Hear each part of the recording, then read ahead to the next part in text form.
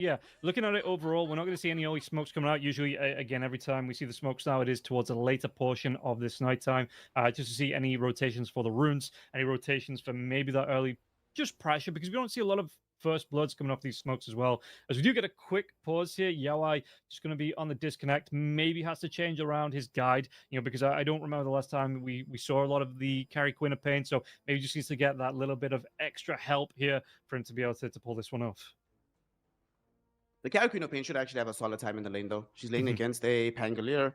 She has right behind her, it's going to be extremely difficult to reliably kill her, right? She's going to have access to that blink. They're going to have Flacco there with the glimpse if needed.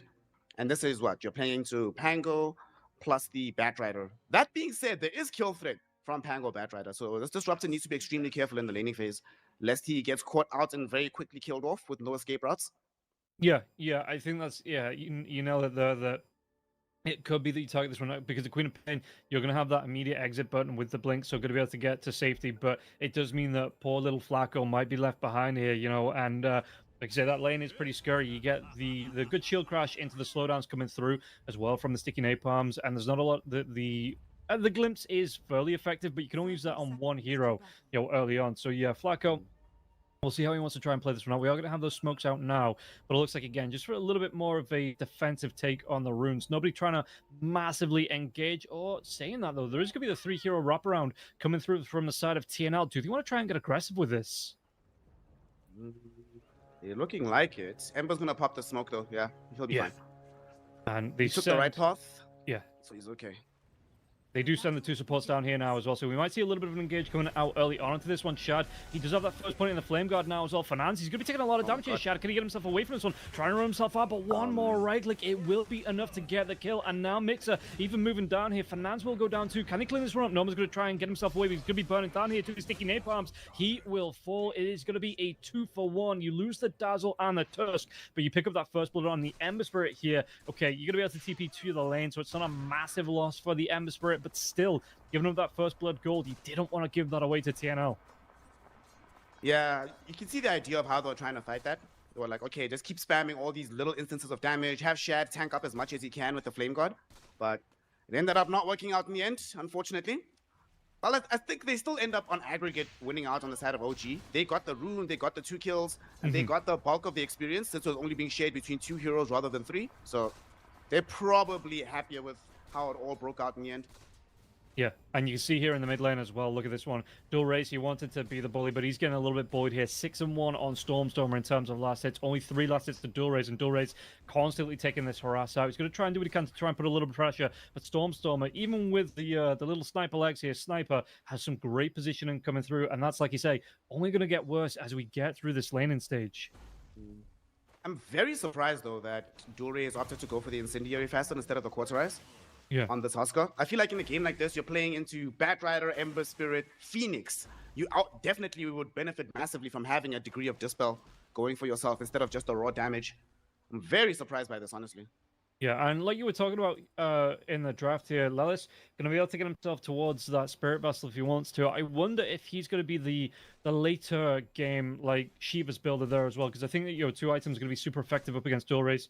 Once you start to get into those fights, even with the armlet, BKB coming out for Dual Race, if you can time them right, you can really put him under pressure in these fights. So it is going to be interesting to see who from OG takes that responsibility, because you are looking at that position 5 Phoenix. So how much gold is he really going to be able to farm up here to have that impact in the fights? And like I say, the Sunray is still going to be really nice. The Supernova is going to be super effective as well. It's just, who's going to take the responsibility of the items? I think it'll probably depend on how the initial fights break out. If things are looking dire enough early on, they might just pivot to having Mixer be the one to build up these items. If they really feel that, okay, guys, we can't really afford to allow the Huskar to get that far ahead. Literally, as we speak, Mixer just queued up Urn of Shadows, so he's going to be the one to build a vessel for the entire team. Okay. So something a little bit different than the Diff Blade that we're used to seeing here. Flacco going to be taking a lot of harass coming out from Daze again in the top lane. Those sticky napalms, they really do start to add up. So you've got to be careful that you don't get too caught out, especially because you have no movement skill here on Flacco. You are relying on the glimpse, relying on that kinetic field, which isn't even skilled up yet. So Daze really looking to try and burn through the regen, get some harass out into Flacco, and make it costly for him just to sit in this lane. In fact, on the bottom lane, we'll see that Lelis, he's going to be snowballed into now. Can to get the kill onto Lelis. Lelis going to be slowed down, going to be close to the tower here. Shad, though, putting the pressure out onto Norma, so it stops Norma from being able to get in and get into that kill range on Lelis. And Lelis underneath the tier 1 tower, nobody wants to dive that so early on. Oh, Mid lane's about to get scary. Dure's, now that the sniper is level 4, yeah, the lane is kind of over, buddy. I hope you enjoy your life just camping out in front of the tower, because this is the only place you're going to be finding CS from here on out. I mean, Stormstormer is taking a lot of harass here, though. I wonder if he gets over to one of the water runes, or if he's just happy to sit on this low health, because he's only level 4 on Dulray, so there's no dive coming out. Yeah, Stormstormer just going to be able to get a little bit of health back here from the water rune. Maybe even gets one more salvo, one more set of tangos flown in. Rotation coming in from Fernanzo. They might be able to make a move in the mid lane onto Stormstormer. Fernanzo, does he want to try and go in onto this one? The snowball is going to be the point blank out. There's going to be shrapnel coming out. Stormstormer, can he try and live through this one? Try to use that Furry Fire to keep himself alive. The Icarus dive comes in now as well. Dulray's, he's going to get low into this one. Daze rotates in as well. Fernandes is going to be taken down here by the Batrider. Dulray, though, is going to be able to run himself away. The 2 points in the Berserker's blood, and he is getting the teleport. He is out of the nothing that Lelis and Daze could do, even though they were trying to pincer him out. Really nice kill on the sniper in the mid lane. It's not over yet. Daze is actually going back in. They're drawing in another TP as well in the mid lane. Oh, yeah, Daze. He's only level 2, though, taking a lot of pressure out from Dulray's. Those burning spears are going to start to stack up there as well. Is it going to be enough to get the kill? He's going to have to use those stick charges as one more tango left, and it looks like the TP back to base is just barely not going to burn out on the Batrider. So very close there. I'm surprised that Dulray's, he got in range to get so much pressure out, but Daze, he found the safe position and was able to get himself back safely back to base. There's knock-on effects, though. Mixer might die because he doesn't have anybody to support him. Yeah, he's look dead at this. for sure. Glimpse comes out, it's going to try and use the shield crash, doesn't connect to anything. And like you say, yeah, Yaoi able to put the pressure on. Really nicely played here by TNL to be able to get the push-pull, use that momentum, and find the kills across the lanes. That's always one of the drawbacks of when you have to respond in numbers to try and deal with a move. The team that makes the initial move, they get to dictate the terms. So they tell their offlaner, hey man, just play a little bit more carefully. We're going to try and make this dive. And then your supports have to respond by panic. And then all of a sudden you lose 2 waves as the Pango. You get harassed a little bit. And when they confirm that, hey, this Batrider is still not back, just dive him, kill him. So good read on the situation by the side of TNL there. And while this is going on, I mean, the Ember Spirit is doing okay on his farm, but he's not doing quite as well as the Queen of Pain here. Queen of Pain going to be about 11 last hits ahead. Getting the denies here as well. So yeah, having that lane able to soak the pressure up. And again, that free escape button on the blink really paying off here. Going to go for the Shadow Strike, so no points in the Scream of Pain here as well. So it is a different build coming out. Usually you see the focus coming out on that Scream of Pain, but you see the Pop more bothered about getting the harass off, being able to get the lane sustain here as well. You're really burning through Mix's regen, and this is looking a little bit more comfortable for Yaoi in the lane. It's looking comfortable for Yaoi, yes, but not for Dulray's. My man has been forced into the jungle as this mid-husker. Absolutely no lane presence anymore. Down bottom, though, action's happening. Oh, they're going to just get the pressure off into Shad. Shad's going to be in trouble with Daze. Rotates down now, so the snowball comes out. It's actually going to be onto the Batrider. Shad still taking a lot of damage from this one. Norman's going to get low as well. The rotation comes in from Stormstormer. Stormstormer level 6. Oh, no. He has that assassinate, and Fernandes, the snowball is down. Oh, no. Stormstormer with the double kill, and like you say, because the Huskar relegated to the jungle, it frees up the rotations for the sniper, because that mid lane, not even under pressure. The Disruptor, what's a Disruptor going to do in a mid lane like this? The crazy part about it is that these side lanes were actually going extremely well for Team Next Level. It just so happens that Stormstormer is so far ahead right now in the CS net worth experience department that he's able to make those big moves. And like you said, with there being so much space, look what they're doing. They're leaving Daze to occupy the mid lane. Sniper doesn't really need to be there. He can go get the optimal farm in the jungle. Daze can pick up some levels, get closer to the 6, closer to his items, whether it be Force, the Glimmer, the Blink Dagger. So many more options that are available for him. And even Mixer, because they just abandoned the side lane, Mixer's also just jungling. So weirdly enough, they've found maximum efficiency across the map. And they also know that, look at Team Next Level. Their heroes don't really punish you for doing this, right? These are not like, you're not playing into some Nature's Prophet, some lone druid, that's going to just take your towers the moment you disappear. You can keep this up for quite a while against this team. Yeah, and Mixer has that 6 now, so this lane going to get a little bit more comfortable for him, going to be able to get off that Rolling Thunder. In fact, look at this one, Daze. They might try and set up bottom lane, though. Shad, they're going to try and go once again here. Shad might be under pressure, but Stormstormer rotates down once again. The Shrapnel comes out, glimpse out onto Stormstormer, but it only drags him, or it actually drags him back into the mid lane, so he's not going to be able to get any more impact from this one. But it does mean that Shad, once again, is going to be fairly safe. Meanwhile, on the top lane, Yaoi going to be taking some pressure now as well. The Firefly is out. Blink away now. He's going to try and go for the TP. Flame Break no longer. I mean, he hasn't present for a while, breaks that teleport. So Quap will be able to get back towards that tier 2 tower in the top lane. But again, it frees up lane in the air, like you say, without having that anchor in the mid lane just to keep somebody there, to keep that pressure on. It's now that momentum has turned around between the lanes, and OG are the ones being able to play that push-pull, and TNL are the ones being punished out for it. I mean, Joe is just not in a position to make these kind of rotations. He needs to finish off his omelet before he can meaningfully participate in any fights, and even then, he's going to finish the omelet, or Stormstormer should already have the full Mjolnir available. Yeah. The one bright spot that is that Stormstormer is the actual carry, right? Like, Shadow's going to be building a more utility role for his game. Mixer's obviously going to be going for the early Spirit Vessel. So that means that if you do kill Stormstormer a couple of times, you can very quickly find yourself back into this game. And he is not invincible. This is a sniper. Always going to be very, very squishy. And they're not the ones that are playing with a dazzle, so they have no salvation. Yeah.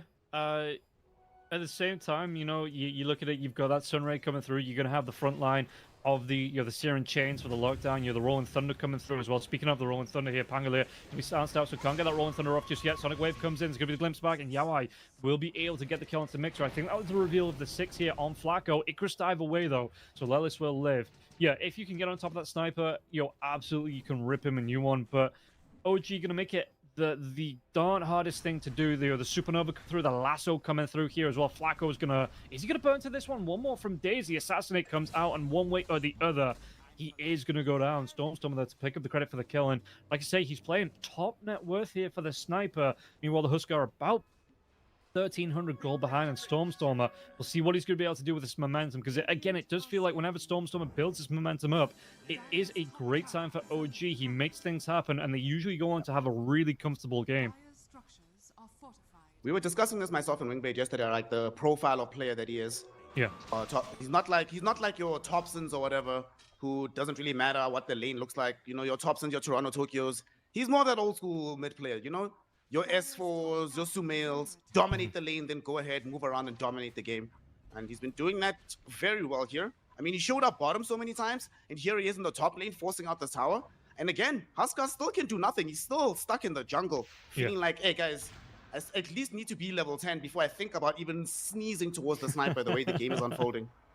Yeah, this is the yeah, Dual Ray's playing that carry role, it feels like, you know, because he wants a PvE for the first 20 minutes of the game. You know, he's like, no, you won't even see me even attempt to join in a team fight until I at least have the BKB on board.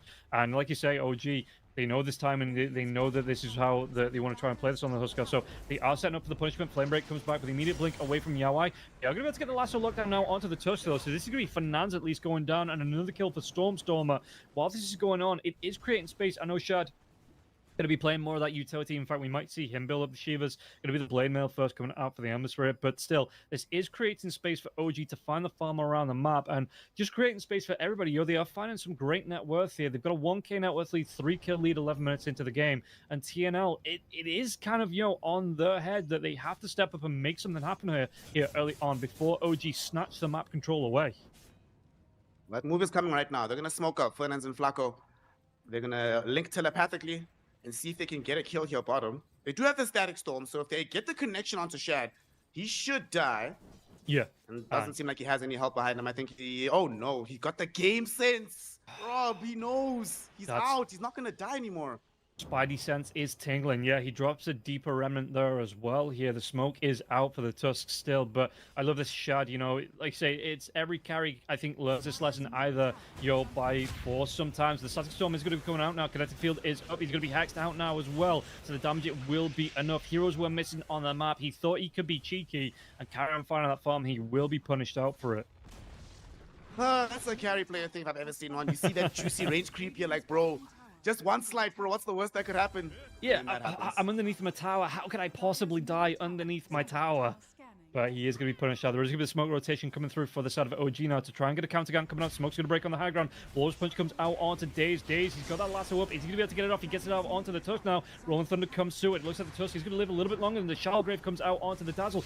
Supernova will be hero as well. It looks like they get the kill. Sonic Wave, though, they take down Stormstormer. He gives up a decent chunk of gold. Dual Ray's going to get involved now as well. He will go down to Lelis. Blade Mail gets popped. Yawai's going to try and get himself away from this one, but he's got no blink. He's got no mana to blink out now as well. Having to use that one. Can they get on top of him and get this kill? No, he gets the mana for the blink out. And he looks like he might just be away safe. Ember Spirit comes up short on that Remnant, has a Searing Change, but won't be able to catch up to Yawai, who is back between the tier 1 and the tier 2. Away safe, finally. The scary part about that fight is it actually started off on really good grounds for Team Next Level. They managed to isolate the sniper and kill him quite early in the fight. They got the pushback on the Rolling Thunder, so it didn't connect onto the Queen of Pain nor the Huskar, thanks to the Sonic Wave. And they also managed to have the Supernova be fairly far away from where the main action of the fight was. And they still got rolled. That's the first time that Huskar showed up to the fight, and it wasn't even close. It cost them almost everything. But the worst part about it is that they did not manage to use that Static Storm. It was still on cooldown from the assassination they had on Shad earlier on. So very good read on OG to know that this is actually the safest time for us to make this gank, despite the fact that the Ember Spirit is still dead. Even 4 versus 5, they held it down long enough for him to come back and still have impact. That fight is very worrying for Team Next Level. The fact that it broke down like that, you killed Sniper, you still got rolled, and that you actually got lucky that your Y escaped at all. Yeah, and like you say, Team Next Level here. What are the players going to be? Because it is an unorthodox kind of a lineup. They don't have that late game super carry. It feels like that the Sniper can turn into. I'm not saying the Huskar drops off, but I feel like the Sniper has a lot more impact in the lane. So we'll see if they are going to start to feel the pressure, maybe feel the clock a little bit, and look to start making, I don't want to say wilder, but, you know, more and more engagements happens, whether it becomes an even trade for them or not. See our boy Flacco here. Might be in some danger. Will be a Bat Rider right in front of him. Yeah. And this could be dangerous. I think he's gonna die. Yeah, they get the lockdown here. The Firefly going to be doing a lot of damage into that Flame Break. The Assassinates one way or the other again. He is going to go down, and it's not going to cost OG too much because, again, you get that Assassinate kill. It only costs you the mana. It doesn't go, it comes off cooldown immediately. And really well played once again for OG. And yeah, Stormstormer, massive impact coming through. 1,000 gold lead over the Queen of Pain in this game now. I think that is that the full Mjolnir. It's not too far away from the full Mjolnir coming out now as well. So going to put out even more impact in the fights with these lightning bolts. The farm's going to get a little bit better as well for the Sniper. And then into the Dragonlance, I assume Hurricane Pike. There's going to be a shard somewhere in the future to make it safer for the Sniper to be in these fights. So, yeah, really well played here for the side of OG. And how are they going to try and respond to this on TNL? Because, again, this Huskar still trying to get towards that BKB. Smoking up right now. I actually think, you mentioned that Hurricane Pike, that might be the most important item. Because the only way he dies is if they jump him and hold him in place. But if you have Hurricane Pike, all of a sudden that doesn't really happen anymore. This gank has to succeed. Yeah. They have to kill him here. They see Stormstormer. Stormstormer's going to be making his way to the mid lane, though. No. And again, just the game sense coming through for him. He knows his heroes. He knows it might be unsafe and was, the worst place to be. It's separated from your team in your own jungle where they can't get to you. So they're going to change targets now as well. Going to the Batrider. Batrider, though, onto the high ground with the Firefly. TP comes out. No way. Daze. Even through the Walrus Punch, gets himself into a prime position to escape. That's unfortunate. A lot of time being wasted on that one. And that was, Huskar, again, look how far he's fallen below in the net worth. He's the lowest of all the cores. Oh, shot. They're going to try and go. The Blade Mail comes out immediately here, but it's still going to be a lot of damage coming through onto the Ember Spirit. Does this buy enough time? No. TP is going to be cancelled. They might just have to give... And I mean, again, you look at this one. How quickly can they really dispatch this tier 1 tower? Because the creep wave is here now. They don't really have a building hitter on the side of TNL. Yeah, they'll probably let this go to OG. I mean, if I'm playing the game, I'm 16 minutes in, and that's your first tier 1 that you're taking. I'm like, whatever, bro, you got it. It's all good. I don't really mind that they're doing this. I also really like the itemization from UI. He's doing the Shiro build, going the Maelstrom straight into Yasha, trying to make sure that you actually get big right clicks out of the Shiro. Because you're at the point right now where you're realizing that you can't just play this like it's a mid-hero. They need additional right-click damage. Unfortunately, one of the things that Huskar was supposed to do was provide that magic damage. And one of the things Huskar does excellently is get the early Aegis. They actually need to fight this. Huskar cannot function in this game if he also has to play into an enemy Aegis. Yeah, it looks like they're going to be able to get over here. Can they get over quick enough? It looks like they are going to try and smoke up to get this Roshan fight going. And Shad isn't here either. Is he going to try and TP himself out? So Finance gets spotted out now as well. Daze has that lasso if he really desperately needs it now as well. But yeah, one way or the other, this is going to go down. The assassin ain't going to come through as well. Who's it going to be onto? It looks like he's going to be cancelled off a couple of times. The Rolling Thunder comes through now, so they're going to kill into Flacco. Sonic Wave comes out, Mixer though. He had that shield crash shield on top of him, so he's not going to take too much damage from this or any damage at all. Shallow Grave comes out, but they've already got the kill out onto the Huskar. They are going to be cleaning up left, right, and center. Only UI remains. He's got that blink, excuse me, just a blink up in 1 second. Can he get himself away to safety? But Mixer going to follow up with his own blink dagger. Another shield crash comes out. Yawai underneath the tier 3 tower. Does he go down to this Mixer? He's going to try his best to get this kill. There's going to be the Spirit Vessel on top of him now as well. Yawai, it's going to be close. Is he going to be able to get himself back to the fountain? He has to use a Fairy Fire from the courier. He will just live. Well, yet again, Yawai the only one being allowed to escape from the fight, but everybody else getting absolutely demolished. And okay, the last couple of fights, maybe you could have seen how they could have won that, but that fight was over before it started. The moment that Shad finds that Searing Chains onto the Huskar, isolating him from the rest of the team, it's done. And then he moves away from the fight. They force out the early Shallow Grave. But look where they were. The supports were on the other side of the ravine. Queen of Pain's on the high ground. Huskar's on the high ground. The supports are in the river. Not really anything that they can do. Yeah, why? He pops the blame mail. Look at the right clicks from that. The Storm. There's going to be the glimpse coming back here, but the Queen of Pain is straight up dead. And now Flacco, all he does, he puts himself in harm's way. The assassin ain't going to come through as well. It's not enough to get the kill, but Stormstormer will still take him down here. And yeah, even through the blame mail, with this Aegis, no fear from Storm. It's a right click the Queen of Pain down. And this is just going to be another 2 kills on the board for OG. OG at the minute, fully in control of this game. Another thing about that fight is we saw and we spoke about in the draft how much difficulty they're going to have dealing with the Supernova and how Huskar's the only one that can really hit the egg. The problem is when your Huskar's the one that's dying first, and he's about to die again, Rob. Yeah, he might be able to get the kill, but there's going to be the Rolling Thunder into the Blink Dagger coming through onto him now. Dual Rays, is he going to survive through this one? Has the backup coming through from the Dazzle? Shallow Grave will be here, so no way to finish Dual Rays off. He will be able to get back safe, but yeah, like you say, he is the lowest net worth of all the cores, and again, he's only just 20 minutes into the game, only just finished his BKB. That BKB will help tremendously, though. Yeah. So having something where he can actually present threat, where the moment he gets sneezed that he immediately dies, that's not going to happen anymore. Well, ideally not. And he's going straight for the Blink Dagger thereafter because he does, again, recognize that the Stormer Sniper is the big problem. So probably part of the difficulty that they're having in this game, right, is you have a off-lane Dazzle, and, normally he's able to facilitate your whole team, but he's not going to be the one unless he's having an incredible game dealing out all the damage. But he might kill Stormstormer here.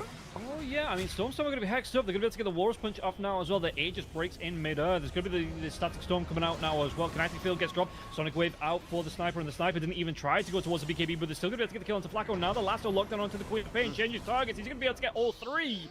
Oh, baby, a triple coming out. Stormstormer fully in control of this game, fully in control of the hero. That is pre-BKB, and that was just a great response for it. Not only from Stormstorm to be able to get the kills, but the full team of OG to be able to make sure he lives through all of that one, setting him up for the success.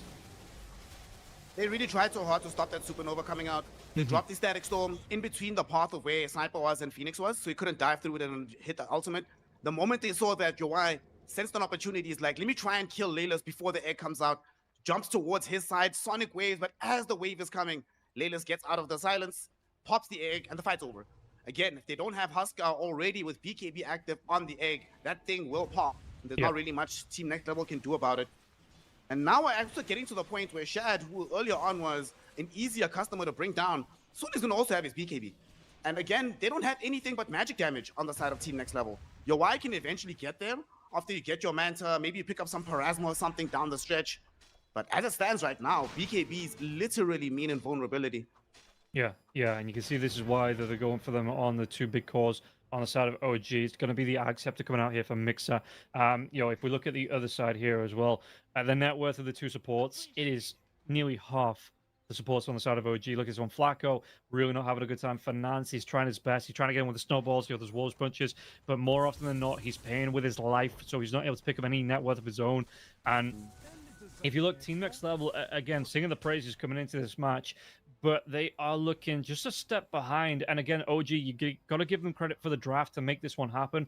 But Team Next Level, it's a full best of 5, right? Or hopefully we get a full best of 5 out of this one. We see the best of both teams here in a full 5-game series, and we can see what they're going to draft out, how they're going to try and answer back to this, because I'm not writing them off after 22 minutes, of what could be a 4 or 5 hour stream. This is going to be maybe a wake-up call here for Team Next Level, but we know they've got it in the locker. They just need to pull the right one out. They're gonna have to survive the smoke gank that's coming towards them. Lilith has a newly picked up Veil, so all of a sudden they have increased magic damage as well on their side.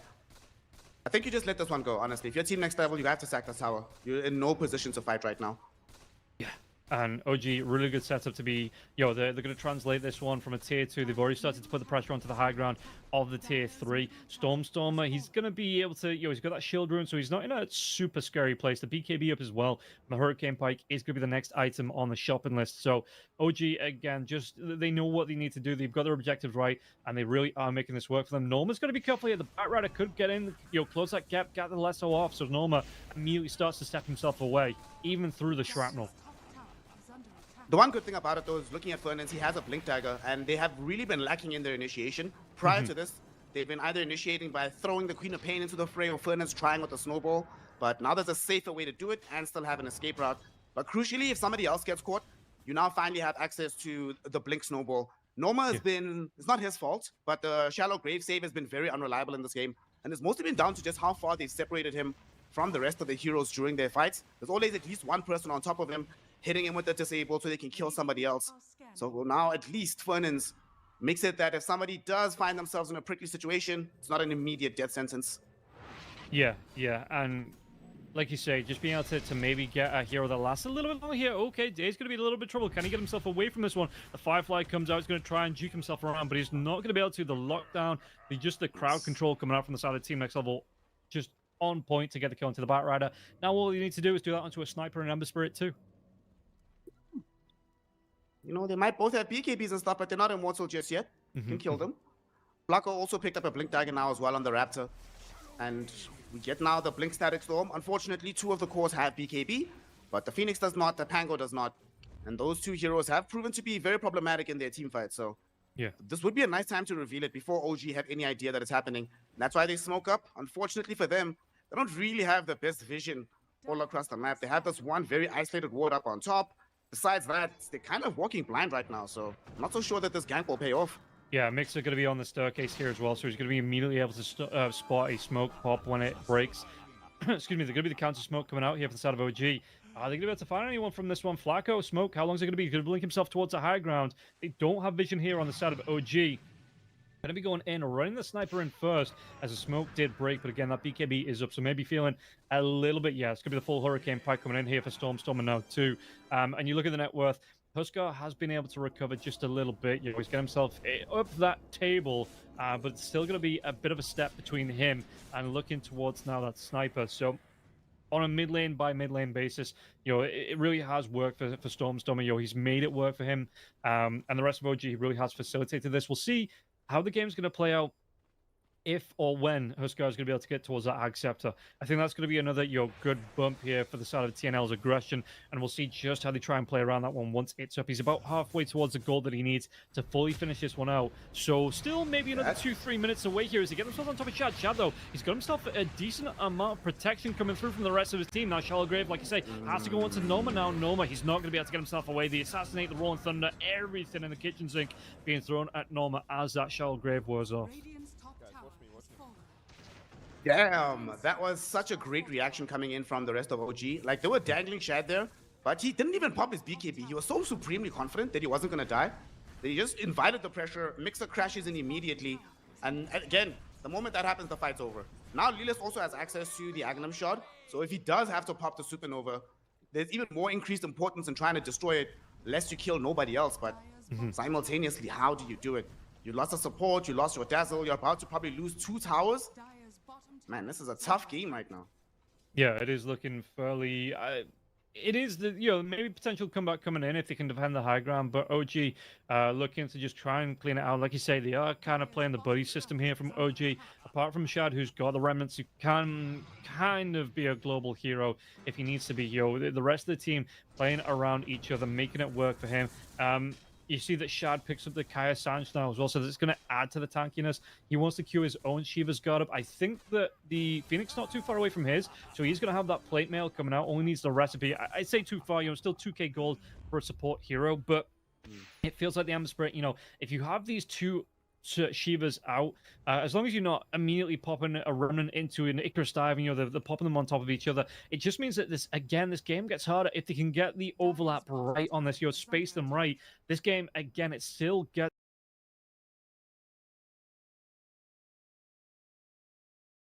fairly hard for the Huskar to try and play around these fights. Speaking of the Huskar, they might have a beat on top of him. Durace Yeah. barely gets out. It's nighttime, but they might catch a sliver of vision. They see him, but he should be fine. He's a bit too far back. Unfortunately, that's not going to be true for Fernandes. Yeah, my brother, this is the wrong neighborhood, gang. Yeah, 3-4 heroes just waiting to melt him down here. Really nice pull up. Was Storm and TP into? Gonna go towards the bottom lane. Got to be careful. Again, he's going to be on his own here. It's going to take a little bit of time for the rest of his team to catch up. Are they going to try and contest out onto the shrines? Because you look at this one on the other side, Flacco, he knows that he might not be able to get one. So they have to at least get the other side of the map because that's not where OG are playing. But luckily enough for TNL, they do get both Wisdom Shrines here. Yawai, got to be a little bit careful here. Does have that Manta Cell if needed, but Daisy can get the lockdown out with the lasso, which he does. Daisy will get the credit for the kill. Well, that's more gold as well towards Lilis' Shivas. And to your point about having two of them, I think in this game is actually really good because normally they've been occupying two different zones of the fight, the Ember and the Phoenix. So they can actually immediately pop. One can be on the Dazzle, the other one can be on the Huskar. Use them, and all of a sudden it's like, well, we have no heal for such a long time. But now without your Y, who doesn't have buyback, there's no reason to fear anything, right? Like, you know that this Huskar has BKB and everything, but just go take your Roshan, boys. No one's going to contest you. Your Y can't buy back, and you should be able to kill it long in advance of his respawn. And then when you come back with the Roshan's banner, you force them into an uncomfortable position. We're still far away from having Ags on Fernan, so he can't kick people back into the base. Durace still doesn't really want yet to be involved in the game, but they're going to try fight this 4 versus 5. I guess they feel that they can't actually deal with another Aegis. That one was already difficult enough. We've got to stop it. And OG, happy to fight them in this area. We saw how successful they were the last time. So, I'm not going to take any unnecessary risks. You have the Ember inside, but you've got some... Oh, actually, here's the jump. Dive comes in, Huskar, they're going to be able to get themselves on top of Stormstormer. Stormstormer has no buyback now as well, but Dual Ray's going to be melted down. There is going to be Charlotte Grave coming out onto Dual Rays. Dual Rays, can he live through this one? It looks like he might just be able to with the Rolling Thunder. Is this going to be enough damage? It is. Lelis gets the kill out onto Dual Rays, and now Yawai's going to be joining to the end part of this fight. Shad has a remnant to jump himself away to, but looks as when Yawai wants to do as much damage. No, the Sonic Wave able to dodge it off now. Yawai still on the chase. Shad, he's going to try and do what he can with the Searing Chains, trying to get that lockdown out. Dazed now as well. Fernand's low on the backside. Mixer, Yawai dives into him. There's going to be the Blade Mail coming out, so Yawai gets the kill onto Mixer. Charlotte Grave comes out as well. Dazed, what's going to be able to do? The snowball is going to be here. The Charlotte Grave lockdown with the Searing Chains. Is it going to be enough? It is. Shad hang around on barely any health, but will still be able to get the kill onto the Queen of Pain. Sniper is up in 30 seconds. Roshan, he's making his walk down the river, and I think this is going to be, again, a lot harder. Second time around, all these ultimates spent, all these spells spent here on the side of TNL. Sniper coming back up. They can absolutely walk straight back into this Roach Pit on the side of OG. Oh man, that's what we've been clamoring for the entire game. If you can just jump the Sniper, you can kill him. And they committed everything for that one initially. Huskar's entire complement of spells, Queen of Pain, the Disruptor with the Static Storm. And they got the kill extremely quickly, even at this stage of the game. Stormstormer, despite being the net worth leader, despite having the most items, he still cannot necessarily guarantee survival if they can't get him out of there. And speaking of salvation, man, shout out Norma on this Dazzle. Hard carried that fight, honestly. The Graves, the constant hit of the Poison Touch, the lots of heals going out onto these heroes, elongating the fight longer than it had any right to be. Like, if Norma had died sooner in that engagement, everybody else just gets wiped. But there's a reason why they gave him the first pick Dazzle. If with enough time, he's able to create enough chaos in the fight to make it favorable for your team. There is the buyback on the Disruptor if he wants to try and get involved in this fight again. Everybody else is going to be coming back alive. And Stormstormer shifted items now. He went for the Chrysalis, maybe potentially going for the Daedalus, but it is going to be the Lincoln Sphere because, like you say, that taunt coming out from the Huskar dive out onto the Sniper, more than enough. You can't BKB. You can't Hurricane Pike your way out of that one. It was more than enough to get the kill. They focus their aggression onto the Sniper. Stormstormer realizes this, and he needs that protection coming out, just that instant protection, so he can get that BKB off if he desperately needs. But again, 13 seconds away from that Disruptor coming back up. They're going to try and contest this Roshan once again. OG are fighting around it. Send these illusions in from the Queen of Pain to see how low it is. Maybe trying to go for a steal here as well. Shad, Daze, both playing around the edges of this Roshan pit. How is this one going to go? Do they want to try and make the dive? Fernand, he gets himself in. He gets himself just a second too early. He's going to melt to the Sunray, even through the Ghost Scepter coming out here. OG still have the tools to take down Finance. It had to be done though. Yeah. One of those plays that you understand just how far behind you are. Obviously, they don't have access to the gold metrics, but they can see the kills. And you know instinctively when playing Dota where you are generally. So nice attempt. More importantly, created some space, right? While they're busy killing him. We did see Durays has been pushing up top, trying to get closer and closer towards his Satanic. Your Y is trying to finish off the BKB as well. So it was okay. It would have been very nice if at least it got the either the banner or at least the Roshan kill. I don't think he would have gotten the Aegis, but if he got something, it would have been cool. But thankfully, he's low enough level that he's going to respawn quickly. He's not going to be out for this 4d5 defense. Yeah, he would have been juggling items there if he was able to snatch either the banner or the, because he's fully, nine. I wouldn't say 9 slotted, but all 9, slots are filled up with some sort of item here. So yeah, it would have been a mad scramble to try and get either that banner or the Aegis out here. So Fernandes, it was just looking like he was trying to get an interrupt out. Like he says, try and steal away this Roshan kill, try and get something back in favor of the side of TNL. Stormstormer going to be on that low ground here, putting the right clicks out onto Durays. Durays are going to be careful because if there's a dive in from Shard or from Daze here, he could get dragged into danger away from the rest of his team. And he is still half to get HP. low. Yeah, even lower than half HP. He has to get that Shell Grave off. And now look at this one. The lasso comes in. Is he going to live through this one? He's going to try and do his best. He still gets taken down. No buyback. A little bit of a mistake there from Durays. Way out of position, it feels like, with no reply to get himself out. And I think this might be just the beginning of the end of this match coming through. I feel like that's GG. Yeah, like you said, he was just way too far forward. And look at how low commitment it was from the side of OG to actually kill him. By the time he realized, hey, damn, guys, I'm in trouble. All we're doing is right-clicking him. He didn't commit any spells.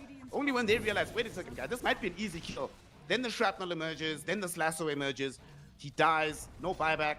That's at least 2 sides if they want 2 sides, but they might just want the game. And honestly, I don't see a reason why they don't go for it.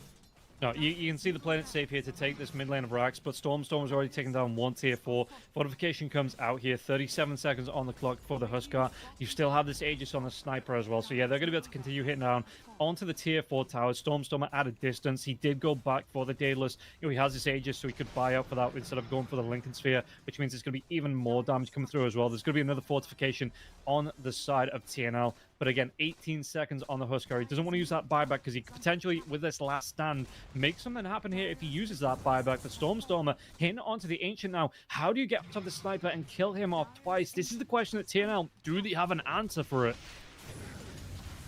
Okay, Stormstormer, BKB gets spotted here. Sonic Wave comes through. It's a lot of damage onto Stormstormer. Sunray's going to be here now as well. Stormstormer just getting the right clicks out. Even with the BKB, you are still going to die if you get the aggression out. Durays gets a dive out onto the Sniper. Sniper coming in with that second life, though. He's already used that BKB. What can he do from this one? Get the right clicks out onto Durays. It's going to be the Taunt. It doesn't matter. Stormstormer just rips him apart. He was low enough to get the kill anyway. And yeah, this is going to be the game being called here. Game number 1. OG. It was, a great even from the draft, just being able to kind of turn this one around. You'll be able to answer back to that Huskar cheese pick, make it work. And OG looking so in control in game number 1 of this series. Yeah, man, 24 sniper into the Huskar. Turns out to actually be pretty solid. I feel like that's one of those games where if you're OG or if you're team next level, you're looking back and asking, was it necessary for us to pick the Huskar when we did, right? Because before that, we had a mid lane matchup. We had Ember going into the Queen of Pain, right? That was presumably going to be the matchup. And you're like, okay, how bad is the circumstances? How bad is the game? That is a requirement for us to really go out of pocket with this Huskar. And you can shift the Queen of Pain around. I know we were talking about in the drop, this hero could have gone in the off lane, but just imagine if they had a hero that could provide the same degree of physical output that we saw Stormstormer do in this game. Yeah. You just need one. You don't need a lot of them, you just need one. And Team Next Level then had to try and pigeonhole your Y into that position. Hey man, listen, try to build up that Manta style, try to do this, but I don't know, man. That Sniper just owned the game. Not very often nowadays in Dota that you get to see a proper 24 pick, we win button. But that's what OG brought us here today. Yeah, and you can see here 16, 4, and 15 on Stormstormer. On the other side, Durays 3, 5, and 4. Yawai 6, 5, and 0. I mean, he did okay in the kills, but you look at Shad, even if he wasn't picking up kills, 5, 3, 24 assists here for the Ember Spirit role. So yeah, you can see where the priorities lay there. Team Next Level maybe just outdrafting themselves, tripped themselves up in that draft, and OG had the perfect answer back to it. But that is only the first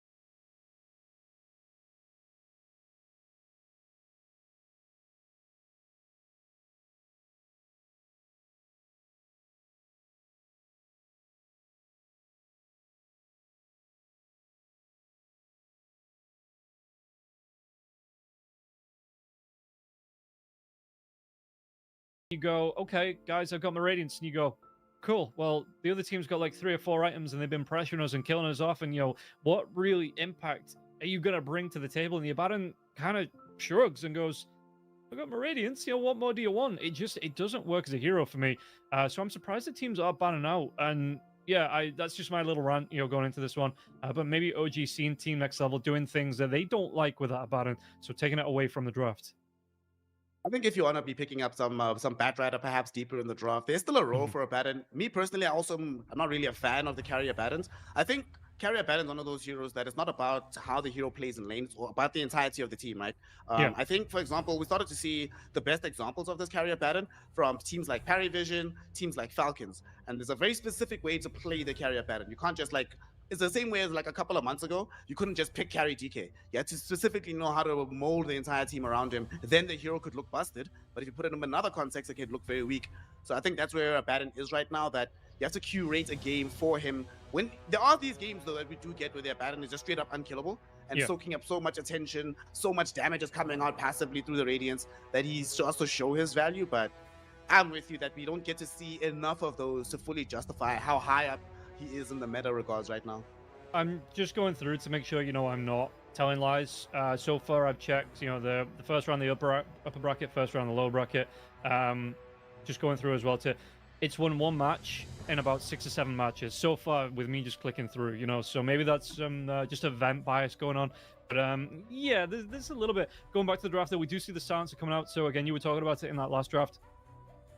Against the Dazzle, but the Pugna is the same thing, right?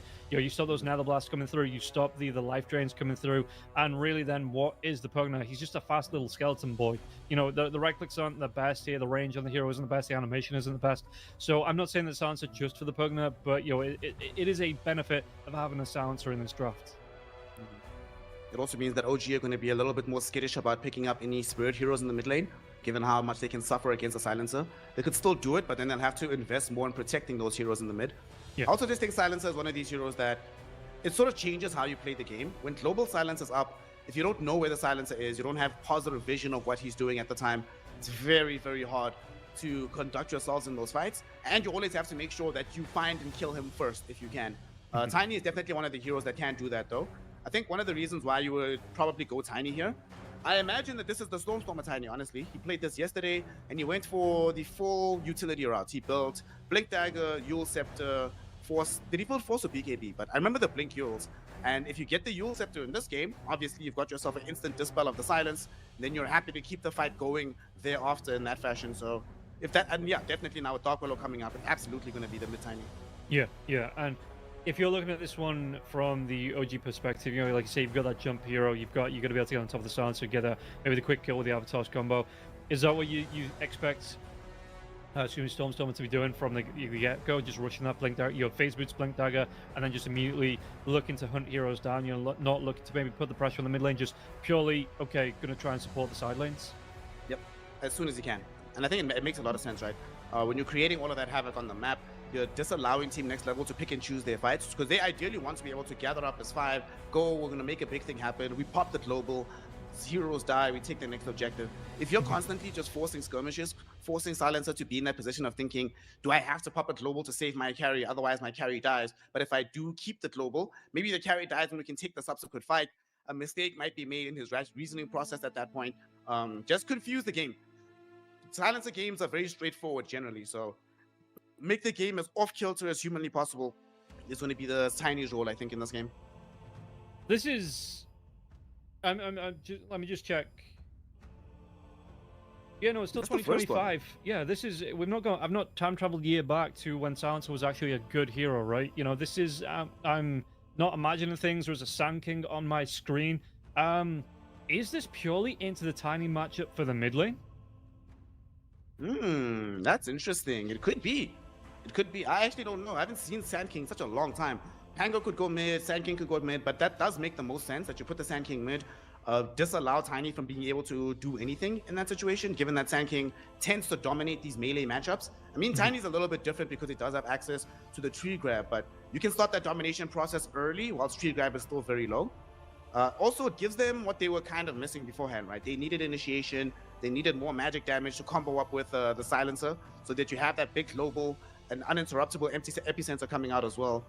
I do think though that now that they've gone for this Warlock, that Team Next Level are at this moment a little bit ultimate reliant. So when their ultis are down, it does feel difficult for them to fight reliably. That being said, when their ultis are up, oh my god, their team fight is disgusting.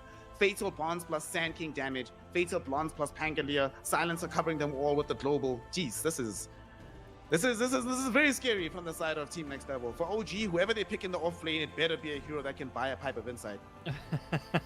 Oh, they're going to go Templar. So, yeah, I was looking that maybe with that Sun King coming out that they shift the Tiny to the carry, look for a different mid laner here. But they are going to go for that Templar Assassin, so a lot of damage coming out early on. You're a very good early game winner. I'm just looking for Team Next Level. Are you then looking at something like the...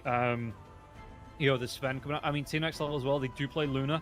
That goes well. The Fatal Bonds into the Bouncing Glaives. You have the Sven with the Cleave as well. So that's a lot of right-click damage coming out in these fights. Is that something you see Team Next Level going for, or do you have another carry of them? I mean, they do have their last pick, so they can lock it in after they see the offlane here for OG. But, what do you think they want to lock in last here? Do you have anything up, that you think they have up the sleeve? That's a very good question. OG have to pick first, though, right, for the offlane? Yeah. I actually wouldn't mind Underlord. Yeah. I wouldn't mind Underlord. Some kind of way to get like the ground targeted damage onto Sand King. The roots can be pretty good here as well, given that the hero doesn't always want to buy early BKB. I think they just need something that's stunned, but they also need beef. And I think if you pick up the Underlord, you also have some global presence as well. If a gank is happening elsewhere on the map, you can try and show up, stop that from taking place. Force the pack onto earlier rolls than he'd like to, so he has to show up with Rolling Thunder instead of showing up, crashing, then he gets rooted and he can't do anything. So I think for me, Underlord would be the one I like the most here. Okay, we'll see how it's going to go here. The final ban coming out from the side of OG, the ban out the Undying and the Primal Beast on the side of TNL. Looking at those big, that you're talking about, the big tanky offlaners that can kind of just sit in the lane, soak up a lot of damage, and then kind of get on with their day. On the other side, it is going to be that Terrorblade being banned out here for OG. So we'll see what the final ban is going to be. What do you really want to be taking out here? Reserve time wise, they have 17 seconds, so they can use that not only for the ban, but thinking about their next pick as well, because they immediately go into that next pick. They're going to be locking in. They take away the Medusa. Okay, so what is this offlane hero going to be? Are we looking at something like maybe the Mars coming out? Do they want to go for the Centaur that's still here? Your heroes that get on top, they're going to be able to have the counter initiation. Tanky like the Tight Slaughter. Okay. Really don't mind this. It's a lot of minus armor. That's a lot of build up here with the Templar Assassin. Yep. Lots and lots of minus armor. Also, if you're playing Slaughter, there's a non-zero chance that they... No, never mind. They can't stop the lanes. Slaughter as well gives you that corrosive haze vision that you can throw atop the Sand King. That enables you a nice, easy way to move forward.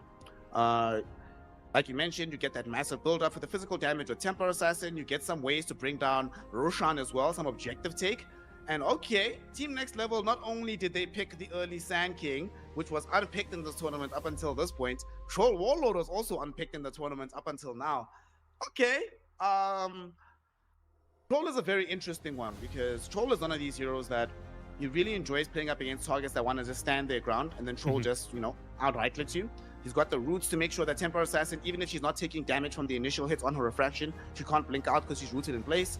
The lane should be quite positive for you against Slaughter. You play him at range instead of playing him in the melee form, and you have Flacco to back you up in the Warlock as well. And then, of course, later in the game, you get the greater combination of Fatal Bonds plus the Troll dealing out that damage.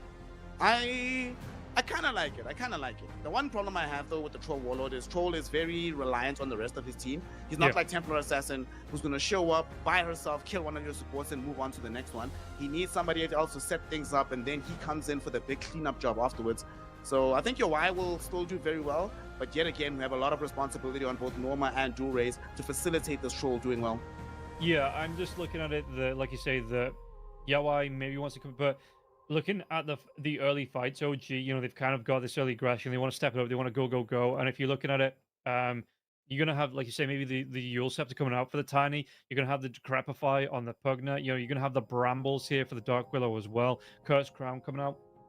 Obviously, again, it's a 5v5, it's not a 5v1, so there are going to be spells spread around, but it's a case of, before that BKB comes out for the Troll Warlord, how impactful is he going to be? Because once again, OG looking to put you on a clock here with this Templar Assassin pick. So I do like the pick of the Troll Warlord. I think of the fights, it's great. Just being able to get that ultimate off and just sustain all the way through that fight. But how quick are Team Next Level going to step up? Because OG, they're again looking to hit this ground running, and we'll see if Team Next Level, are they going to keep up, or are they going to stumble here in the second game? I kind of believe they're going to stumble here, because one thing that we didn't even talk about, the biggest struggle the Troll is going to have is he does not have an answer for Decrepify. Unless they build an extremely early nullifier on the Pangolier, we're going to see this Troll Warlord every single fight just not hitting anybody. Either early before BKB, he gets decrept and can't do anything, or later when he does have BKB, his target gets decrept and he can't do anything. So they need this nullifier ASAP from Norma so they can get rid of that, allow your Y to actually have an impact. And also, like you said, he's just so easy to kite generally, and there's a lot of kiting tools here. Getting tossed back, getting just slaughter bashed, getting decrypt, getting hit with terrorize even as well. This is not going to be an easy game for sure for your Y. Yeah, I think it was a good answer, especially when you see the slaughter coming out. It's got the, like you say, the range between the range of the melee form on it. It's a decent like survival hero. It's got it's going to build up into some good. It's just going to build up the armor naturally anyway. So it is going to be able to kind of sustain against the TA pick, the slaughter combo, and I think that's what they were missing. I think you look at it, the Sand King, it's going to be a lot of health, but is he going to be able to stand up to that once the minus armor starts to come through? So yeah, I do like the Troll again. You get the battle trance off, you can stick longer in these fights, but I think OG, again, I just can't see it, past like the 35-40 minute mark. I think OG, they're going to look to take these objectives quick. You've got the Templar Assassin, they've got this Pugner that's going to be able to, if you leave the lane, if you leave a Pugner in the lane, the Pugner's just going to be able to rip through the buildings at what, level 7, level 8? It's a big ask here for the side of Team Next Level. We'll see if they're up to the task. Well, this time around, we're not going to have a bombastic fight to kick things off. Just going to be a standard, oh, no, wait, hold up. Yeah, Yawai turns himself around here thinking that he maybe has the man advantage here with Flacco and Fernandez being close. And you already see that Mixer was backing himself away. The Observer Ward is down as well. But the two supporters from the side of OG aren't walking away either. It's going to be an early curse coming out here onto the Dark Willow. Dark Willow still going to be able to get away because that Shadow Realm was picked up level 1. Well, nothing really happened there, but the big story at the end of the day is that they were able to get a favorable block for themselves up on top for OG, and down bottom as well. Mixer arrives to the wave first, so he's going to be uncontested for at least half of it. Unable to find the range creep deny, but he's still going to be able to drag the wave closer towards himself. So in the grand scheme of things, I think OG very happy with how things panned out. Yeah, and we'll see, again, how these lanes are going to play out. The one I'm interested in, dual raise, like we see on the screen, dual raise up against Stormer, because I do think the Sand King, it's an interesting answer here. Like you say, that there is going to be the tree grab coming out here for the Tiny. He's going to be able to get some harass. He's going to have that tree toss, the avalanche coming through as well. But I think dual raise, he knows he can put a stick in the wheel here of Stormer's bike. Stop him from really getting the momentum, stop him from pedaling along early on, and maybe with a couple of good rotations from the supports, maybe stop the Stormer show from kicking off here again in game number 2. The only thing is, though, Tiny is one of those heroes that is much harder to shut down than a sniper. Yeah. All he really needs is a couple of items to have impact in the game. So even if you demolish him in lane, the more important thing is matching his moves across the map. We'll see if Dual Raise is capable of doing that here. I'm also wondering what his build is going to be on this Sand King. Obviously, not a hero that we see very often nowadays. So, naturally in this game, I would imagine he wants Blink first, but we'll see if that's actually the consideration. Yeah, that is something that, again, because it's been so long that the Sand King not only been in the meta as a whole, but like you say, playing this mid lane, so dual raise, there is going to be a couple of questions asked on him, whether he can get those effective items up here. On the bottom lane, how is it looking? Oh, going to shift over to the top. Already, Shad, you can see in terms of last, it's 7 and 1 deny there as well. So, again, this should be a fairly comfortable lane. Or, yeah, he shouldn't really be under too much pressure, I think, in this top lane when the refraction charges are coming through. But on the flip side as well, I think Norma should be able to find some good farm, which he's already doing. 11-2 in terms of last hits. And it is going to be maybe up to the supports to make a difference in this top lane. I don't think any of these cores are under any real threat. Norma always has a way out. We still have refraction on Shad, so the supports will have impact, but everyone's just going to be farming. Just farm away. They might go into Layla's, though. Yeah, Blood Grenade comes out here. Shad's going to try and get the body blocks off here. They're going to be able to get on top of Pugner.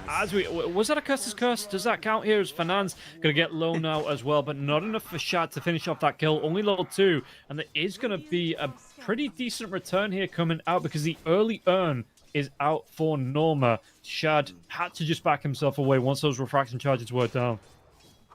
That was very smart from them because they waited for Lilis's thing to finish. Like, they knew that there was a nether ward. As soon as the nether ward went down, that's when they went forward, thinking that we had an opportunity right now. So very nicely done by the side of Team Next Level. And no, I think he didn't get the last hit there onto that second ward there as well. Just trying to get cheeky with that one. Avalanche comes out on dual raise. So level 4 on Stormstormer. Is he going to try and get... Because they are playing close, so if that creep wave coming in, there's going to be the Bro Strike out here onto Stormstormer. Stormstormer, a Furley, I can't even say Furley, he's a very tanky boy here. 1.2k health at level 4 underneath his tier 1 tower compared to the 868 of the Sand King. Yeah, he's okay. Stormstormer, he's looking like he's itemizing to kind of shrug off this early aggression from dual race in the lane. Yeah. I'm also thinking that as this game extends, I see there's a Spirit Vessel coming for the Spanko. Dual race might go immediately into getting the Shivas, so he can start with the early Veil after the Blink. Yeah. Get some increased magic damage for themselves, especially during the global. And speaking of global, Fernance is falling very low top. Oh, does he go down to this one? He does. Lelis going to be able to get his revenge. Might be in trouble. I mean, you look at this one, though. This is a 247 move. Now, but he does right back into Norma. Didn't think he could get away from that one. And yeah, Pangolier, he's just a little bit faster than the Skelly boy. And it looks like that was... I mean, you still get a kill on the board for Lelis. You relieve a little bit of pressure on Shad in the lane, and you get some gold your way, too. So, trying himself, and will be able to pick up those brown boots here as well for the Pugna. Gonna come back into the lane. He's chilling, hanging out, doing his thing. I imagine at this point, though, with all of this, they're still quite happy. Norma has been getting quite a few kills. They've even brought a twin gate rotation. Flacco wants to put more pressure out onto Shad, and they're going for him here. Yeah, they're going to be able to get 3 heroes on top of him. Shad, the TP's coming in from the rest of, well, one of the members of OG here with that Dark Willow. Norma's going to be taking a little bit of pressure, but he does have that Shadow Word for the heals on top, and Daze not there in time. So they knew that, again, OG, they like this early aggression coming through. They've drafted for that one. And you can see that TNL, they are responding to this one early on. The Brambles comes out, though, catches out onto Norma. Norma could get himself away from this one. He's going to take a lot of damage. The Blood Grenade still taking him down. The Shadow Realm, it's not going to be enough to get the kill. Daze will get it in the end. He will fall, though, to that urn. Fernandes, what's he going to try and do here? Shad is going to be right back in. Decrepify comes out with that Nether Blast out onto the Silencers. So Silencers, Fernandes, not going to be able to deny himself to the neutrals. One more right click. Is it going to be enough? Well, it's going to take a little bit of time. The Fairy Fire wasting a little bit more time, but Shad eventually he will get that kill out onto Fernandes. Oh man, top lane has just been crazy overall. Like a bunch of kills, most of them happening on this side of the map. I think actually all of them happening on this side of the map. So yeah, you're right. Yeah, lots of action, lots of madness. In the grand scheme of things, though, OG still come out on top. Yes, they killed Shad earlier on, but he immediately ran it back afterwards. Get some golden experience. Flacco had to leave bottom to try and make this move happen, so that opened up space for Slaughter to get more CS. And we see that Mixer was struggling a little bit when they were both heroes down bottom. Without them, he caught up in the CS department. And crucially, with these supports fighting around top, there's nobody to go mid.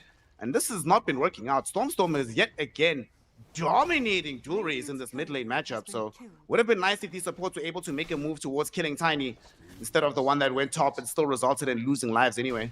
Yeah, and this is, the experiment coming out with the mid lane Sand King here for TNL, not having the immediate impact. He went for the 3 points in the Sandstorm.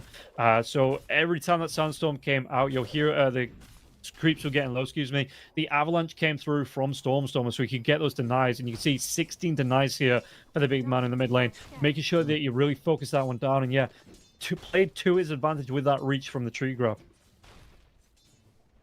Stormstorm is just a monster laner, honestly. Yeah. What a player. He's just so good at the laning phase of the game. Well, that's also going to mean that he's going to presumably get his Blink Dagger before the Sand King does. Sand King is indeed going straight for the Blink. Yeah, it could be the phase boots here for Stormstormer. And if you're looking... Again, you're looking towards the side lanes, it means that you are going to be able to catch up again. You have that Decrepify, you nearly got the level 6 onto Shadow as well, so those traps are going to play a factor too. And apart from Norma, you don't... Okay, you have the Boros Strike on the Sand King too, but you don't have the most, momentum on this side of TNL. So if you do get caught out, it is going to be a rough ride and rough going to you once that Tiny gets on top of you. Stormstormer, while he's chilling, Mixer is just trying to catch up down bottom. And as we mentioned, because it's now 1v1, he has done a really good job catching up in the CS department. Almost right back up there, in fact. Just a marginal amount of CS behind everybody else that he was chasing before.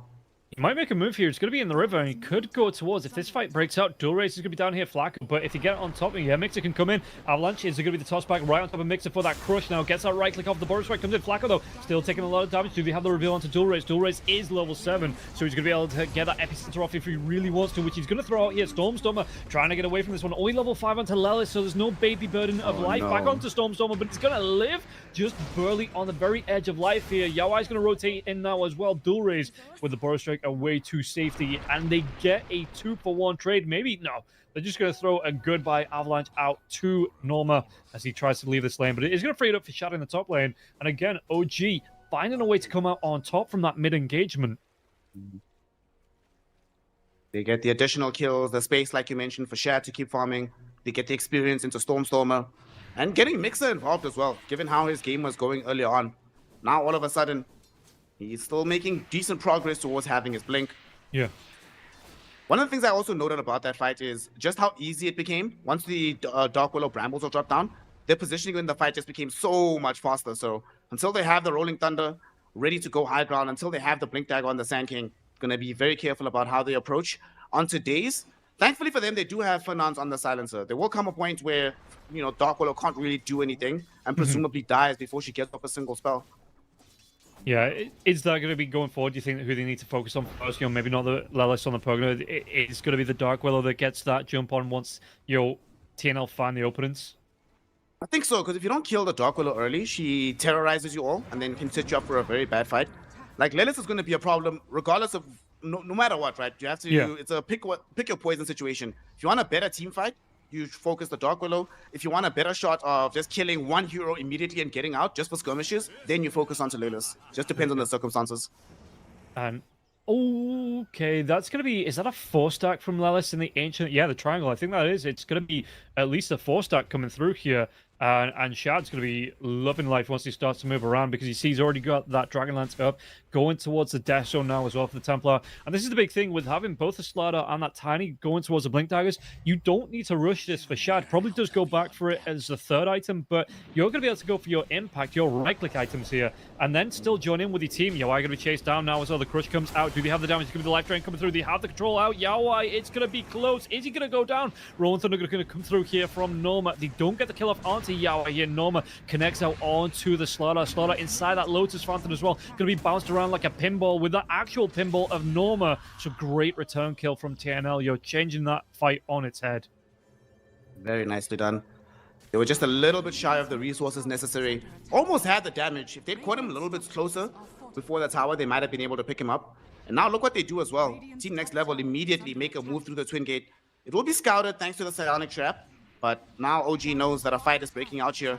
And look at Stormstormer and Daze. They don't want to just let this go for free. They're like, well, if we're going to be fighting, fine. Fight one of our strongest heroes on the map and let's see how you deal with it. Yeah, you see here, Shield Crash comes up for Norman's going to try and get himself away with a Swashbuckle too, but it means like the wraparound comes through, like you say, it is going to leave him vulnerable here. He goes down, it's going to be a global stance coming out, but Fernandes still going to be right-click down here. The Burrow Strike does come through though from Dual Rays. Can they get the return call to Stormstorm? He will fall. Flacco gets the credit for this one. Refraction back up here for Shad. Shad going to try and do what he can. There's going to be the Life Drain coming through from Lelis. They take another kill on the board and a neutral deny for Daze. They take a tier 1 tower too. That is going to be... They lost Stormstormer, but again, OG, look at the difference in gold from that one. 333 for the side of TNL, 1,296 going in the favor of OG. They came with their numbers. They get the tower. Daze gets denied, so they technically only lose Stormstormer. And Shad walks away with like 500 gold in that exchange. Yeah. You know, obviously, Mixer wasn't involved, was on the other side, so that meant that UI is also just continually farming away. His Battle Fury is arriving as we speak on the Troll Warlord. So he's going to keep accelerating in farm, but these kind of small skirmishes, what can generally push this TA over the edge? We'll see what happens when she gets a Desolator. I would like to see them pursue another fight. Maybe this time they'll have the damage to bring down UI if they do bring the TA or the Tiny. Yeah, and I would like to see Shad, you know, like you say, he's going to be able to get that Deso up. He's already got the Dragonlance. Maybe he goes back for the Hurricane Pike, but he doesn't need to prioritize. In fact, they're going to make a move onto Yawai. Yawai can get himself away from some of the Brambles. They're going to be able to get the lockdown here as well with the Bedlam Daze. He gets a kill on the board onto Yawai, and like you say, that is the worst. Well, I mean, there's never a good time to die, but losing it as you get your Battle Fury up, it is just going to...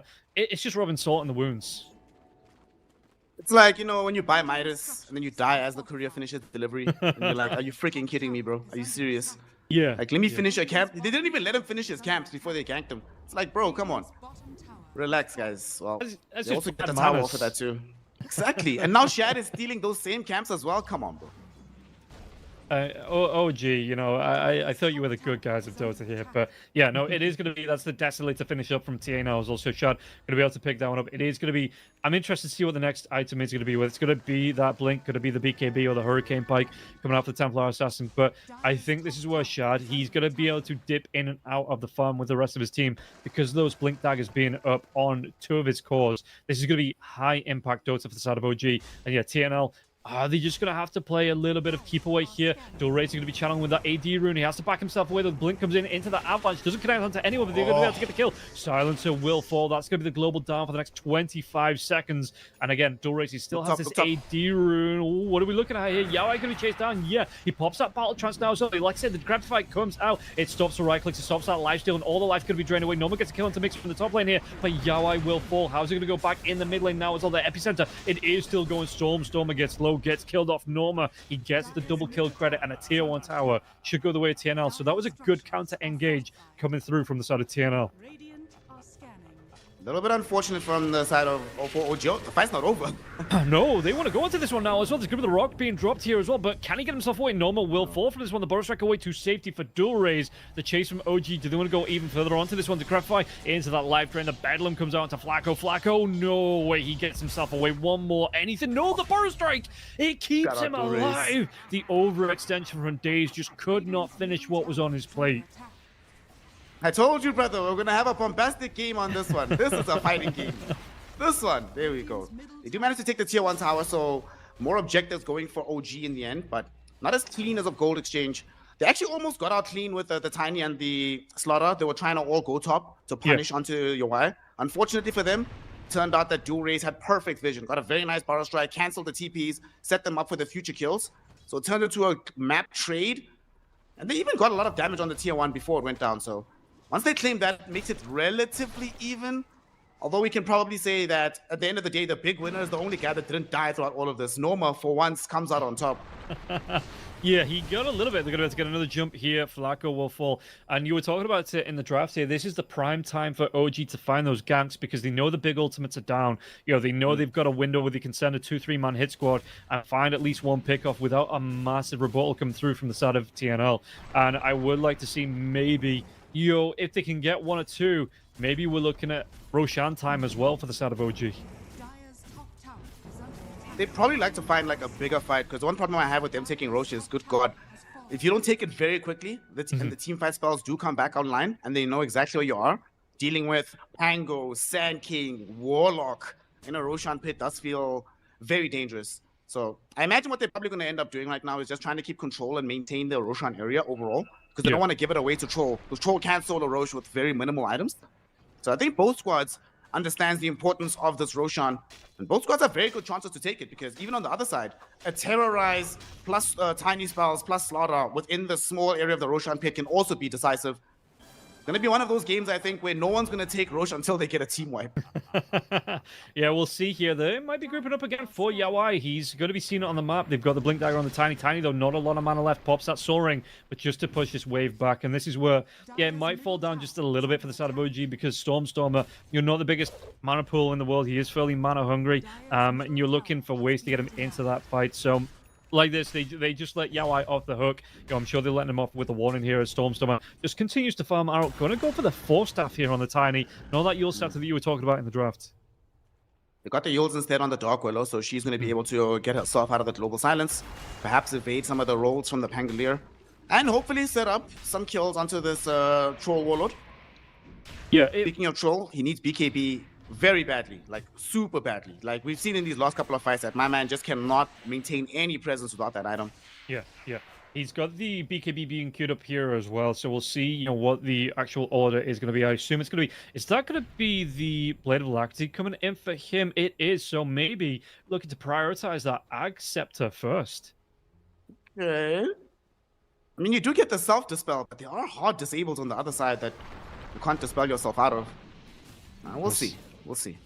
Yeah, what we will see here is Yaoi maybe acting as a little bit of bait. This could be the nether wall going down now as well. Global Stance will come out. Lelis, he was the only one forward. Like I said, that Yule Scepter comes out here as the battle trance get cast here. Lelis still got it low. He gets killed off. His teammates not close enough behind to try and contest. So it was a bit of bait being dangled from both sides here, and it does pay off slightly better for the side of TNL. But it did, again, it cost them a rock. It cost them the Global Stance. It cost them the battle trance. So we'll see here if OG, with these big spells being down, do they want to try and go for another engagement? Yaoi is going to show on this lane.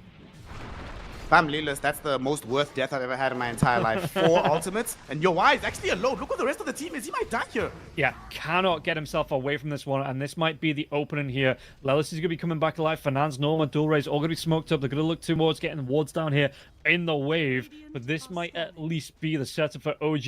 If they can take another fight from this one, if they can get a good kill, might be able to set up for some objectives around the map, maybe set up for that Roshan too. But Shad going to be in trouble. The refraction is going to be down. He's going to be on half mana now as well. He gets that refraction and the blink off Dual Rays. He can't get up to the high ground. The TP away from the Templar Assassin. He's just barely away. And then the Burrow Strike comes out afterwards. But escape artist, my name is Shad. He's going from bad to worse here, Rob. First, you think, okay, we got a partner. It's not the greatest. Let's smoke and try and get something else. Oh, wait, we left our troll behind. He dies. We smoke again. We pop a second smoke with our 4 heroes because we need to find something. We find maybe the most worthwhile target in the game. He actually messes up. He had the vision from the Psionic Trap after the smoke burst, and he could have blinked immediately, but he messed up, refracted first, got himself caught by the Arcane Curse, blinks very late, but the Burrow Strike, the first one misses, the last one comes out a moment too late. Man, this is those moments in a game of Dota. That's not, you don't just think, oh, well, we missed, everything was worse, whatever, it is what it is, keep playing. These moments weigh on your mind. You're like, is Gaben himself really against us, guys? Like, can we even still really play this game? What's going on right now? Yeah, there does come into the question, is that greater force, like you said, Gaben getting involved just to try and stunt us from winning this one? We might see, okay, what we're actually going to see is Daze being thrown down the river here. He's just being babysat here. Roshan, Daze? Daze? Oh. Okay. I don't know what was going on there. Oh. All it means, though, OG gonna set up. They're gonna try and trade this Tormentor. We'll see how quickly they can do this if they want to try and go for this fight, because they've already lost Stormstormer. They're gonna give away a Tormentor for free. I genuinely don't know what Daze was doing in the river there. Yeah, these things happen, you know. The muscle memory is still not fully there of when the Roshan is moving through the river. And now they're going to try and trade for that Tormi into Roche. They're inside with the Desolator, full Hurricane Pike for Shad. And of course, Mixer shows up. And they know something is happening on the side of Team Next Level. They have smoke up on 2 supports going for a Shrine of Wisdom, but nobody's in the area to really stop the Roche. So looks like it will go the way of OG here. Yeah, and do you think even with the Aegis being on the side of OG, a Team Next Level, because usually when the Aegis goes down, you see the defending team or the Aegisless team kind of pull away into their own side of the map, could play this defensively, but do you think Team Next Level, do they have the power to look for ganks and rotation still, even with this Aegis being up? I don't think so, because of the nature of their lineup, right? They don't kill people through just easy skirmishes. It always costs them ultimates. For example, that kill that they found on Tiny Bottom required Dual Razor's ultimate to come out and the rolling. So as part of their problem is that if it was the other way around, let's say they were playing into, if OG was the one that had given up the Aegis, but the ultimates were down, I would say absolutely, go try and make something happen. But with your draft, I think you kind of just have to let OG do what they do, and you try to farm in the areas that they leave behind.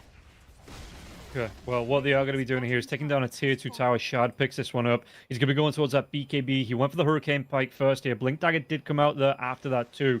So he's got that item priority down. It's going to be that BKB coming up next. Actually, the Blink comes in. Oh, Dual Race. He was only just away. Quick fingers there on the Sand King. Or maybe, again, that Spidey sense, that Sand King sense starting to tingle because he got that quick blink out right before Shad got on top of him. And it looks like on the other side of the map, we might see an engagement coming through. Smoke breaks on Flacco. This is going to be the Avalanche. Immediately jumps in. Yeah, Stormstorm. The Global Stance comes out. The Rock will be dropped. Rolling Thunder coming through now as well. The Force Staff away. Stormstorm. He's going to be away to safety. And again, baiting out 2 or 3 big spells from the side of TNL.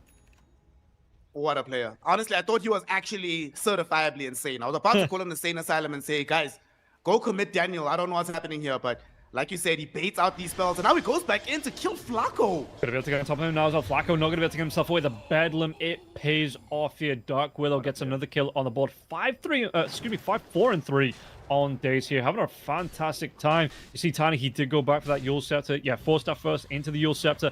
BKB is going to be the next one on the board. On the other side of the map here, Mixer, they're looking for Norma. They are hunting down whoever they can find, maybe setting up for a tier 2 tower here. The 4-star actually onto Finance. No global for him, no life for him. He has been taken care of. And you can see the TNL, they're slowly being forced back and back. The area they can farm safely is getting smaller and smaller and smaller. Stormstormer with that little hop up. Can he find dual race? He's going to be the burst strike. It's going to be into that epicenter now. The Yule Scepter going to keep him alive a little bit longer now as well. The Grab comes out onto Sun King takes a whole lot of damage. Does get the kill out onto Stormstormer first before he goes down. Mixer going to look for the crush and the kill. They take down a 1-for-1, maybe a 1-for-2 trade here because Flacco TV's into this one. He's going to kill off now too. I mean, this is exactly what I was talking about a few minutes ago, right? For them on the side of TNL to kill anybody, ultimates are required. What ultimates were committed there? Like barely nothing. Just dive, kill, easy, walk away. And also the carry to carry matchup. Troll Warlord cannot by himself kill Pugna right now. He cannot by himself kill Dark Willow right now. But TA has no problems doing that towards the Warlock or the Silencer without anybody being involved. And the big problem I'm also having with all of this is the fact that, you know, the way Stormstorm was playing? In the previous game, he was the be-all, end-all of everything that they were doing. Yeah. Now he can afford to make these, let's call it what it is, reckless plays. It doesn't really affect OG in the end. They still win those fights. They still trade 3-for-1. They still force an ultimate out of dual raise, and they're still going to get a tier 2 tower. And you know what he's also got? He's got himself an AD rune on the Tiny here. 2.3k health. Yeah, like you're saying, he can be that... I don't want to call it a sacrificial lamb because he's not.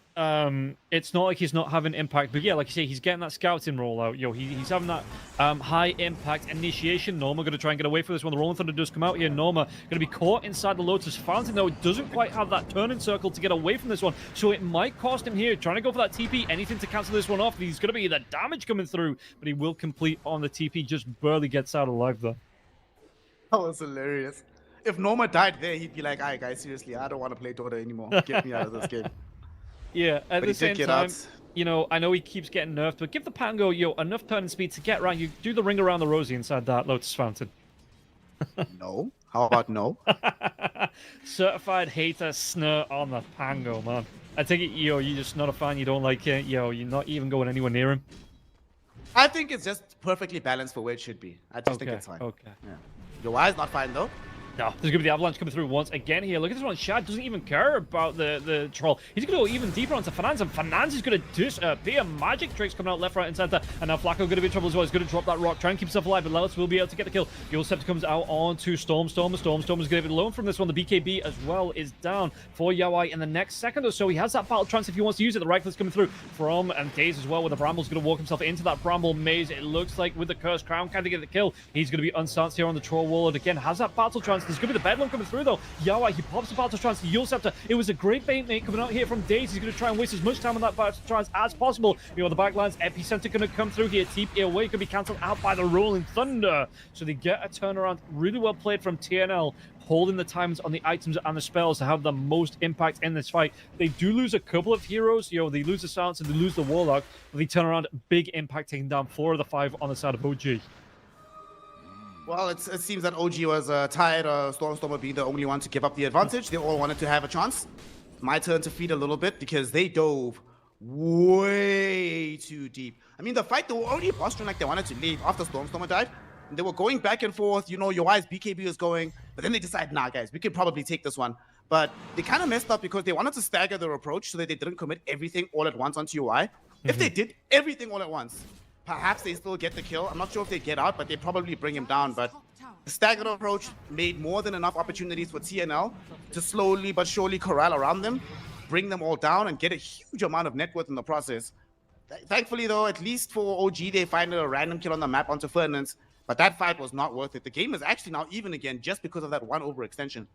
Yeah, and we'll see, you know, if TNL are going to be able to build off the back of that here as well. Like you say, being able to get that confidence back. You're going to have that Satanic up soon for the Troll Warlord, which you're going to make him extra survivable. If they don't skill it right, you know, fire coming out for Mixer here, but yeah, you're going to have, again, the Global Silencer is up. You see the Silencer isn't quite, well, he's dead at the minute, but there is the Ghost Scepter up for the Silencer, so he's going to survive a little bit longer as long as he doesn't get jumped on by the Pugna. You're going to have the Control Sanking now with that Ag Scepter going to go back, like you were talking about in the mid lane for that Shiva's hero as well. So TNL, is this where the ship starts to turn around just a little bit in their favor? Oh, as long as they can keep doing stuff like that, where they layer all their spells correctly and they actually find favorable chances for their fights, definitely this game can start to look a lot better. UI as well is itemizing, I think, in the right way, going for, obviously, the Satanic first, just to make sure that he's not over-reliant on just Battle Trance. He has other ways to sustain himself through the fight. So UI can still be a massive threat. Of course, the big hero on the map is still always going to be the Templar Assassin, but she's still going for the MKB first, so we're not going to be getting the data list for a while. None of those big 100 to 0 crits just yet. So the next 5-6 minutes, this window of opportunity is there for TNL. Yeah, and I do think, we talked about OG putting TNL on a clock, but there does come a point where the Templar Assassin does drop off, and you've not itemized for that kind of backup carry on Stormstorm. Like you say, it's going to be the BKB next, but he went for the Yule Scepter. He went for the Blink into the Force Staff. He's not gone for, like, the Ag Scepter. He's not gone for that Daedalus build. He's not gone for the pure aggression, Tiny. So there does start to become a question. Oh, the dive coming onto the Silencer. Once again, the Silencer's going to try and go for the TP away from this one. No, it was actually, excuse me, the TP away from Daze, jumps in, pops the Bedlam, and then thinks, what, I can get this kill, I can get the TP away, do both things at the same time. Just barely survives through on the Silencer there. It got close. But yeah, again, OG, are they kind of on a clock themselves? Do they kind of get to like the 40-minute mark? Is that kind of where they need to at least have a lane of racks, maybe 2 lanes of racks, and still be able to keep themselves in this game? Normally, I would say that there is some question as to how they're going to proceed in the game, but thankfully they do have Slaughter. So Slaughter is going to make it that the way that Slaughter functions with these heroes like, TA, Terrorblade, whatever. Oh, hold that thought. Big fight. Global Sounds. Oh, that was a bash as well through the BKB. So the Sand King, the Sand King going to have to rely on that Global Sounds BKB to get himself out. The Burrow Strike, it doesn't connect on to Mixer. Yaoi is here on the backlines. Flacco, Norma going to be caught out. Stormstormer pops his BKB. Do they really want to try and fight around this one? They might be able to make a move. They take down Flacco now. Yule Scepter out onto Norma, and it's going to be the instant crush coming through from Mixer. The toss going to be here now as well. The life drain. That's a good couple of kills. And OG maybe hearing me talk about this one, but they do get the return kill onto Daze. So a 2-for-1 coming out. And Stormstormers are immediately left this area now as well. Maybe trying to scout out. Hastrune is here. But scouting around the Roche area. Roche is back up. Is this going to be another opening for the side of OG? We'll see. They also have a Tormentor that they're pinging out right now that they want to try and claim. Unfortunately, the last Tormentor was not claimed exactly at 20. It was slightly afterwards, so it's not immediately there, but it arrives just as they spawn. Should be able to take it. And the point I wanted to make is that having Mixer in the game on the Slaughter, eventually, yes, when everybody gets 6 slotted, Mixer gives you like an extra like half an item of damage for your team. So you will at the very least plateau at some point, but still have some way to get over that wall. And I do think that Stormstormer at some point, his main impact in the game is just going to be, once the BKBs are down, make it impossible for these guys to move. Going for, is this an Octarine that he wants next? And I wholeheartedly agree with this. That's the way that he needs to be approaching this game. Okay, well, we might see another fight breaking out here. The Global Sound's still down for another 30 seconds. Roshan, it's going to be the Roshan Raw. And Yaoi, was that because of the tree toss? I think it might have been. But Yaoi, he's going to be inside that Roche pit. He's looking to try and slow this Roshan down. Can they get involved here? The smoke coming out from both sides. Yaoi, he's just going to be in his pit. They may be able to... No, Avalanche comes in. There's going to be the toss back now as well into the Troll Wall. The Troll Wall, do they have enough control? Rolling Thunder's going to be on the mark. No, they've got the control out to Mixer. Mixer takes a lot of damage. The Echo, it's going to be more than enough to get the kill out. And now they go even further. They take down Lelis. Really well played here by, the epicenter having that massive impact. And it's going to be 2 heroes dead. OG, are they ready to give this one up, though? They have to. There's no way.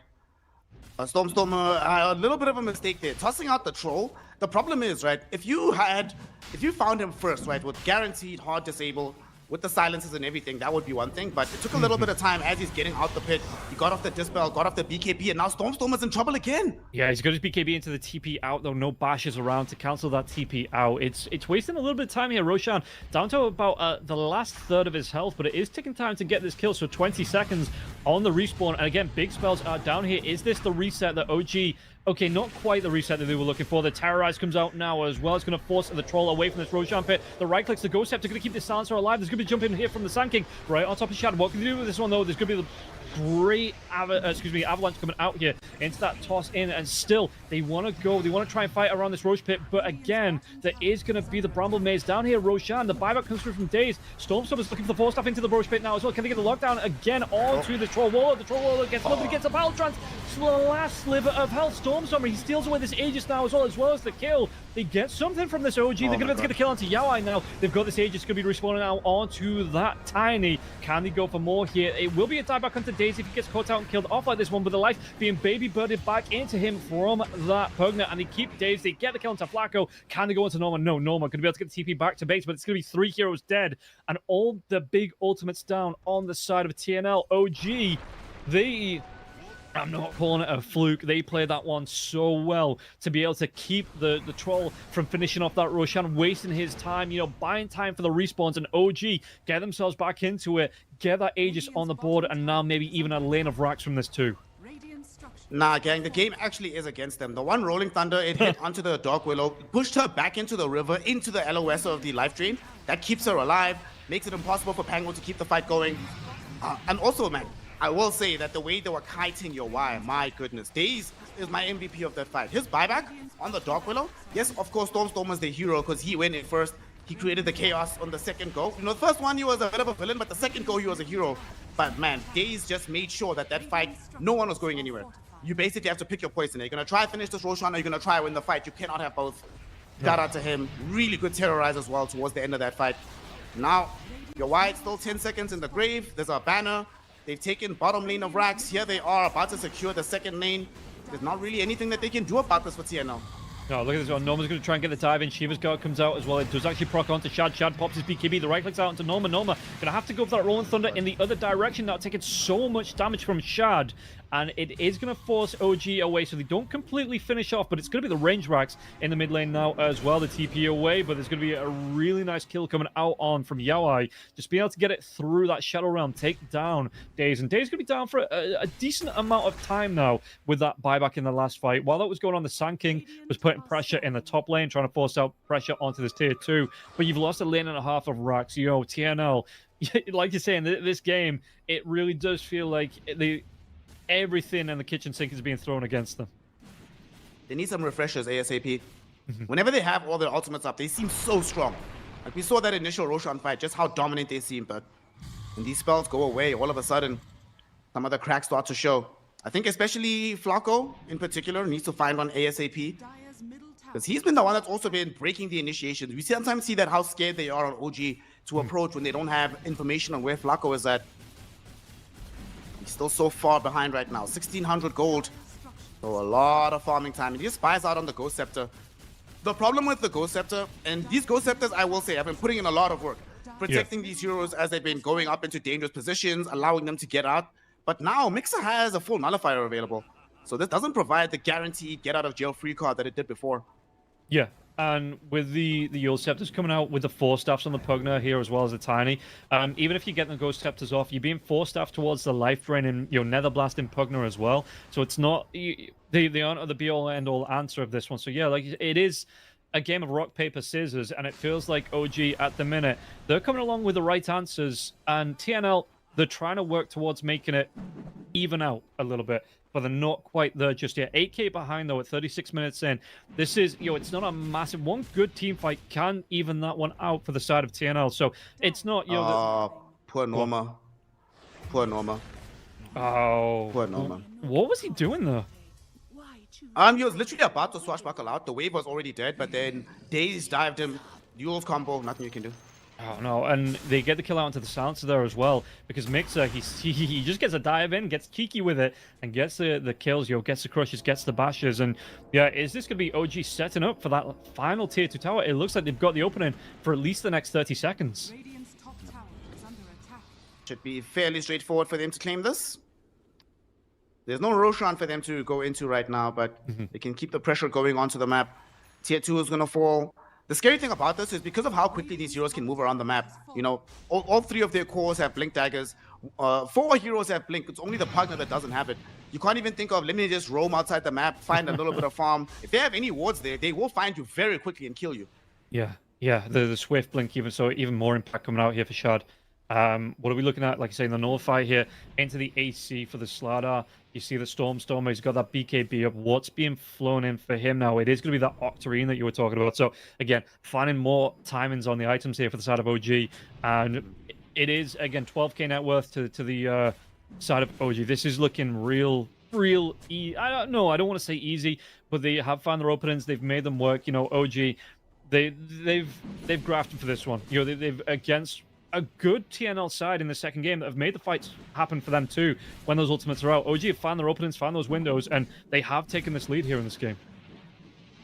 So you see now that there's an AC that's about to arrive on Mixer. About 5 minutes ago, I said TNL probably have a 5-minute window where their fights look very solid. Yeah, the window's just shut now that the AC is in tow. Because one of the ways that they were able to win the earlier fights is that they'd leverage all of their big spells, and they could guarantee that, okay, we get Troll in, the hero that's underneath the global, who's being caught with all these spells, we can right-click him down before they get off BKB, before a life drain comes out, we can kill them. Yeah. Now that's not really true anymore. And Yawai went for the Abyssal Blade as his next item, and you do definitely need a Bash, which he had before. The Abyssal is quite nice, but where's the big, outlandish damage? I mean, look at Shad. Doesn't look bothered at all. It's like, whatever, dude. Come on, dog. BKB TP out, you know, no issues there.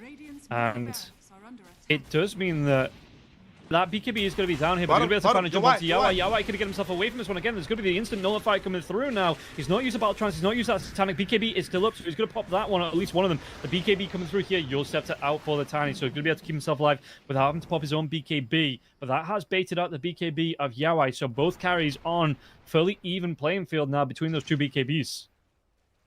Yeah, but you also had to pop BKB in that situation. They don't have greatest vision of him. Fernand's just die somewhere. My goodness. 1-11 and 11 on the silence here. Shad might go down though. It's a big throw from the side of TNL. He's throwing everything at this the Templar Assassin to be able to get this kill. Yawai gonna be chased down once again. There's gonna be a Crapify coming out here for the Pugna. Pugna gonna get himself away from this one. The Boar Strike, it will connect. So again, TNL, they are gonna be able to find a couple global stance, and the buyback being committed for this as well. To get that kill, Lelis takes down Flacco first. And they do take down Lelis. That's okay, but it is going to cost them, again, a buyback on the stance or a global stance, as well as a rock being dropped, the Chaotic Offering coming out from the Warlock. And while that's going on, they're going to be losing that mid lane. It is being pushed in, and look at this one, Mixer. Another jump out onto the silencer. Yeah, dead for 70 seconds here. Yawai going to try and go for the chase down. Mixer just goes for that. Is he going to be... He's got no BKB, TP, just the BKB. So they might have to troll through the nets, through the Abyssal Blade out now as well. Yeah, Mixer... Was it worth it? Since it's dead for 90 seconds, probably not. Probably not worth it. I don't think there's any... There might be a Roshan coming soon as well to try and claim that. Yeah. I think even before getting that kill onto Fernandes, I think it would have been an okay situation for OG. They committed for like 3 heroes to kill Shad. Fine, fair enough. He was all alone. And then you end up making a trade with other supports. I think they would have been like, okay, they had to buy back to make sure that they get the kill on Pugna. That should have been fine for them, but a little bit of overcommitment from Mixer. And honestly, throughout the game, I do think that OG are not playing as cleanly as they were in game 1. Yeah. I think TNL have forced some great errors as well. So that, they've been looking to, whenever they've got the ultimate, so they're forcing these fights out, maybe putting OG a little bit off balance. And it is a great reply. Roshan is going to be up now as well. You have 35 seconds until that Slardar's back up this time. And they get the Aegis, this third attempt here. Third time is a charm here potentially for TNL. They have a window, but they're not checking the pit just yet. Maybe scared about where OG are playing, because OG all off the map at the minute. Yeah. All off map, just farming. Well, I will say the window has reopened somewhat because of the way that OG has been playing. What it's allowed them to do on the side of the Radiant is obviously we died back on Fernandes. That was, really tough. But we did manage to finish off the full refresher on our Sand King. And we see Flacco, 2,000 gold in the inventory. Not going to be too far away. Well, it's still far, but can start actually making meaningful progress towards having that item himself. Yeah. They're going to really struggle dealing with the double rock, honestly. Like, one rock has been problematic enough. 2 of them is tough, but look at Stormer. Oh, they're going to try and make a move here. Can they get on top of him now as well? It's going to be a lot of damage coming out to Stormstormer. He's pretty much dead. He has to pop the BKB. The force stuff going to be kept alive just barely. And again, the life being brought back here from Lelis. Oh, Norma. Can he get himself away? That Rolling Thunder. The Global Silence comes out now as well. Norma going to try and do his best, but Mixer immediately gets on top of him now as well. The rock's going to be dropped here. It's going to be the buyback from Norma. How does he get involved in this fight? He's going to be able to get himself over to the shrine, over to the outpost, excuse me. And now Mixer's BKB's going. It's going to be bashed up once again. Buyback's coming through left, right, and center. If they've got him, you got to use him here. The Sand King will go down. The right clicks out onto the troll. Gonna get the battle trance off. It looks like it might be Shad going down. Another force staff as well as Lilith. Gonna try and keep him alive as long as possible here. And Shad, can he right click through? He can. Yahweh will fall. And it's gonna be again the Templar Assassin being kept alive a little bit longer and a little bit longer and a little bit longer. But this is an all-in from the side of TNL. They have used all of their buybacks. If they lose this one, it is good night TNL. Yo, Layla's God. The fight's not over though. You still gotta talk, brother. They're going to go. The Curse Crown comes out here onto the Silencer. Silencer's going to be Curse Crown up now. They get the damage out. They get the kill out onto Fernandes. Flacco's going to be gone now as well. It's going to be Yahweh and Yahweh alone, and he cannot pull this one off. 1 versus 5. They might be beaten and bruised here after this life swipe, but OG, they get the GG. Leela's God, bro. That last fight, the little skeleton who could, this Pugner, keeping Stormstormer alive, keeping Mixer alive, keeping Shad alive, keeping Days alive even before the buyback had to come out. Man, Leela's played maybe one of the best end-of-game fights that I've seen in a very long time. Multiple uses of the very good D-Creps, his uses of the Glimmer Capes, his ability to just keep drawing these heroes in and out. The D-Creps going onto your Y, the next one going onto Mixer so he can't die and then get the follow-up stun. This close to Shad dying. If Shad dies, before the first life of the troll goes down, game is completely different. But Lilis is like, guys, I think I've got a date plan tonight, so I've got some things to do. Please, let's wrap this up quickly. Yeah, I mean, the football's just kicked off, you know, and I know Lelis is a big Everton fan as well, so he wants to be able to watch that one in his downtime. So, yeah, that is going to be it for the second game. OG, they are 1 game away from taking this best of 5 in a clean sweep. TNL, they've looked a little bit better in the second game. Can they step up again in the third game, bring it back to a 2-1? We'll find out after this break.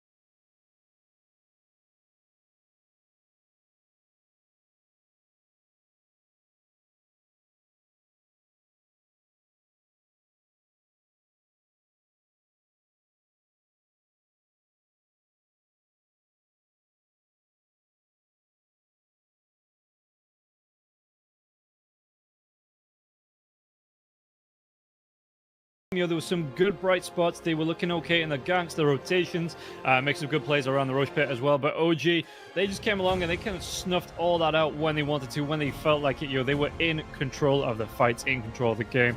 And we'll see if they're going to be in control of the full series here as well. Is it going to be that 3-0 clean sweep, or TNL? Do you think they can pull it back, Snur? Do you think they've got their ideas up the sleeve? Because if they've got any secrets, now is the time to pull it out, right? I think the problem for them that they're experiencing at the moment is execution is not the issue, right? They've been playing very high level Dota. A lot of their team fights, as we saw in the previous game, were perfectly orchestrated. The problem they've been running into is draft issues. Game 1, the draft issue was that we need this Huskar to open up the map for us, or we need someone mid to open up the map. We had Huskar, it got demolished. All of a sudden, the map is very constrained. Game 2, our problem is, okay, no problem, no worries. We just need to be able to reliably fight these guys. But then we have a draft that is all in on the team fight. They have a draft that's all in on skirmish. They out skirmish us, we lose. What can you do? So going into this third game, it's ideas, man. Like, I know they have some weird pocket picks that they have up their sleeves, but this actually might be the time to go back to absolute basics. Make this game as simple as humanly possible, because that's how OG also won game 2. They made the game chaotic. Team Next Level couldn't really catch up. So if this third game is not as chaotic, if it's much more structured, much more clear paths of opportunity for Team Next Level, I think that's the way forward for them in this draft.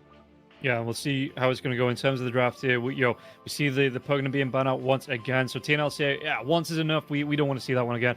It does leave, unless they ban it out or draft it here for TNL, it leaves that Naga Siren in the pool. And again, a hero that I know that OG do like. So TNL going to be aware about this one. They've been banning it out the previous 2 matches. Are they going to ban it out? Maybe even pick it in the third? Is that what they're trying to consider here? What else has been left in? The Queen of Pain still there. Templar Assassin, they ban out the Axe. They go in for the Naga themselves. Oh, they pick the Naga. Okay, so they picked the Naga. They don't want to give it away. Like you said, there's no Pugna, there's no Marcy. So what's left for OG? They could pick up the Dark Willow themselves. They can go back for the Silencer. They can also pick up the Doom. We've seen the Doom be banned out both games by Team Next Level. Generally speaking, OG play the Doom. They put it in the hands of Shad in the safe lane. So we already know what our carry hero is going to be here. And I will say Shad has been playing very well today. And the thing for me that tells me that a carry player is good is can they play different looks of carry.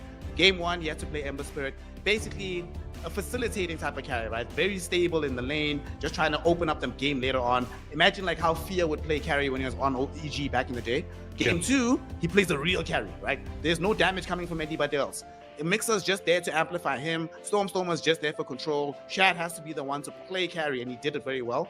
So when he's playing Doom right now, it's sort of like in between these 2 styles. So I'm excited to see how he's able to make this work, especially since, as much as I hate Doom carry, the way you feel about a Baron carry, I feel that way about Doom carry. But Shad has made it work, so what can we say? Yeah, and this is going to be... let's see how this is going to work here, because there is heroes that this is going to deny that TNL like to pick up now. This is going to be a massive pickup for the side of OG. The way, like you say, they're going to be able to open this up. And if you really want to have the impact here, it's going to close off some heroes. So TNL might have to go back to the drawing boards even for this first pick. So yeah, looking at it, the Sans gets banned out, the Warlock get banned out, which might have actually been quite nice up against the Doom themselves, but they want to ban it out. They don't want to give it away because OG have that next pick. They have it on the board. They could get a big, powerful lock in here. What do you want to pair with this Doom? If it's going to be the Doom carry, is there anything they ban out the Medusa? Yeah, again, really nice answer to the Doom in terms of a carry role. But if you're looking at this in terms of the what you want to pair in this lane here with Shadow, if it's going to be the carry Doom, what's on your plate? What's on your mind here for OG? I think for now you maybe even leave the Doom lane. I would like to see Dark Willow, just so you have long range terrorize. So you're gonna have this Naga coming in with Song of the Siren, right? The range of the Song of the Siren is less than the total cost range of the terrorize from Dark Willow. So you can impact the fight from long range, you can drop down some Bramble Mazes to try and change things up. If not that, then maybe we go for something that has some degree of sustain. Warlock is gone, Pugna's obviously gone, maybe some Ench. I'm gonna get Snapfire. Okay. I've seen this hero a couple of times over the last couple of days, and I've not been very impressed, if I'm honest, by the way that the Snapfire has been playing. So I'm immediately skeptical, but if this is going to be the Doom Snapfire lane, I imagine that the combination is going to be we fire Snap Cookie you. When you have you fire Snap Cookie, get on the target, Infernal Blade, Scorched Earth, Little Shredder to minus all their armor. And then by that point, the person has to either run or risk being killed off in that situation. Yeah. I can see it in the lane. Like the lane prowess, if it is Doom Snapfire, that does feel pretty strong. Throughout the game, though, I'm a lot more skeptical about how the impact of the Snapfire will be felt, at least right now. Okay, yeah, we'll see I like how they want to draft around it. The Nagasaran coming out onto the TNL side, so that is going to be, again, locking in as that. Usually the position 5, I have seen it every so often players as one, as we see the Willow and the Magnus coming out here, so that is going to be some good control. If they can get maybe a Song out into the RP, you know, he's set up for the Terrorize here as well. That is good, but this was kind of the issue that TNL had in the last game, right? They set up for the big wombo combos and the ultimates, and once those ultimates were down, it's kind of like, how do you try and fight around this? So, TNL, I don't want to say it's a mistake. You know, they do have an idea up the sleeve how they want to execute this game, but yeah, are they going to be able to draft around a hero that can have impact when these ultimates are down? On the bright side, now they have Dark Willow, so the cooldowns are a little bit lower than they had in the previous game. So now, I imagine the plan now is that Dark Willow is going to be the centerpiece of the damage they need. Either you set up with Song into Bramble's Terrorize, or you set up into RP into Bramble Bedlam. Either way, she's going to be the centerpiece of how they approach their fights. I'm okay with that, so that you can use one or the other at any given time. And remember, Dark Willow doesn't have cooldown. She says doesn't have shared cooldown between those two spells, so you could reasonably still have the fights play out that way. I'm still with you that I want more damage that's not fully reliant on my ultimates. So whenever we do get to our mid heroes, I want to see like some Ember Spirit, some Storm Spirit. I don't want to see like Queen of Pain or whatever, a hero that still needs me to cast my ultimate to be successful. Heroes that can just get in and out and they don't really care too much. It can still work. I think it can still work down the stretch, especially if they also get like a carry who benefits highly from getting the power from the Magnus.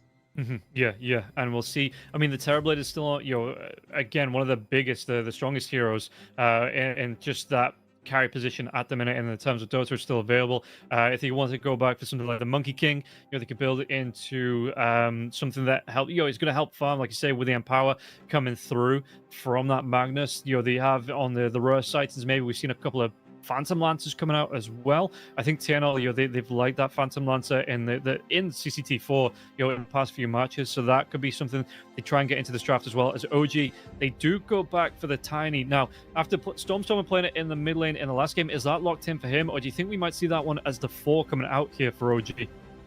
I think it's almost guaranteed locked in. Like, I think for me personally, the way I see Tiny right now is that Tiny used to be in contention with like, so there's heroes that play the offlane physical heroes, right? Clockwork, Tusks that can play support, and they have a very particular playstyle. Sometimes you'll see Earthshakers into that mix as well. Tiny used to be part of that category of heroes, but I just think he's so much less impactful with minimal items, right? This is a hero that you give him items, even if it's just utility items, he can make a lot happen for you in his game, similar to what Stormstormer did in game 2. So I think definitely put him mid. We've also just seen that Stormstormer has been laning against anything and taking it all down, making it happen. So, you know, if it ain't broke, don't fix it. Worst case scenario, they pick Huskar, and then you just pick another mid hero, shift the Tiny to the off lane, put Tiny safe lane. Even against Invoker, like Stormstormer is in Europe right now, the Invoker guy, right? Miracle is retired, so Stormstormer is the only one that's left that's a pure specialist on this hero. So I'm sure he's gonna see this matchup and be like, you know, Invoker's not even that strong in the laning phase, boys. I've got Tiny, who is strong in the lane. In fact, there was a portion of time where people were picking Tiny into the Invoker. So, guys, I'm good. I got this. Yeah, and with the build that he likes to go for Stormstormer, that issue of the Tiny losing all of his mana to the EMP coming out here from the Invoker, that's going to be dealt with, because you're probably going to have mana boots on your supports. You're going to have that Soul Ring for yourself as well. You are going to be able to mitigate that loss of mana, even not only in the lane but in the fights as well. So yeah, we'll see how Stormstormer, what ideas he's got taken around to try and deal with this Invoker in the lane. And like you say, he knows the hero inside and out, so if there's one player you want coming up against this Invoker for the side of OG, it is going to be Stormstormer. We'll see what they want to try and do, but I do believe, I want to see maybe another initiation hero. OG, they had the Slardar in the last game. I'd like to see something maybe like the Beastmaster, like the Night Stalker coming out here for the side of OG in that off lane. If this is going to be that Doom safe lane, you know, just have that impact and have that control in the fights. Night Stalker's a good shout, actually. Invoker does not enjoy playing against that hero. That is a good shout. That's a good shout. Could certainly see it emerging here. And your other shout of the Beastmaster has already been banned away by Team Next Level themselves. There it is. So it turns out, Rob, that you kind of do this for a living. Seems like you know what you're doing. Yeah, every so often, you know, I kind of like the brain does tick over the cogs. You know, as Rusty said, they do clank along, and I do get to, you know, a couple of good thoughts out. I think right now, though, one thing that Team Next Level has done with the Invoker is that this is a hero that wants to be more participatory in the map. There's a lot of ways that he can set people up. There's two ways that they could approach this, right? You either go for the full control Invoker, or you try to play for the big damage from the Exort. You have, of course, Naga Siren, Dark Willow, Magnus to help you set up some of these big spells. The Sunstrikes earlier, the Cataclysms later.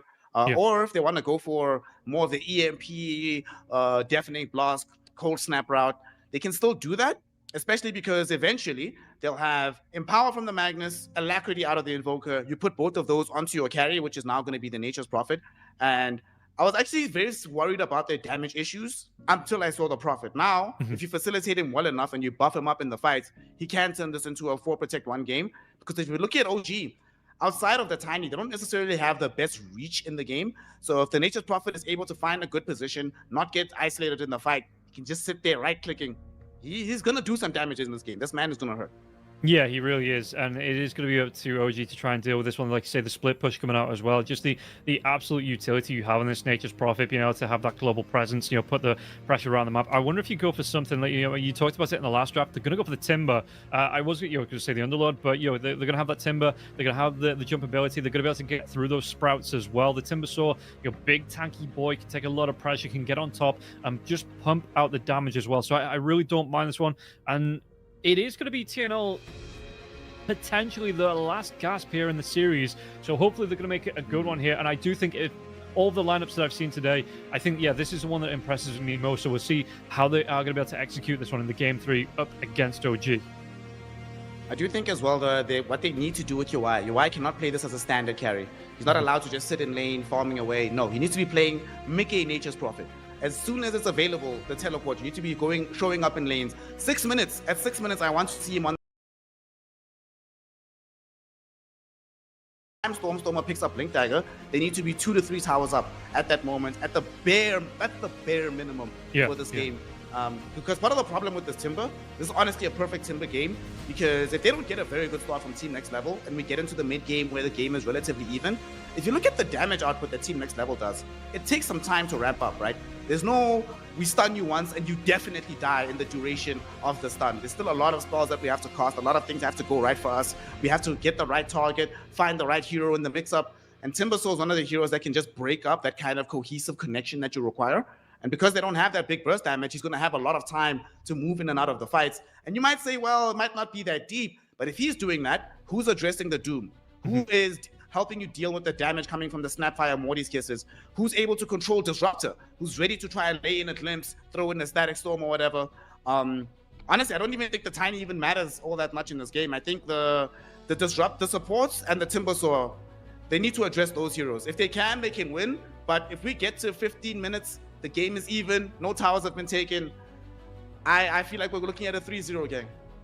Okay, well, let's see how it's going to break down as we get ready to get ourselves into the third, potentially final game of this best of 5 here between OG and TNL. And TNL, again, they've got, I think, a great team fight. You're talking about it, the target priority. They are going to be able to get the resets out once that song starts to come through from Flacco there as well. I think that's going to be one of the most important parts. Being able to maybe get that early shard for the Naga Siren there as well, to get the health and the mana increase back off that song, and just be able to play around these fights. Like I say, pick the targets, get themselves into a good position, and then kind of look for that reset. On the other side, like you say, OG, they're 2 games up. They've got the confidence. They've got the pressure.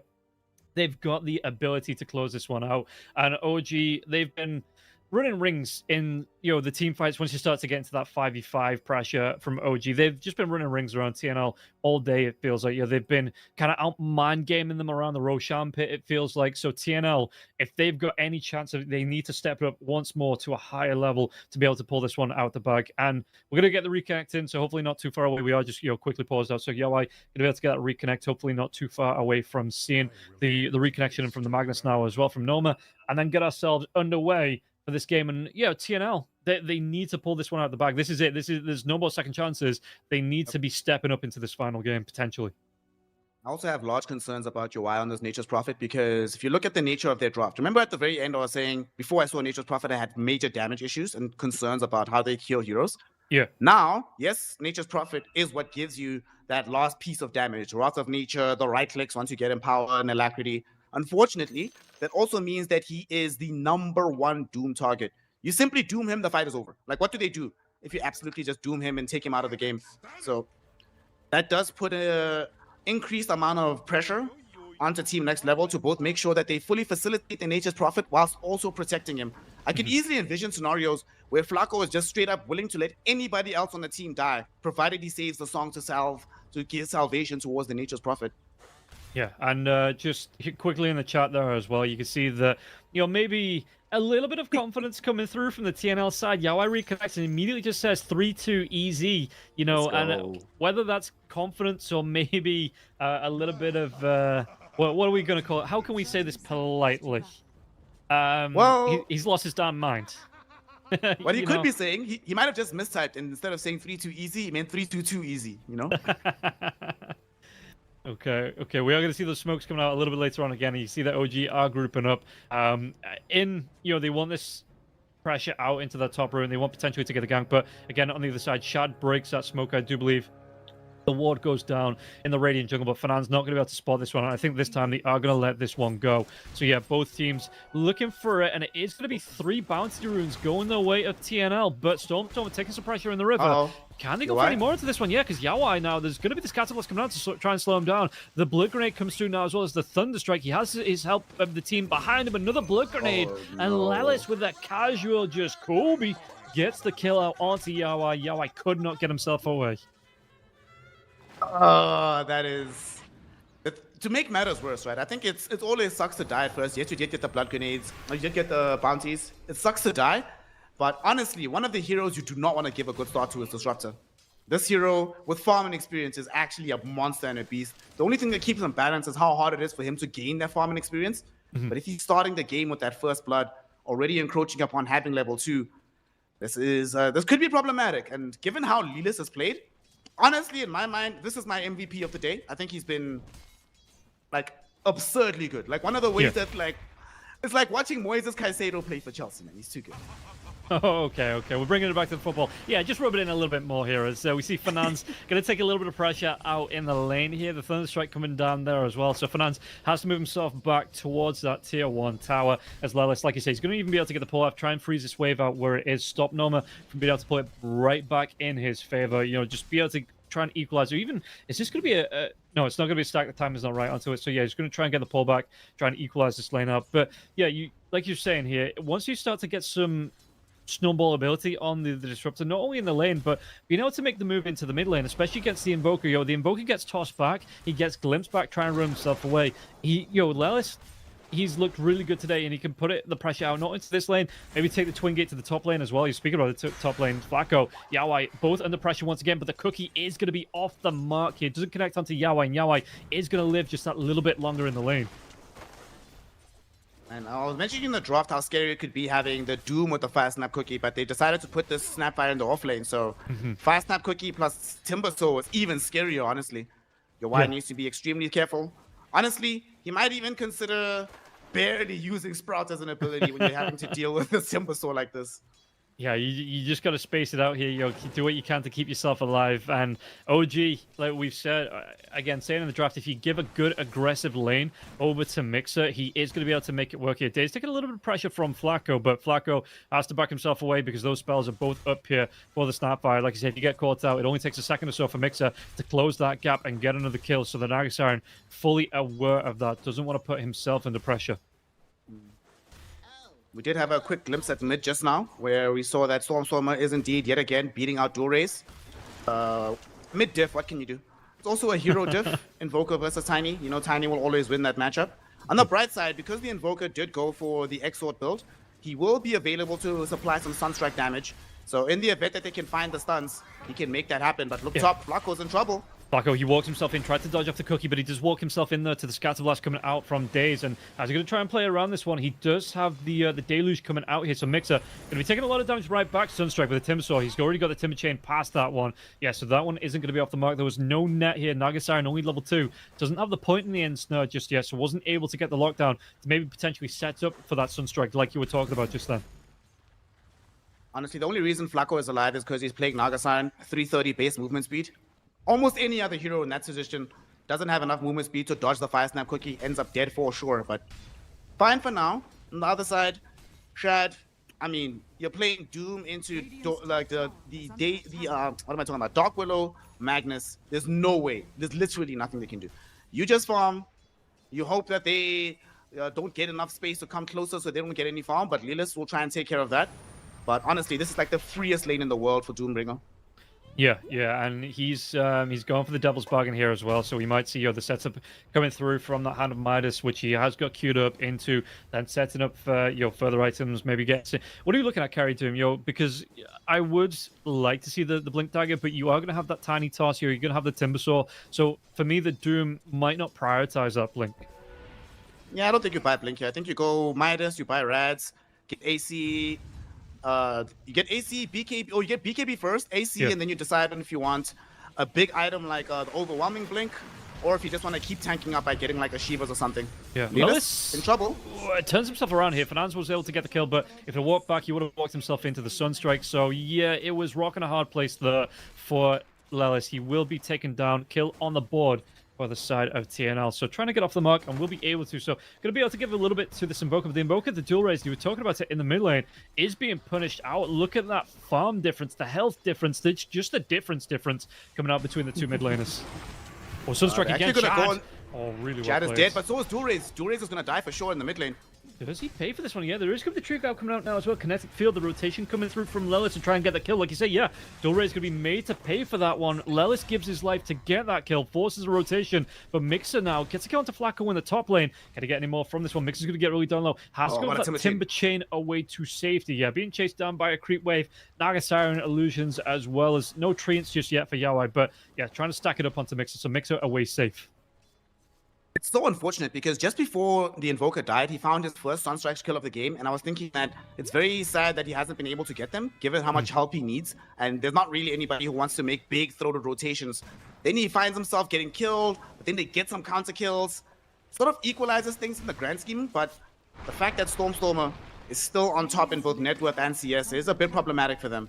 Yeah, and we'll see Stormstormer. Can he get us the front? You were talking about it. The TP comes in here, trying to get the aggression out. There's going to be the cookie away from the Sunstrike here. Stormstormer, and again, 300 health to play around with. Trying to get himself away from this one. Flacco, does he have the net? Still no. The Deluge show will be enough to get the kill out onto Stormstormer. It does waste some heavy time, though, on the side of TNL. You're creating space for Mixer, taking the pressure off the Shad on the bottom lane here as well. But the same breath, it gives Dual Race something back in this mid lane, too. You know, I said I want your eye to be TPing into the enemy safe lane at 6 minutes. Take the mid TP. It's okay. It's okay. But that's still what I want to be seeing largely out of him. He needs to be as involved in this game as humanly possible. Yeah, and you can see that it is having an effect here. He's still getting the top last hits. He's still finding the farm. Doris actually denies the Invis rune there in the mid, but Day's looking for the stacks in the jungle. Going to set up either for the Tiny or the Timbersaw to take, depending on who really needs that net worth more. Flacco, how's he looking on the Naga Siren? That 1 point in the end snare now, so we'll be able to set up with that reel in there as well for the Sunstrikes. Yawai, Daisy's going to go for the wrap here. Does he try and go onto the Yawai Mixer as well? There's going to be the Disruptive Clause as well. So Lelis, yeah, they connect on the cookies. It's going to be the point blank. The end snare comes out. Yawai going to be slow to a crawl here, but they don't want to dive underneath that tier 1 tower. Glimpse comes out. Lelis, so do they have enough to play around this one? Flacco going to be in trouble with the connected field. It looks like they might just know the illusions, and Flacco just barely keeps himself alive. That gank was just slightly too late. If that gank had come 20 seconds later, Lelis would have had access to boots, and then he catches up to Yawai, able to glimpse him back into position. Unfortunately, it came just slightly too soon, trying to exploit their positioning opportunity. And one of the things I always say is about how Dota 2 is a game of margins, and this one was favorable towards Team Next Level in this situation. Yeah, Daze, does he get the full stacks onto both of these? I think the Ancients might just... Yeah, just inside the box there, so it wasn't enough to get the stack off. He does stack the other side of the camp, though, so that is going to be, again, if Mixer wants to come into this one, he's going to have that level 6 now, so the Chakram comes out onto Flacco. It's going to be the Whirling Chakram there as well, coming out, the Twisted Chakram as well onto Flacco, but Flacco gets the net with the Ensnare. The cookie was that Timber Chain. Can he try and close the gap? There's going to be the Chakram coming through, so he can try to slow this one out. He gets the kill to Flacco's Courier again, just to add insult to injury, and now 4 heroes grouping up. Yawai, does he go for the TP away? Because the Doom is here. Shad throws the ultimate out. There's going to be the Chakram coming through, the damage out. This Nature's Prophet, no way he lives through this one, not at all here. And Shad, do they give the kill over to him? They do. So Shad getting one on the board now too. And this could even put pressure onto that tier 1 tower top. Even if Lelis, even if Shad go back towards the bottom lane, this creep wave can be cleared up, so Mixer can step up to the tower with a creep wave of his own, just to take a little bit of damage to that tier 1. I think we're seeing what I was talking about in the draft about their damage issues, right? For example, on the other side, the reason why your Y has not really been able to make that kind of move onto Shad, like, think about the commitment. We'll see now, actually. You'll see very soon what the problem is. RP comes out. Sunstrike's going to be here now as well. Shad the cookie again. Not going to be able to save his life. Norma going to be taking a little bit of damage now as well. Stormstormer TP's in. The glimpse is going to be down here. Can they get the kill? Terrorize comes out. Going to keep Stormstormer from going forward onto this one. Norma's going to be low. And again, Yawai, he wants to get involved in these fights underneath the tier 1 tower. Stormstormer try to run himself away. The Sprout comes out once again. Chakram's going to be here from Mixer. Mixer going to try and get involved. They get the kill onto Stormstormer. Mixer takes down Fernanz. So again, trading heroes, but this time TNL going to be the ones that come off better in the trade. So that was a much better trade for the side of Team Next Level. But consider the investment that they had to bring, right? So the move that we saw top, they first easily killed off one of the supports. They dive Nature's Prophet. They find him quite quickly. Down bottom, they had to commit RP, Sunstrike, Wrath of Nature, Dark Willow, full hit with the Terrorize, Bedlam, as well as some deluge hits from Flaco. That's what it took to kill off the Doombringer. And of course, Stormstormer showed up with not optimal HP, ended up losing his own life. But that's going to be the concern, that yet again, they're in this position where they can't need their ultimates to find any successful kills on core heroes. Yeah, that was a little bit ambitious, I think, coming through for the Dark Willow, throwing the Bedlam out here up against Shad on the Doom. Doom's going to have that ultimate back up in the next 32 seconds as well. How far away is he from that Hand of Midas? I mean, looking at net worth-wise, the Nature's Prophet is a little bit ahead. 2 kills, 3 assists to his name here for Yawai. He is making this farm work. Mid lane now as well. Nice. Lelis could be in trouble. They're going to drop the Meteor on him now as well. Lelis, is he going to go? He is extinct. Dual Race gets this kill. And again, I said it in the second game, and I know we're only 10 minutes in, but it seems like TNL, they are stepping up the quality bit by bit, game by game here, and they're showing it here. You know, 2 kills ahead. They've got this net worth advantage. Again, only 11 minutes into the game, so the game nowhere near over just yet, but there is, you know, a distinct jump up from quality again, it feels like, for TNL. Yep. I do want to see your Y port bottom right now, because they have killed off and moved away any of the heroes in this side of the map. So if your Y was here with the Siege Wagon, they could guarantee a tower, but here comes Shad with the boys. This has taken too long, so they're going to dissuade them from doing this. Not going to be possible any longer. The window is closed, but your Y is still farming. He's safe in the jungle, doing his thing. Dual Race is now caught up in net worth. He's top of the net worth charts, been involved in a number of kills, and building straight into that Aghanim Scepter for himself. Wants to make sure that we have that Cataclysm going after the Song RP combination. Yeah, oh, he might go down here, though. Look at this one. The multi-kiss is going to rain down. It's not quite enough to get the kill. Dual Race, it will. The final hit, just enough to get the kill. Cost Stormstormer his life, though. Yawai getting another one on the board. And you were talking about it here. The aggression from the Nature's Prophet might just be the difference here between these two teams. Yep. He needs to keep doing this. At any given point in time, if it's possible for him to show up and find a kill, he must do it. And we didn't really talk about it, but they have that dual presence in the global perspective. Having the Wrath of Nature in tandem with the Sunstrike means that there's always an opportunity for them to rain damage out of unexpected places from the side of TNL. Top lane, speaking of unexpected damage, Mixer's in some trouble. Yeah, the Ensnare comes out here. Going to be able to get the grab. Does he turn this one around here? Fernanz, no, there's going to be the Timber Chain away. A Mixer TP comes in from Yawai, but Yawai's just a little bit behind here. Lelis, he might give his life for this one. Still not level 6, so he doesn't have that Static Storm to come out, and it will cost him his life. And again, setting up the rotations early on before OG really have their timings up for these fights. It is going pretty good for here on the side of TNL on Norma. Just able, because the arm was in the earth for Shad to throw the Doom out into Norma, and Norma, he gets his little dive away here. Shad wants to carry on chasing, though. Does he want to carry on going into this one with the Scorched Earth? The Doom will be here into the cookie. This should be the death of the Magnus. Magnus, he's still fairly fast onto this one, so he's going to be able to run a little bit longer here, yeah, and that is only a level 1 Doom here too, so they might just give this one up. Does he? He does. The Doom wears off, and Norma, okay, yeah, that was a lot less close than I thought it was going to be. Yeah, Shad doesn't have his Radiance just yet, so before you have that, you actually don't really have damage on Doom at this stage of the game, so can't really accomplish anything. And Norma has Blink and RP back online, and they also have Cataclysm being built up, so as soon as the Cataclysm is available, they might just try to jump on top of the Doom. Maybe they even have enough damage with the Sunstrike. I mean, but only almost max points into Exort, so definitely we see this Invoker focusing on the damage output for himself. And how are we looking at overall here now? Net worth Okay, so the Invoker, yeah, like you say, he's going to be able to get towards that Axe fairly quickly now. He's already about halfway there. Nature's Prophet going to be the top of the net worth in the bottom lane now as well. Daze going to be chased down. You have 2-3 heroes around. Skewer comes through, and they get the kill out onto Daze. Immediately going through the Twin Gate there as well from Flacco to get towards that top part of the map. Has that song if he could set up for something, but again, it looks like OG playing a little bit more defensively now. You know, not over-aggressing in the lane, not stepping the boundaries when there are heroes missing on the map for TNL. This Nature's Prophet has been playing. This has basically been exactly what they needed.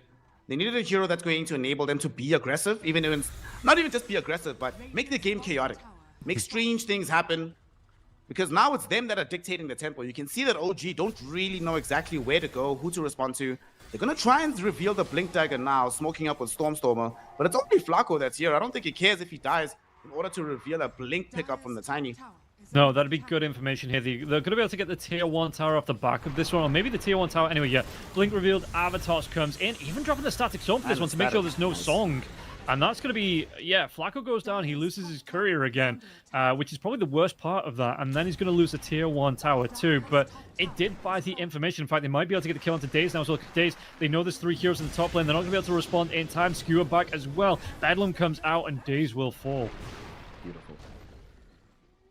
This is so good from the side of TNL. They're reading the moves across the map, responding appropriately. And the best thing as well is that they're not putting themselves in a position where the next move that they're making is predictable, right? Your Y's been TPing all over the show. Oh, bottom lane, is Shad gonna die here? He is, it looks like. Yeah, they set up for him, and again, no response from OG. That global presence coming through from the Nature's Prophet, either by the TP or the Wrath of Nature, really is starting to pay off now for TNL. Yep. Damage from surprising angles, not being wholly reliant on having to bring everybody physically there. You can just hit up an RP. As long as there's an RP and Bedlam nearby, you generally are going to have the damage for these kills. And Stormstormer, you know, the more he started the lane fantastically, now he's falling quite far behind in the net worth department. Very nice deny from Daze, though. That was super sick. Yeah, just to kind of claw something back away from the side of TNL. Kinetic Field goes down. They're looking to scout out here. Blink once again. Stormstormer. Can he try and get on top? He's not actually going to try and go for it now as well. Shield Rune in the bottle for Stormstormer. Now he gets the Blink in. Does he get the kill out into the Naga Siren? Finds a real one now as well. And again, Flacco, if he desperately needs it, glimpse comes through into the Scatterblast. Little shredder there as well. But now Daze might have overextended. He's going to be caught out. There is going to be, well, Sunstrike walks himself into it. Not even needed, because Flacco gets the kill first anyway. Team next level are showing that next level right now, playing extremely well across the map. And I think they've also made sure that Shad, I mean, to be fair, Shad can't really do anything right now. They're playing 4 versus 5 because they know for a fact that Shad is going to be hidden in the jungle until he picks up a Radiance. He did come for that early opportunistic kill top lane, but that would have more to do with the Twin Gate rotation than them really being able to utilize the Doom fully. So while the iron is hot, while you have this numerical advantage, before the Timber Sword becomes unkillable, before the Storm Spirit or Stormstormer has additional mobility items, this is the time to strike. We see it reflected on the map right now, 8 and 14. The best part about this is that your Y has been involved in 9 of these kills as the Nature's Prophet, and involved in another one too. Shad caught underneath the vision there. They might know that there's ward now. They're going to be able to get the return kill onto Norma. Can they go for any more? There's going to be multi-kisses, but again, they're off target here. Fernand trying to move himself with the glimpse, though, back out into that Kinetic Field Static Storm combo. Trying to go for the TP. Do they have the damage to get the kill first? They do. It was a good idea by Fernand. I mean, he doesn't really lose anything by using that TP anyway. Okay, the cooldown, but, you know, whatever. And they do get another kill on the board here. So a 2-for-1. They do lose Shad. And again, like you say, it delays that Radiance timing by just another few minutes, or probably about a minute or so after that death. The Radiance timing is delayed. We also got to have more involvement from Invoker in some kills. So he's going to continue to scale as well. Even though they ended up losing 2 in the long run, don't really think it's that big of a deal given the heroes they lost. They lost Magnus, who had his RP down, given that he just killed off the Doom. They lose a support who drew out the Static Storm, drew out a rotation from the Timber Sword, and wasted a lot of time. I think Team Next Level is still perfectly happy with this, especially with how much your Y has been farming. My man is most of the way towards the BKB, just 1,000 gold out right now to pick this item up. Yeah, he's having a fantastic time. And I mean, when you think of farm heroes, you think of the Doom with that Devour going towards the Hand of Midas as well, and it's really not paid off for him. He has been put under pressure. I think for the first time in the series here, Shad, he's having an uncomfortable game in the lane towards that mid part of the map, and now he does sell the Hand of Midas with that Devil's Bargain coming out, so he is going to have the Radiance up now. So, okay, not as long as I thought. It's still going to be delayed a little bit. Usually you want to be picking up that Radiance 15, 16 minutes at most, so a little bit behind the curve here for Shad, but still, that item is on board. So you're going to be able to go back for the Hand of Midas again with that Devil's Bargain. They're going to smoke up right now. One of the things I've seen that they're struggling with on the side of OG relative to TNL, TNL have a solid 3 heroes, Invoker, Naga, and the Nature's Prophet, that can gain you free vision on the map, and OG have a solid 0. So they're having a difficult time knowing where to go. Even when we see with the smoke right now, you can see like they don't have aggressive wards, so they're like, okay guys, let's guess where they're at, but they draw the circle right now, but it feels like a little bit too late. By now, TNL will be set up to try and counter this, as we see with the positioning of the Magnus on the high ground. Yeah, well, let's see how the smoke is going to go. It does break in now, so there's going to be the dive in. The avalanche comes out. There's going to be the toss as well. Song comes through, though, and they don't get the kill out onto that Dark Willow. So do they want to try and reset? Do they want to try and go for a little bit more here? Like I say, there is going to be the static storm coming out, though, so that's going to be the blink in from the Magnus. It cancels off the RP, though. Not going to be able to get that one away. Has to go back for the reset. Might still be able to get the kill onto Daze. Backlands as well. Lelis going to be taken down by Yawai. Yawai comes in with that completed BKB. Sprout comes out, gets the trap onto Storm and Mixer, trying to run himself away from this one now as well. And again, it's the layers of the counter engagement coming through here for this side of TNL. Norma gets the RP out into Stormer. They take down Shad too. There's going to be the Cataclysm with 4 staff out. It keeps Stormer alive. Can they get anything from this one? They do take down Norma, but that is just a consolation because it cost them 2 buybacks to get it, and they lose Shad too. Yawai's dying though. Oh! Overextension here maybe now as well. The multi-kiss is coming out point blank as well. Fernand's going to try and do what he can to get the kill onto Daze to send him into that dieback, but okay. Over commitment coming through from the side of TNL. They stuck around just a little bit too long. That was, before the end of that fight, that was such a decisive win for TNL. They were able to get the quick kill onto Shad. They were able to force these supports to die very quickly, get Stormer and Nixa far away from the fight, but they decided to keep chasing. You saw Yawai. Despite his BKB being down, he didn't have an ultimate. He still felt so strong. He's like, let me try and bring these guys down. Unfortunately, the overchase, he gets chain disabled by Daze and them. Mixer comes in. And Mixer right now is the team. This is OG at the moment. He's the one that's doing absolutely everything. If he's not involved in these frays, they just don't feel like they have damage. Shad came in. He died without even casting a single spell. Just got caught by his lonesome next to the Roshan pit. Gets demolished. But Mixer was able to put in that pressure. And now we are seeing that with him having SNK blinked, angling towards a BKB, for the next portion of this game, maybe like 10 minutes, it's going to be TNL having to focus onto him if they want to win these team fights. And we'll see it happen over the course of this fight for the Tormi. Yeah, look at Daze. Daze has to get himself away from this. He's taking too much damage from the Tormentor. Now the dive comes in. Yawai's got that BKB going once again. The Sunstrike comes out to Stormer. Stormer will go down. Mixer going to be on the retreat here. Can he get himself away? Looks like he might just be able to. While that is going on, though, they're going to turn themselves back around here. Do TNL want to take away this Tormentor? They've got the timing, got the opening from it. And they are going to be able to steal it away from OG. Perfect timing to get the counter take on this one. They don't lose anyone. Fernand's going to be the one to pick up that shard. Really nice, the Cursed Crown. It's a really nice pick up there. But again, if it would have been for Flacco the 2, that would have been just as good, I think, for the shard to go to the other support as well. Yo, you were asking earlier about the Blink Dagger on Doom. He needs it now, actually. I think he needs it. He's really struggling. Or rather, they're really struggling with the fact that every fight that happens, TNL can so quickly bring the full complement of heroes. Whereas for this Doombringer, even with the Scorched Earth, he's fairly slow. And indeed he has. He does have the BKB queued up, but ahead of the queue, he does put in the Blink Dagger. Realizing that, okay, we are playing a 5 versus 4 game. I need to be involved as well. At the very least, my only job, if I'm Shad, my only job is to doom Yawai. That's it. Nothing else. If I can find Yawai and doom him, our fight will be in a much better place. Yeah. And we'll see. He's not going to be too far away. In fact, if he sells that Hand of Midas again, if he's had enough charges to kind of even that out, he could get that Blink Dagger up. Not too far away from that now, about 500 gold.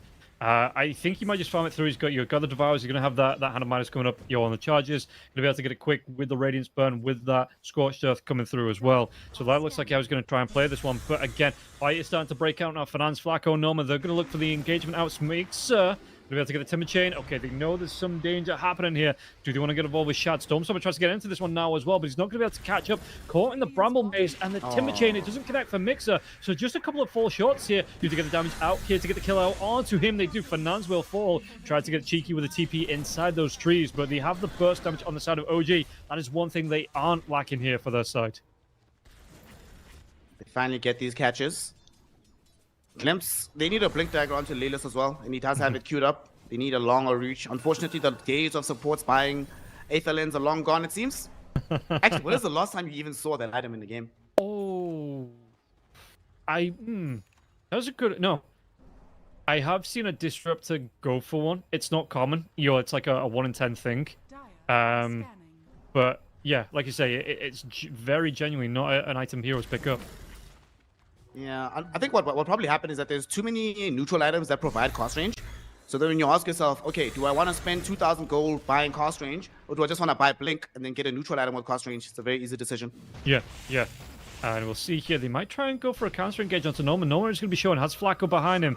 And it looks like Stormstormer was making a move over, but there is this ward down that's going to spot Stormstormer out here. So Flacco, the furthest one forward. If they want to go, they're going to be able to go for the RP. There's go. He's going to be able to get himself far enough away. Stormstormer caught out in that tornado, but Yawai, does you actually want to fight into this one? Again, the Yule Scepter going to keep the Tiny alive for a little bit longer. And Mixer going to be taking a lot of damage from that right click now too. So Mixer has to find himself away only as far as the cliff. The Timber Chain down to the low ground. While this is going on, the Doom is finding the farm on the other side of the map. The Blink Dagger is up, working towards that BKB now.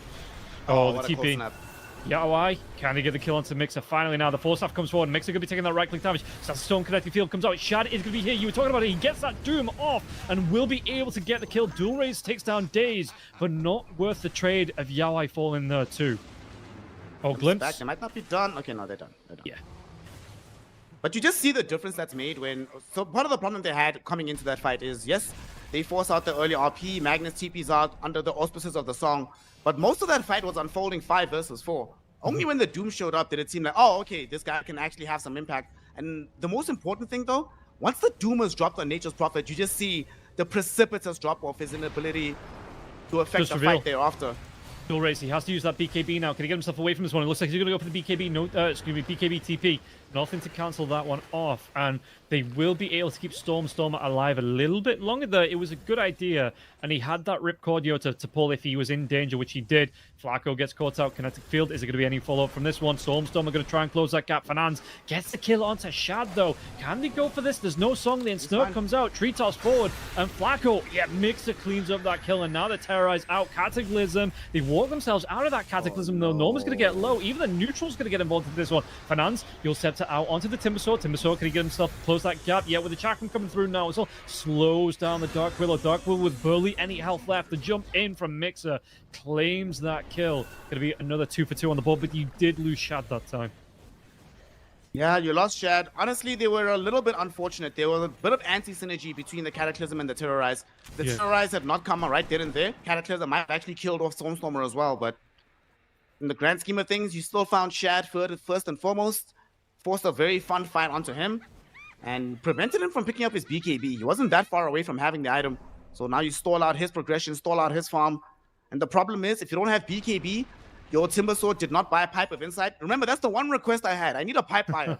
And what's ended up happening is that nobody can really deal with this magic damage if they're isolated from the team.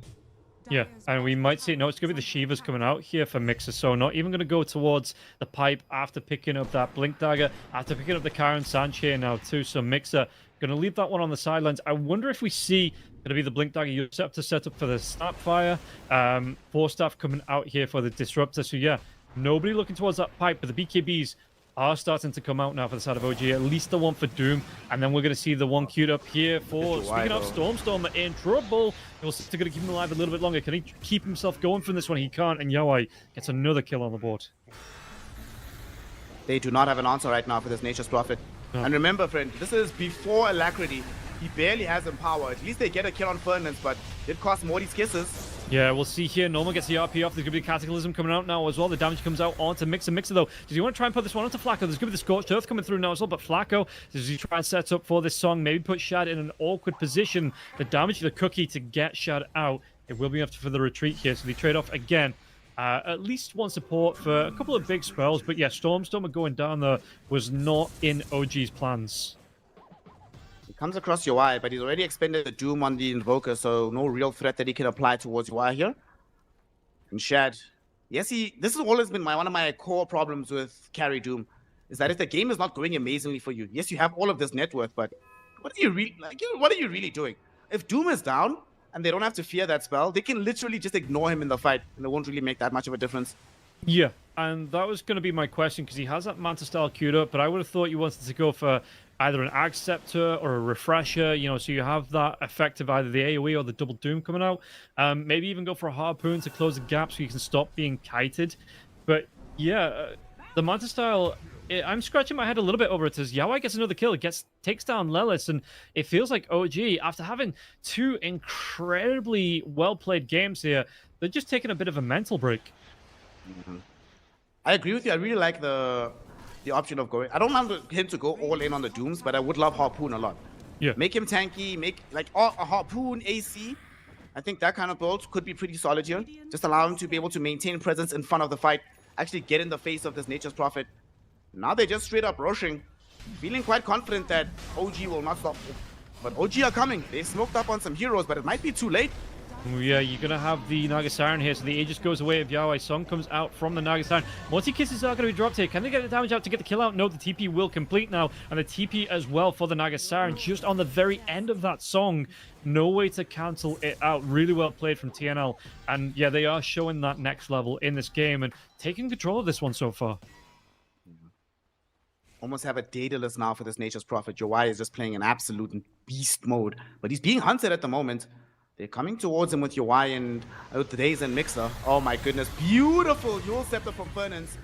Will buy a little bit of time, still dies, but priority is on saving UI's life, and he succeeded in doing so just with his positioning. Good stuff. Yeah, even with the Aegis, you don't want to give that one straight away. Dual Race comes in with a Tornado. The Ice Wall comes out as well. Mixer, though, the Yule Scepter out onto the Invoker. Oh, but Stormstormer didn't stick around for the toss back. Out onto Dual Race. So now Sprout, 4-staff out here for Stormstormer. He's going to be 4-staff forward here for Yaoi. Yaoi, does he want to try and go for the chase down? He has the Aegis, so he says, why not? Even into a 5 versus 4 in the mid lane here. Flacco isn't close. He doesn't have the Song for another 67 seconds anyway. So the Naga Siren not going to be too impactful on that fight. They just let it go, and OG back themselves away too. This is a time now where I'm disagreeing with Stormstormer's itemization. Normally it's been fine for them, but in this game, man, they are going to need a supplemental source of damage. Mixer so far is doing it all, but Shad is just straight up not contributing at the moment, so they need somebody else to pick up the slack. And what can you really do here? Because like you say, he's gone down that utility path, the BKB coming out next. Do you go back for like the Ags and the Shard, or do you want the physical damage, or... Unfortunately, with Dota, sometimes I remember one of the greatest. Well, I'll tell you about it just now. Norma RP. Oh. Yeah, they're going to be able to get the damage to Cookie, though. It keeps him from the Cataclysm. They're going to have the skewer back, 4-staff around. He's being bounced around like a pinball here. Yule Scepter comes out for Stormstormer. It's going to be the Tornado now as well. The Tornado should get the kill out onto Crumble in the Storm, man. Yeah, Stormstormer will fall. BKB out for Shadow. Shad's going to have to use that to run away. 4-staff comes out from UI. Yaoi's going to be low on health, but he has that Aegis to throw if he needs it. The Glimpse comes back as well. Underneath the Tier 1 tower, Aegis will pop, but you are two core heroes down on the side of OG. Mixer now pops that BKB. What else can he get from this one? Curse Crown comes out into Mixer. Mixer, though, he has that BKB. Going to try and get himself away with the Timber Chain Song for the reset. Who else can they go for here? They're going to set up for Mixer once again. And Mixer, that BKB is down here. Yeah, you say Yaoi, he wants to fight, he wants to kill, but the Timber Chain away to safety, back behind the barrier. And OG, they lose 2 more cores, but it's not going to be a full team wipe. Just being outpaced right now. This is what you get out of Nature's Prophet, man. He played this perfectly, UI. Aggressively all across the map, involved in 20 kills, gang. 20 of them. What a legend, what a lad. And the thing I was going to say earlier is that the greatest piece of advice I've ever learned in Dota, I believe this came from PPD, where it's like, it's better to make a mistake together than the correct decision alone. Yeah. So this is one of those things where the team is like, this is what we need. You say, cool, these are the items we're buying. I can decide to deviate maybe, but we as a team have decided this is how we're going to play. We're going to stick to it. Even if it doesn't work, at least they're doing it cohesively. But man, they're just too far behind right now. Dual Rays also picks up the Aghanim Shard, so he obviously gets the additional Force Spirit from the Sunstrike. That's even more pressure that they have to deal with. And again, it's literally only Mixer that does anything in these fights. Yeah. It does feel like that Doom really hasn't paid off here. 1, 7, and 4 from Shad on the Doom, and yeah, like you say, it really hasn't paid off. So we'll see how he tries to shift it around. He is still going towards that Manta style now. He needs another about 1,000 gold, 1,100 gold to complete that one off. But again, what does the Manta style do for him offensively in this fight to try and stack up and help his teammates out? I guess the only thing that he can really get out of the Manta is, you know, does dispel Curse Crown. That's something. Yeah, true. But yeah, it feels like again, all 3 games so far feel like they have come down to the draft. And OG, they've had the answer in the draft, 2 out of the 3 times, but this time around TNL having a really fantastic time with the heroes that they've picked up and making them work. And yeah, OG just can't keep up the pace here. 10k net worth behind, 7 kills at 34 minutes. I'm not saying the game's over, but like you say, where is the damage really going to come from here? Stormstorm are going to be forced out to pop another early BKB. Doom on the back lines. Can he get the kill out this time? Because again, look at this one. Even Yawai with that Doom on top of him, he just turns around with the right clicks and pumps out so much damage onto Shad. And Shad has to run himself away from this one. Nature's Prophet not going to be killed off by that one. Maybe with the glimpse coming in now as well. The song, though, the Doom isn't going to be enough damage. The jump comes in. He didn't have the BKB anymore. No the TP way. out and the song save his life. And the RP into the Cataclysm. This is going to be a cleanup for the side of TNL. Yawai just TPs himself right back into this one. They take down 3 out of the 5 heroes on the side of OG. Really well played for the side of TNL. I think this is GG. Look, Yeah. What's crazy about this, you were mentioning now how they've all been draft wins, right? But in game 1, the draft win was almost exclusively down to the sniper pick. In this game, it's almost exclusively down to the Nature's Prophet, who's putting in an absurd amount of work. Stormstormer? Oh, Korto and Heal Scepter. So let's wait for it. Wait for it. Stormstormer is dead. Yeah, this game is over. They just have no answers. Shad does no damage. Stormstormer doesn't survive long enough to do anything with his spells, and there's too many BKBs on the enemy lineup. Mixer, because of said BKBs and just how absurdly tanky everybody is, you can't guarantee that he can get in there and actually kill people. And these supports as well. This Naga Siren has proven to be massively influential. We're seeing why it's been banned out so often. We're seeing why they opted to rather get this instead of their Pugna. Yeah. And it's making a huge difference for Team Next Level. First lane of Rax claimed at 36 minutes. And it does seem like the side of OG are staring down the barrel of their first loss here. And yeah, no, you said it yourself here. The Naga Siren coming out. I mean, Yawai called it. Very beginning of the match after we reconnected here. 3-2 easy coming out from Yawai. And so far, this match is looking fairly easy for Team Next Level. And if they keep increasing the pace, keep increasing the quality of the play every single match, how are they going to be playing by match 5 if this goes the distance? I will say, if they lose OG, I will experience extreme vindication about my hatred of Doom Carry. So yeah, fair enough. Something. And that's what counts. That's the main thing. That's our win, right? Exactly. When you know a hero you think's bad is bad, you get to you get to be a little bit smug. But yeah. On bottom, they're gonna try and mount at least one final defense. If they end up in a situation where this tower gets pushed in completely, I don't even know what they do. But I also didn't even know who they killed here. If it's not a support, all of these heroes have BKBs, and it's not the old days where Doom would just completely gimp you. And we're still a very, very, very, very, very far away from level 25 for Shad. Yeah, and we see that he is, like I say, he is trying his best with the jump-ins with the Dooms, but Yawai has that net worth, has the experience lead over him, has a lot of net worth, nearly doubling it up, in fact, here, Yawai to that Doom. And again, when you think of a Doom, I always think in position 3, in position 1, going to be one of the highest net worth heroes in the game, but really is struggling at the minute. So let's see. Tornado, not going to connect to anyone here. They back themselves away on the side of OG. I think struggle is a euphemism when he's 13k behind his counterpart on the enemy team. It's a little bit more than struggle. That's like saying the great Bitcoin crash of 2020 was just a blip on the economic radar. Man, I lost so much money. That was tough. It came back eventually, so maybe like that. After I sold, because I thought it was done. Well, that's on you for having paper hands. I should have had the diamond hands, but I learned too late about the meta. On a real point, though, I do think there is a possible way back into this game, right? It does not involve the level 25 of Doom, even though that's going to be deeply impactful. I think the big key is going to go back to Lelis. You know, the man who started things off with a good first blood, made it look like they were going to start things off in a strong fashion for OG. If he had Aghanim Scepter, that would be so different for what the game could look like. But it's so far away from having that. Only has 1,300 gold, has a Blink Dagger queued up for himself right now. So we're looking at like 20, 30 minutes before we even sniff the Ags. Would you rather him skip over this Blink Dagger then? Would you prefer him to go straight in for the Ag Scepter? Yeah, I think the problem with the Blink Dagger, I can understand why he didn't buy it to begin with. There's too many sources of like random damage. You know, you get hit by a random Wrath of Nature, suddenly you can't blink in. What if a random shockwave connects onto you, whatever? A hit from a Forge Spirit. So honestly, I think you could probably get away with skipping the blink, but simultaneously, if he's ever in vision close enough that he needs the force off, he just dies immediately.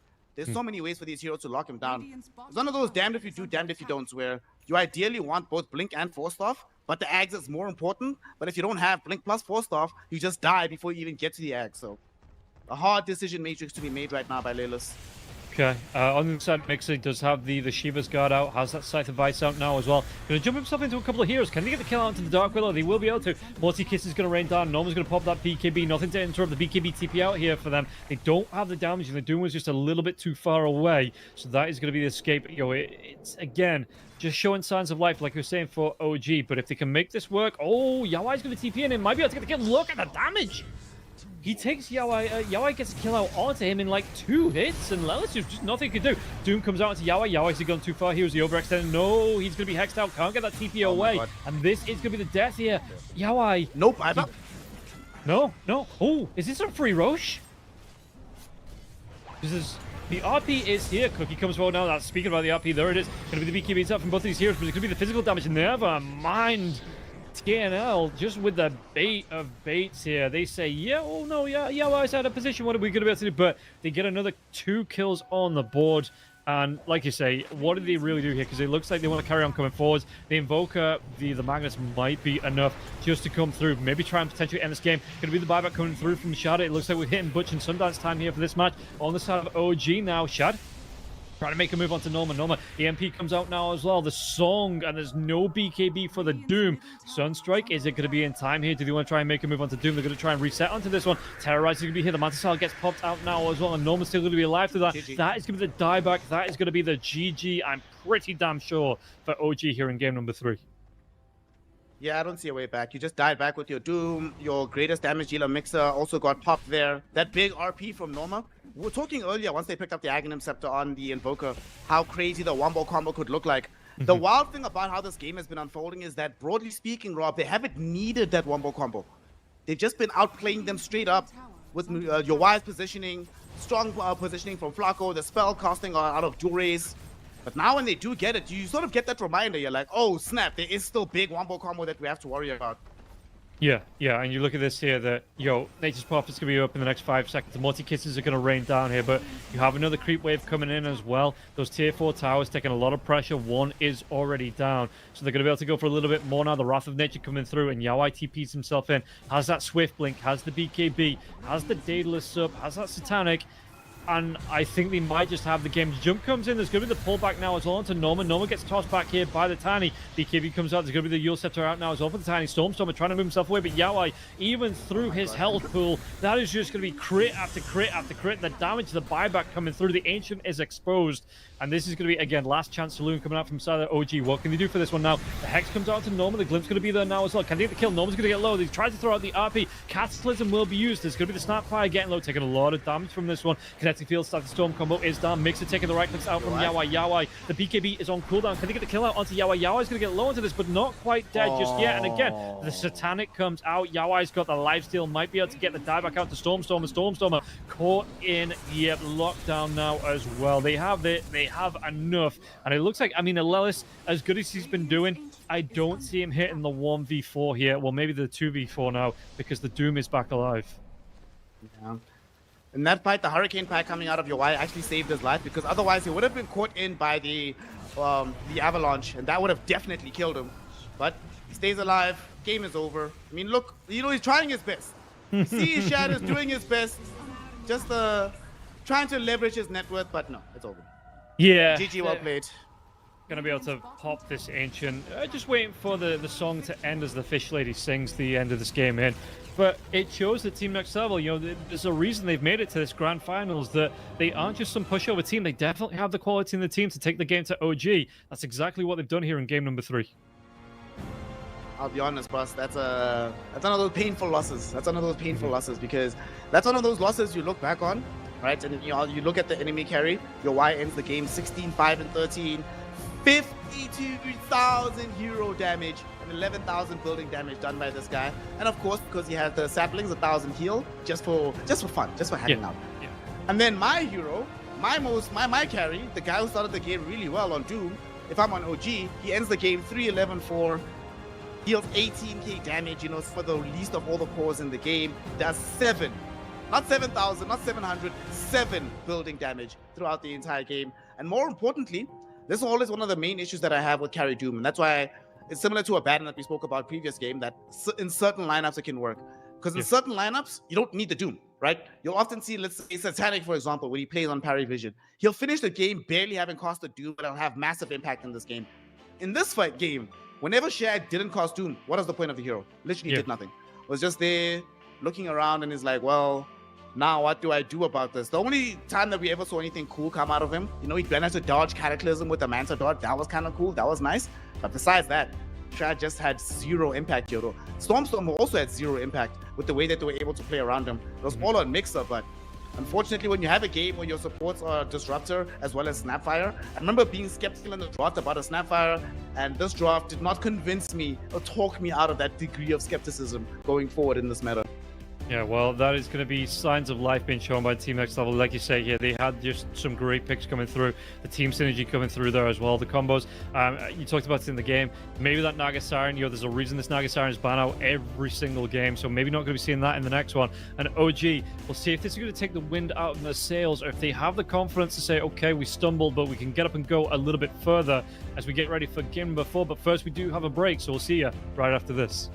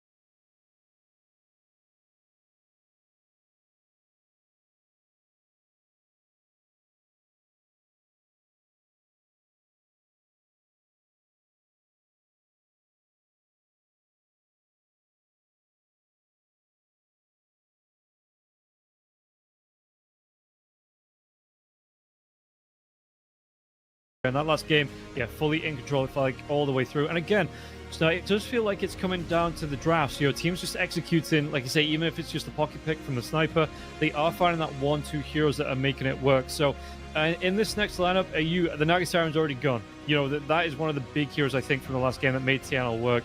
What are you looking at here for TNL to try and have that instant impact once again? Because the Shadow Fiend's still there, the Queen of Pain's still there. We see the who else? We're going to see the Pugna's still there. No, Pugna got banned out by Team Next Level. They took it out because OG have the first pick. But yeah, still some big heroes left to pick up. Honestly, I could see a Dazzle coming out. Oh, no, never mind. OG immediately banned the Dazzle as they go in for the Shadow Fiend pick for themselves. So for Team Next Level, one of the heroes that we've often seen being played into the Shadow Fiend, we could see the Queen of Pain emerging for themselves right now. I wouldn't be too surprised. They get Terrorblade. Well, this hero's been banned second or third phase throughout the entire series, so makes sense that they were like, well, since we have it available first phase, we need a hero. If there's going to be SF carry, which hero will be able to step up and be able to deal with him in a straight up carry to carry matchup? Terrorblade, one of the best in the business. Shadow Fiend doesn't really enjoy playing into illusions all that much, and he definitely does not enjoy playing into high physical damage, high armor, and crucially Sunder, which nullifies the magical output that he brings to the table. Yeah. So we'll see just how they kind of get around this one. And if you're looking at this one, so both players, both carries here for the side of OG and TNL, potential carries being revealed. So how are you looking then? You're in terms of the offlane. Are you just straight into your offlane picks now because you see these heroes on the board, or do you play it a little bit more methodically, or are you going to be bringing in supports? Do you want to be looking at where you kind of get the other lanes in before you trying to lock down that offlane? I think so. I think, like, for example, Team Next Level will obviously go for the support pick first. OG, I think, should go for double support when they have their opportunity, so they have some information as to how to curate their lane on the other side. For example, I would definitely like to see them picking up the Warlock to go with the Shadow Fiend, make sure that his lane is secure by giving him the heals in the lane, make sure that there's Fatal Bonds for later, so he can get off some big Requiems, make sure that the damage output is as sky high as humanly possible. And also, when you play against Terrorblade, you definitely need ways to be able to deal with illusions. Fatal Bonds can do that. And on the other side, honestly, since they pick first, I wouldn't be too upset if they were the ones that picked up the Warlock. That way they have some counter initiation in the event that Storm Spirit or the Shadow Fiend just jumps in, trying to make chaos happen. Got some heals for the laning phase. So I think both sides should be prioritizing Warlock. And then the other one, maybe some Dark Willow. Wouldn't be too mad at a Tusk either, actually, for OG, so that they have an easier way to close down the Terrorblade. Maybe not even Tusk. Clockwork, I think, would work fantastically. It's always been a classic combination in tandem with the Shadow Fiend as well. So for them, if they got like Clock Warlock for OG, and then for next level, if they can get Warlock now, and then maybe also get Dark Willow, I think could be decent for them in this game. But okay. Well, we'll see. We're getting through a lot of reserve time here for the set of bans. The Sansa has already gone, like I said. Pugna, Dawnbreaker all being taken out here as well. Dazzle, as well as the taking out that Magnus here too. So really well played in terms of looking at the heroes that were a threat in the last game, it feels like, for OG. I mean, the Nagasiren was taken out by TNLA because they don't want that one to be the first pick. But, seeing the Magnus was a threat, even if he wasn't the killer, setting up with those RPs, just being the threat to set everybody else up, they do take him away. And the Bat Rider going to be the pick here for Team Next Level. So they dive in again. Shadow Fiend, before he gets that Hurricane Pike out, not the most mobile hero, so he is vulnerable to those jump in the lassos, the dragbacks, and we'll see just what impact that's going to have. The Bat Rider pick coming out here for TNL. So Bat Rider is really good against Shadow Fiend in the laning phase. One of the better heroes. The few times that I've played SF carry, I've not really enjoyed playing into the Bat Rider. So if they can get another aggressive hero on that side of the map, you can either have kill threat on the SF or just make it very uncomfortable for him to farm in the lane. But overall, Bat Rider is just a really good hero. The worst case scenario for this Bat Rider, if the lane is going poorly, all right, brother, please just go stack for me so that my offlaner can catch up deeper into the game. So we could easily see them going back for the Magnus, for example. We could see a Beastmaster emerging from them. I think Beast seems very good. Having some BKB piercing disable, having a hero that can follow up with the Bat Rider, I would like that a lot. But I also like this a lot, having the Shadow Demon. So now they have instant disruption to make sure that the Bat Rider cannot find the lasso combo. You have a way to immediately just pop the ultimate with the Demonic Purge onto Terrorblade or another core hero. But crucially, you get some of these Terrorblade illusions as well. So the stronger he gets, the stronger your team gets at the same time. Yeah, and this is going to be, again, Shadow Demon. the way that he can stack the jungle, it is just ridiculous with Shadow Poison as well as the right-click pull. So going to be able to get massive stacks out for the Shadow Fiend, whether it's going to be mid or carry. Going to be able to accelerate that farm so fast here for whatever core gets that triangle farm out once the Shadow Demon's got a few stacks in there, like I say. So being able to pull this one off, the Shadow Demon, I'm surprised we don't see the hero a little bit more because he really does look effective whenever he gets played. But again, more of a potential niche, I guess. Maybe teams not comfortable around him, and we see, we've been talking about him all day. Stormstormer needs to have the impact to get OG in a comfortable position where they can play from. And if you're wanting anything from Stormstormer, the Invoker is it. This is, like you said, he is the man now. This is his hero. So let's see what he's gonna be able to do from this mid lane. Oh man, poor Wingblade. Every time we cast OG, it's like, where's the Invoker? Where's the Invoker? But now it finally does emerge. Of course, we also already have the Shadow Demon being involved in the game, so we have some strike setups if need be. We have a hero like the Shadow Fiend, who, similar to in Game 2, where we saw how much benefit the Nature's Prophet got out of the Alacrity, Shadow Fiend can accrue a similar benefit as well. And also, you have to remember, he's going to be playing with the Exort build, I imagine. If he gets these Forge Spirits out, Forge Spirits plus the presence of the Dark Lord plus just Shadow Fiend being there, that's a lot of pushing potential all of a sudden out of nowhere. We can even add some illusions of the SF thanks to the Shadow Demon into the mix. Yeah, and you throw that Shadow Fiend because the Shadow Fiend you're building up into the right-click build with the Alacrity on top. It's an okay animation anyway. But you were talking about it, the Beastmaster does come through immediately with a Void Spirit now as well.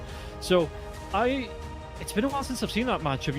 I still think, Stormstormer, again, he knows the hero anyway. He knows the Void Spirit hero as well. Should be able to play this one really well. He's going to have the distance to play away from Void Spirit. Shouldn't really be affected too much about the damage coming through. Shouldn't be vulnerable to the remnants coming out from the Void Spirit. The tornadoes into the EMPs. It's a big ask for the Void Spirit, especially because he's not really a quick BKB builder, and the axe coming through, the Shadow Demon being here as well. This Void Spirit really needs to be on point with the positioning coming through from the Dissimulate as well as that Astral Step. On the bright side, though, the lane should be very positive for this Void Spirit. There used to be a period of time where you just pick Void Spirit specifically into Invoker. Like you said, the game gets complicated. You use Dissimulate to dodge the EMP, but all of a sudden you get Tornado, your Resonant Pulse goes away with the Dispel. It can get iffy in the mid game, but I think the idea here is to try and set them up for earlier success, because they saw from Game 3 that the faster we are able to play, the more quickly we get out onto the map, the better our chances are going to be. And Void Spirit is one of those heroes that, just needs like an item or two to start just constantly roaming across the map. Unfortunately, they're now dealing with an Axe. Axe, very good against Terrorblade. Axe, very good against Void Spirit. And even the Beastmaster, if he decides to go into the Zoo build, all you're really doing is providing Axe additional targets for him to spin off of, which, as we've all seen, rapidly increases the damage output from this hero. Yeah, and it is going to be interesting because it feels like the Beastmaster, that Axe Scepter build is there. Maybe this is going to be the rare occasion where we do see it coming out for the Beastmaster, but it does feel like the Helm of the Dominator, like say that Zoo build coming out for the Beastmaster is the more dominant build now. And it's going to be whether they feel like they need to adapt this one, or they think they can weather the storm with the Axe coming out. But like I say, that Axe, this is where the Shadow Demon is going to come in handy. You're going to have those stacks in the triangle. You're going to have the Axe being able to go in, farm those up, quick Blink Dagger, quick Blade Mail out now. And if you get on top of the Terrorblade, like you say, it really does put him under threat. So, and looking at the lineup here for Team Next Level, none of them incredibly tanky. The Beastmaster can get there, but none of them incredibly tanky. Terrorblade gets the armor, but not the health early on. So, once the damage starts to come out, that Cullen Blade, it could be super effective in these fights. Of course, we still need to see our last support from Team Next Level, and for OG, we need another support as well. Probably looking at position 5 heroes on either lineup. Phoenix would have been pretty decent. Phoenix is gone. Disruptor is still in the pool. There's no Silencer. Oh, Ringmaster would have been sick. That would have been amazing. But I'm just thinking the thing that they really need for the most part on OG is lane stabilization. I still wouldn't mind that Warlock for them to go into the position 5. That way, they also still have, once, Bat Rider, Beastmaster, Void Spirit, they all jump in. We have that instant counter initiation, and we can set up for the Axe to jump in thereafter. So I think, for me, Warlock is the one that's at the top of my list. But I'm excited to see what OG is going to pull out of the hatch here. Yeah, they do have this next pick, so we'll see what's going to be. The Banner of the Undying, like I say, the Ringmaster gone there as well. Disruptor is still there. They could go for something. I mean, the Warlock again with the Fatal Bonds with an Axe there. If you can catch 2 or 3 heroes out with the call, you can make some big things happen. So maybe that's what they are going to lean towards. The Dark Willow is still about as well, though. If they want to try and, they can flex that one. It is between the 4 and the 5 sometimes. So there are some big supports left. Sounds to have been banned out. The Tusk as well has been taken away here. The Dazzle all been taken out here. Ringmaster as well as that Phoenix. How about Ench? How did you feel about Ench coming into the situation? Ooh. Oh. Okay. The Terrorblade counter. The Terrorblade counter. Okay. Yeah. Okay. Terrorblade has some of the highest natural armor in the game, and of course, all the Titan's entire role is to take away your base armor. And Terrorblade, yes, he's going to be building Manta. He's might build Butterfly later, so that's going to give him some agi. But he very rarely builds plus armor items. Beastmaster very, very rarely builds plus armor items either. Sometimes you might get away with the Crimson God or whatever. But this ET, this could work a lot. I like this quite a bit from OG. Yeah, and the Warlock going to come out here for TNL, so they go back for something a little bit more comfortable. Again, can pump out that damage, some good control. If the Axe jumps in, you can throw the Golem over the top of that one. We'll see how that's going to work. But yeah, looking at it, OG, they have come out, they pull a couple of things out from the pockets that they've been maybe saving for this. And I'm looking at this lineup, OG, if they can shake that last game off, I really do like their lineup a little bit more than TNL's. TNL, I think they're relying on Yawai to be that that ultimate late game carry. But we've already seen OG. They like to start fast. They like to go fast, and it might just be a little bit too much for them here, TNL, to weather the storm. Yeah, I think one of the reasons we're able to win in the previous game is because, Shad spent so much of his game just not being active, right? I think when we started outside of the first early gank at like, 9 minutes, we didn't see him really join a full-throated fight until like minute 23, 24. That's not going to really be the case with the Shadow Fiend. Yes, he does want to be able to just sit back and farm, but he should be able to be involved earlier in the game.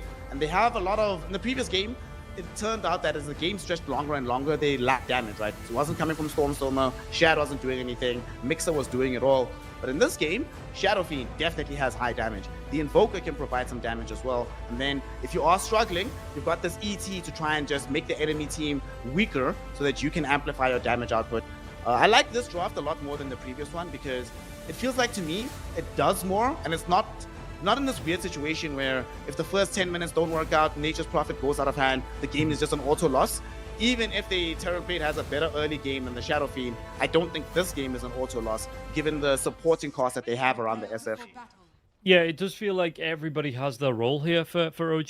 There's definite ways that they want to try and play around these fights once they start to get the spells up, once they start to get the items. On the other side, you've got some... That's the other thing as well. The Void Spirit comes out here. He's one of the best backline dive heroes. But what's the backline dive you're diving here? Because the Shadow Demon's going to have the disruption to keep his teammates alive. Elder Titan's going to be sat on the front lines. He doesn't even know what a backline is. Invoker's going to have the Tornado. You're going to have the Cold Snap coming out. You're going to have the Ice Wall coming through. Mixer's going to be diving in here as well. Shadow Fiend likes to be in and around the fights, getting the raises off, getting the Requiems, getting the right clicks. So, it is going to be interesting to see how Dual Race plays around this one because it was an early pick on the Void Spirit. How well it's actually going to pay off here for the side of TNL. And, if he's going to be able to get in, then maybe that quick Ag Scepter, you'll be able to get around the fights, get those silences up, you'll be able to have that impact. But Dual Race for me, it's all about him being able to shut down Stormstormer. And up against the Stormstormer Invoker, that is a big ask. Was still able to recover quite well when he was playing Invoker for Dual Race in the previous matchup. So I cannot imagine, and this should be a favorable matchup overall, especially in the earlier portions of the laning phase. So I imagine that he's still feeling very confident. Like we were mentioning earlier, the game state is the problem, not necessarily the lane. So as long as he can do what he does, keep putting pressure out onto Stormstormer, you should be fine. Yeah. Oh, Shad here could be in a little bit. I mean, Norma's going to try and go right up to him, but it looks like Shad actually wants to push in and get the farm off here onto the boars. You're getting that early. He's going to have the 1 point in the Necromastery there. You're going to have that one Necromastery charge and gets a little bit of gold from that there too. So going to be able to go back into lane, find some farm. And yeah, what does the Beastmaster... Yeah, you were talking about the Zoo build. Do you think you have to shift over to the axes? You're trying to get the damage out on Shad at a distance, try and farm out those the range creeps with the axes every time the axes are up? Nah, I think you're actually fine going for the boar build here. Yeah. Unfortunately, the nature of how Lilith is going to be playing this lane is more as like a protector. But if you have the boar, and then you can, on the one side, be peppering Lilith with boar damage or Shad with boar damage. On the other side, Fernand's peppering them with Flame Break, Stippy, Napalm. I think that's more effective in the laning phase than just going for the raw axes. And you ideally, if your right clicking is good enough, then you can still find denies onto the Shadow Fiend, prevent him from stacking up those necro charges.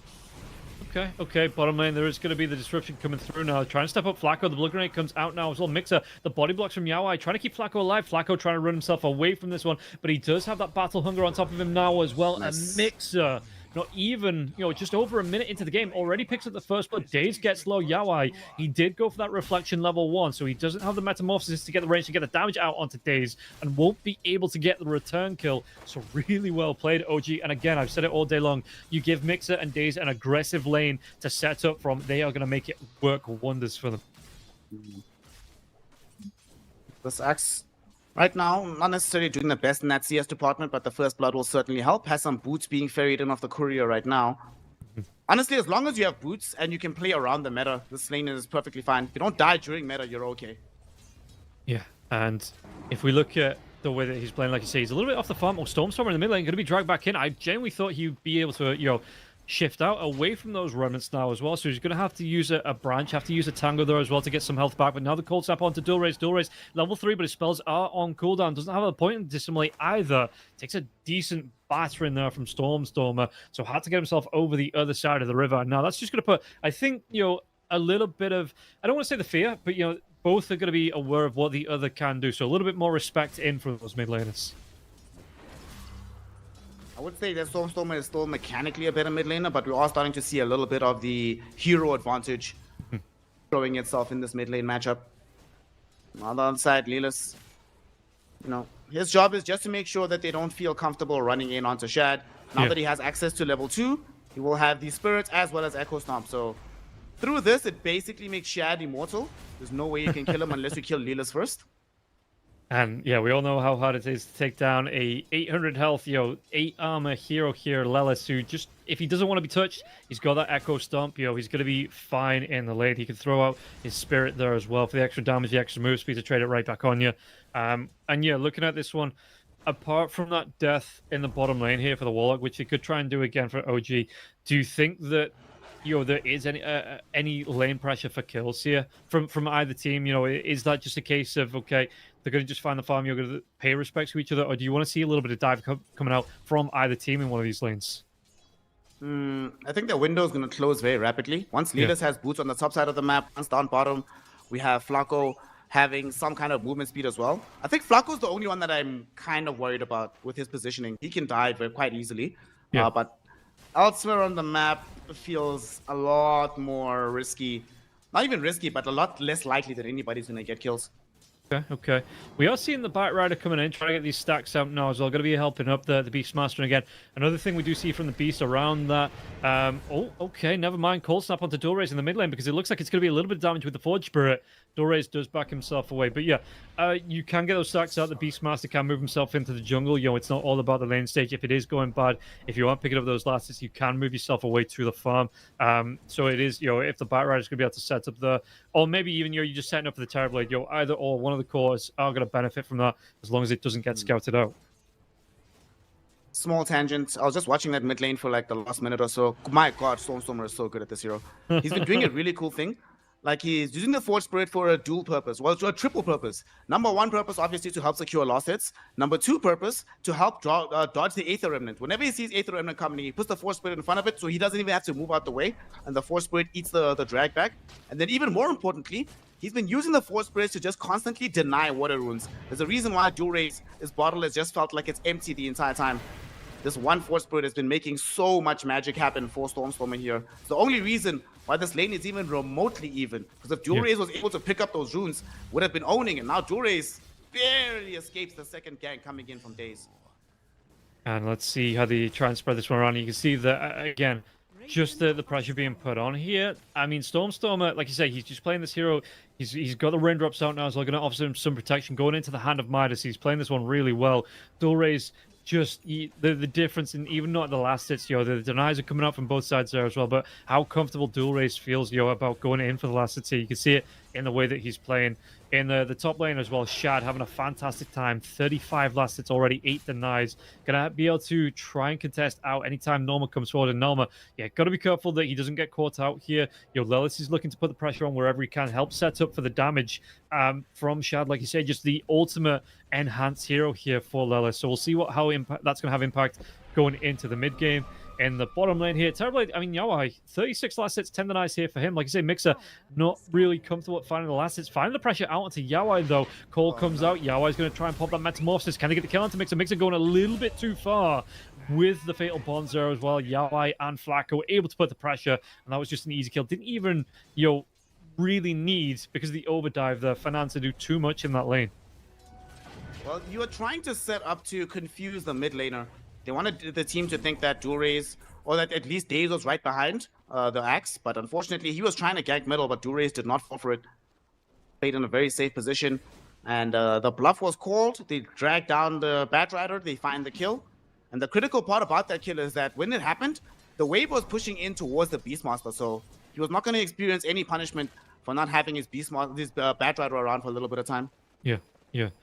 Durays, he is going to be underneath vision there, but there's not going to be anything to punish him out, Durays. So he's got his boots already going to go for those power treads out. Meanwhile, the bottom lane, once again, this time Sunstrike, he's going to be here. The call going to be perfectly timed here. Blue Grenade comes in. Yawai can get himself away. There is going to be the Shadow Word to try and keep him alive a little bit longer, but Mixer does get the kill, and now for Flacco back, he's not got a lot of mana left, so back behind that tier 1 tower, just playing it safe. And it does feel like, again, when you can find those openings, that Sunstrike going to be incredibly deadly. And again, yeah, if anyone's going to find the time to get those right, it is going to be Stormstormer. That was good stuff, and that's a preview of a combination we're going to be seeing quite a lot throughout this game. Disruption, Sunstrike, Call. The only thing that was missing at that point was you didn't see the Echo Stomp emerging from Lelis, but at some point it will. Do you see Stormstormer going in for a quick Axe after this Hand of Midas to get the Cataclysm up to to kind of combo up with the Axe Call? I think so. I think a good build for him would be if he goes Ags into Hex. I think would be the way to go here for Stormstormer. Okay, well, we'll see what the build-up is going to be. Not too far away from that Hand of Midas now as well here. So having a really good time on Stormstormer net worth-wise. He's having an okay. He's going to be a little bit behind, but he's set up for the kills like this onto Norma. Norma was a little bit too quick on the wake-up here, but Mixer is here as well. Culling Blade comes out. Requiem being thrown out there as well for Shad, just for the firework effect, just to kind of celebrate that one, as Mixer does get the kill. So that is going to start to be Culling Blade stacks starting to get there as well. Shad, the cheerleader, doing his thing there in that situation, should add a cosmetic where the Requiem is just pom-poms that he's just shaking in the air, some confetti flying around. Back to the point about the Invoker, I think one of the reasons why the Axe is going to be so good in this game is they have so many ways and so many tools to allow Stormstormer to predict exactly where the enemies are going to be. You've got the ET Sleep with his ultimate. You've got Disruption from the Shadow Demon. You've got the Axe Fall. Of all these tools, you can guarantee that at least one hero will eat the full strength Cataclysm. Because again, looking at TNL, this time around, they do not have any salvation heroes. They have no way to drag you out of trouble. If you get caught, you're on your own. So if they can just facilitate that additional big burst of damage, would be quite nice. But also, there's another option that they could pursue. Instead of going for Aghanim Scepter, if they feel that they'd rather play a right-click game, he could go Witchblade and try angle for that Parasma build that we used to see on this X1 Invoker. Yeah. I have seen, there is still the Orchid option there as well into the Bloodthorn as well, building upon that right click. So being able to get a silence off could have a big impact on something like the Batrider or the Warlock when they try and get their spells off. Yeah, there are options here for Stormstorm. We'll see what it's going to be, because he has that Hand of Midas completed now. So we'll see what he wants to queue up here for the Invoker, which path he is going to take. Lelis making a move around into the mid lane, maybe just trying to, he's already going to be level 6 here on the Elder Titans. So just to help protect the runes. In fact, he's going to have an invis room. Might be able to set up for a point-blank stomp somewhere.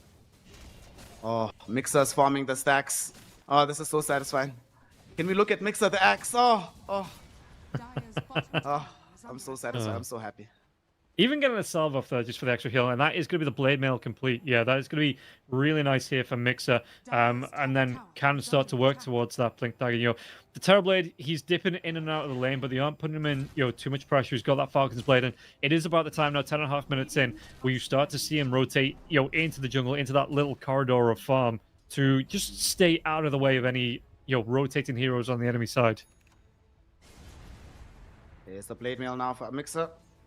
Doesn't have a blink dagger just yet. No, no. But I could imagine them starting to getting active on the side of TNL because they just picked up this Urn of Shadows on dual ray. So he's not going to be going for the immediate Aghanim Scepter build that we sometimes see from these voice birds. He wants to make sure that they have that Spirit Vessel available as early as humanly possible. Yeah, and okay, no rotation of the Bat Riders in the mid lane. There's going to be the disruption coming out here, out onto the Terrorblade. But Mixer, does he want to dive the tower for this one? In fact, the Battle Hunger will come through. So we'll see bottom lane if Yawai is going to live through this one. The TPs are going to start to come out as well. And Shad this time, well, there is going to be the Chaotic Offering being dropped here, but Yawai is going to go down. Shad picks up that kill this time here. Mixer, he's got that Blade Mail going. He's still going to be taken down. Flacco gets the credit for the kill. Requiem comes through now as well. Is there going to be more follow-up onto this one? Dual Race, he's already used pretty much all of his spells. And look at this one. Lelis with the right clicks down onto him. The Race is coming through now as well. Just needs one more. Anything. Daze gets the credit for the kill, takes down, and Finance is going to up to Stormstormer too. Flacco, is he going to be able to get himself away from this one? I mean, the Spirit sees him, the Spirit chases him down, but it looks like the rest of OG, they just want to focus on this tier 1 tower, make life really uncomfortable for this Terrorblade. OG have clearly learned from the previous game because instead of just showing up with their strongest heroes, they bring everybody. This is why they were losing the early game in the previous one. That they were just fighting with a numerical disadvantage at all times. And this time around, they forced a numerical disadvantage. Norma's busy pushing the top lane, and he succeeded in that endeavor. But he wasn't available for the fight. They end up losing 3. And yeah, sure, you end up losing Mixer, but who the hell cares? You got 2 cores out of it.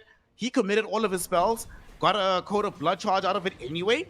And most importantly, when Shad shows up, getting this, it's not just about the gold that he picked up, but it's the experience. Shadow Fiend is one of those carries that is extremely reliant on gaining levels. So involving him in early fights accelerates his timing more so than just farming the jungle would. Yeah, and let's look at this, how they want to try and play this one out. They are making a move, to back up the Beastmaster here with that Helm of the Dominator to make a push towards the top part of the map. He is going to go for the Helm of the Overlord too. So they can put some pressure onto the tier 2. Shad, Lelis, both here. Batrider looking at the backlines now. So the Batrider has that Blink Dagger queued up. Lasso is available. Who are they going to try and find with this one? I think they might just see Lelis, but Lelis is going to be able to get that D-Ward off. So not going to be any quick picks here for the Batrider to get the Lasso back on. And it looks like, OG, I like this one. They did it in the first, did it in the second game. As soon as there was a threat of danger, they just immediately started to group up. They sent to start to rotate the supports. They sent to start to make sure that if something happens, they have somebody to re-engage or to counter-engage. And this is the OG, something they were missing, it felt like in the last game, that OG just felt like they were a step behind what TNL were trying to do. Well, unfortunately, right now, TNL have that same problem because Yawai playing Terrorblade, not necessarily wanting to be involved at this stage of the game. Still wants to finish his Manta, +1 item after that. Then he can start getting involved as he gets towards his Skadi. But now, though, Blink Dagger is in tow for Mixer. I can't imagine they're going to want to stay static for too much longer. They want to try and leverage the strength of this hero, especially because they picked up a bots first on Stormstormer before he went for the Aghanim Scepter. And the idea here is that in the time period while he's getting the Ags, he's not going to be getting it from raw farming. Whenever there is a fight on any side of the map, he will be there. He will contribute an extra number, the additional spells. Just put pressure onto TNL no matter where they are on the map. Yeah. And this is looking like it is going to be the Ags coming out for Stormstormer too. So, yeah, queuing up to really help throw the wombos out here. Finance, what's he trying to do? He's just trying to show in the lane for against Shad. Is this going to be the wraparound coming through for Noma to try and go for that raw out? Because at the minute, he's just trying to find the farm. And look at this one, the chase coming through. Again, this reply. Firefly comes out for Finance. He just has to try and book it away. And, is this going to be the smoke coming out? Yeah, but Finance, he was there just at the right time. So they're going to be able to get a kill out into the Batrider. Wow. Even throwing the Split Earth out for that. The Earth Splitter, excuse me. But it does keep Yawai alive. It stops that dive in from the Axe making a move out onto the Terrorblade. So you are spending your life, but you're buying that information to keep your carry alive. My man Axe has a chipped vest blade mail with the Blink Dagger. If they had found Yawai first, he's absolutely dead. They might be able to kill off Flacco though as well.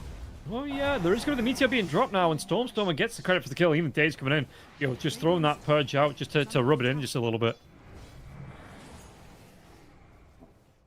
Now we do need Jewelry to start opening up the map. He's finished off his Spirit Vessel. I do not want to see him just sitting and farming for his Kaya Sanj or farming for his Aghanim Scepter. He needs to be killing heroes to try and attain that. And they do have some tools. They're very close to having their Helm of the Overlord. The recipe on it was destroyed by the team while they were attacking onto the courier. But they have Blink Dagger coming in very shortly for the Bat Rider. Not that far away from Manta for the Terrorblade. I definitely do not want to see them just sitting back and inviting this pressure, because if you're behind, Rob, 5K at 16 minutes, that's yes, you have a Midas, but that's a big problem for the enemy lineup, and they're the ones that need to do something about it. They just can't let you get away with this.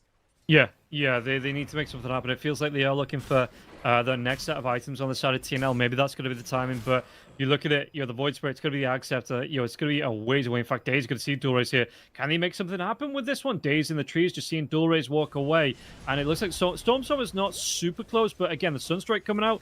Can they do something with this one? Dual Ray's going to show on the creep wave now as well. And he's already got that Shadow Demon behind him here. Yeah, there's going to be the Tornado coming through. Dual Rays can't dodge that one off. Stormstormer now as well. The Poison starts to stack up with Dissimilate. He actually goes behind Stormstormer for the dive. The Sunstrike now. Is this Disruption going to be close enough to get it? No. What a player. Daze just could not close that gap. And yeah, really well played defensively to know which way he had to go to keep himself alive.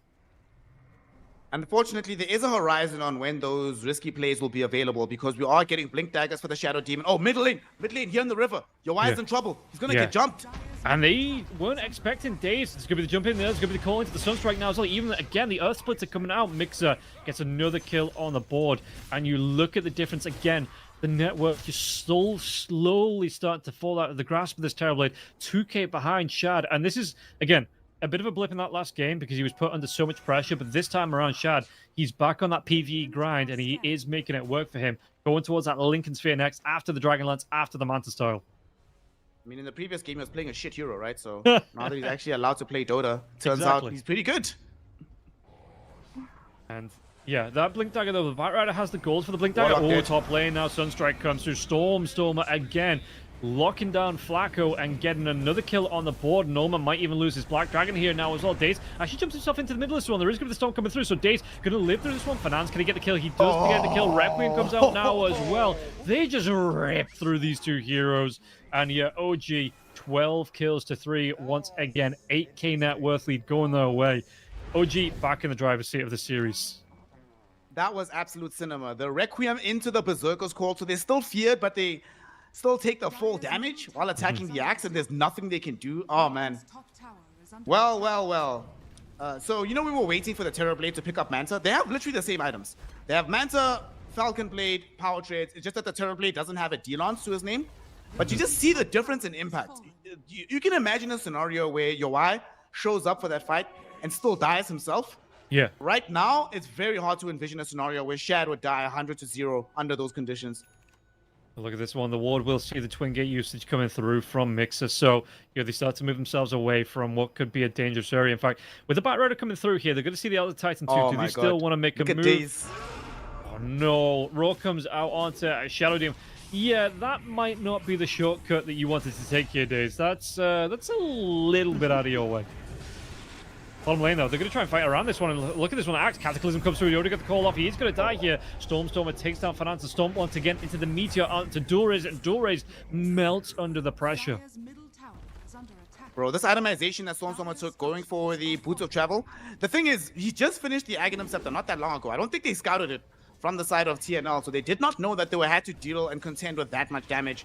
And Mixer is just like, dude, y'all had to commit Lasso, y'all brought in an Astral Step, all of the Voice Spirit spells, and you both still died, giving the farm to Stormstormer. And I'm still both higher net worth than both of you. I don't care about all of this. Like, they are in such a good place right now. Stormstormer is not even deciding exactly what he wants to buy next. He has the latitude to see how the next couple of fights unfold. We're not that far away from having... You already have a full Solar Crest on Leylas. I was about to say not that far away. He just finished it.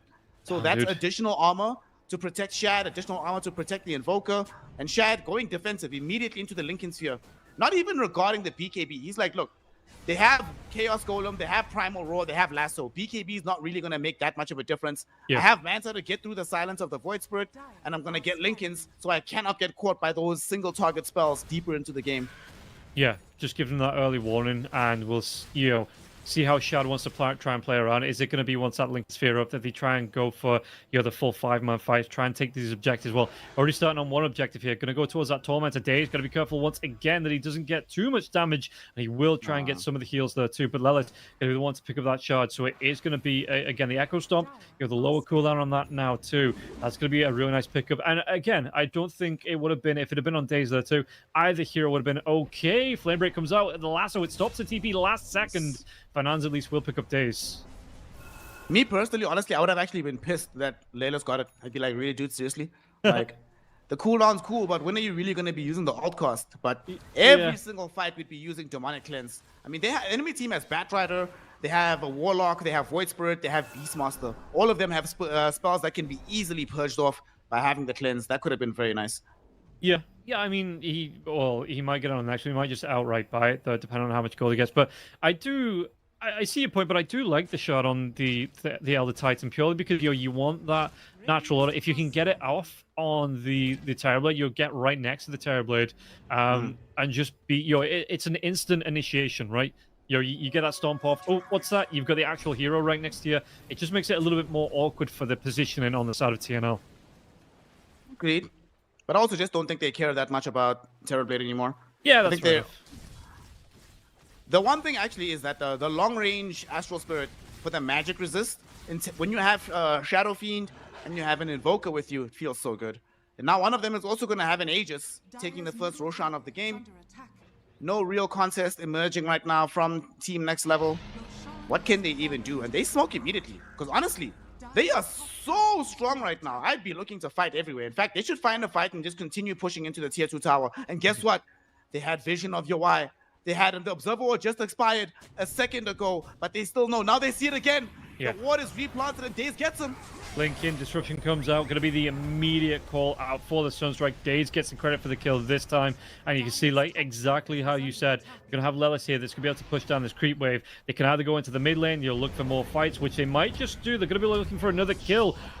He was trying to drop the rock there. The Chaotic offering, it was mid-cast. Daze, Disruption, going to be able to keep himself alive. Does he set up for another fight? The Invoker might be able to come back into this one. Nope, Daze, maybe a step too far here for the Shadow Demon. But he still get another 2 kills, including the Terrorblade. And now pressure on this tier 2 tower too. I'm hearing a roar, though. Okay, Stormstormer, no heroes to back him up. Will be taken down by Norma.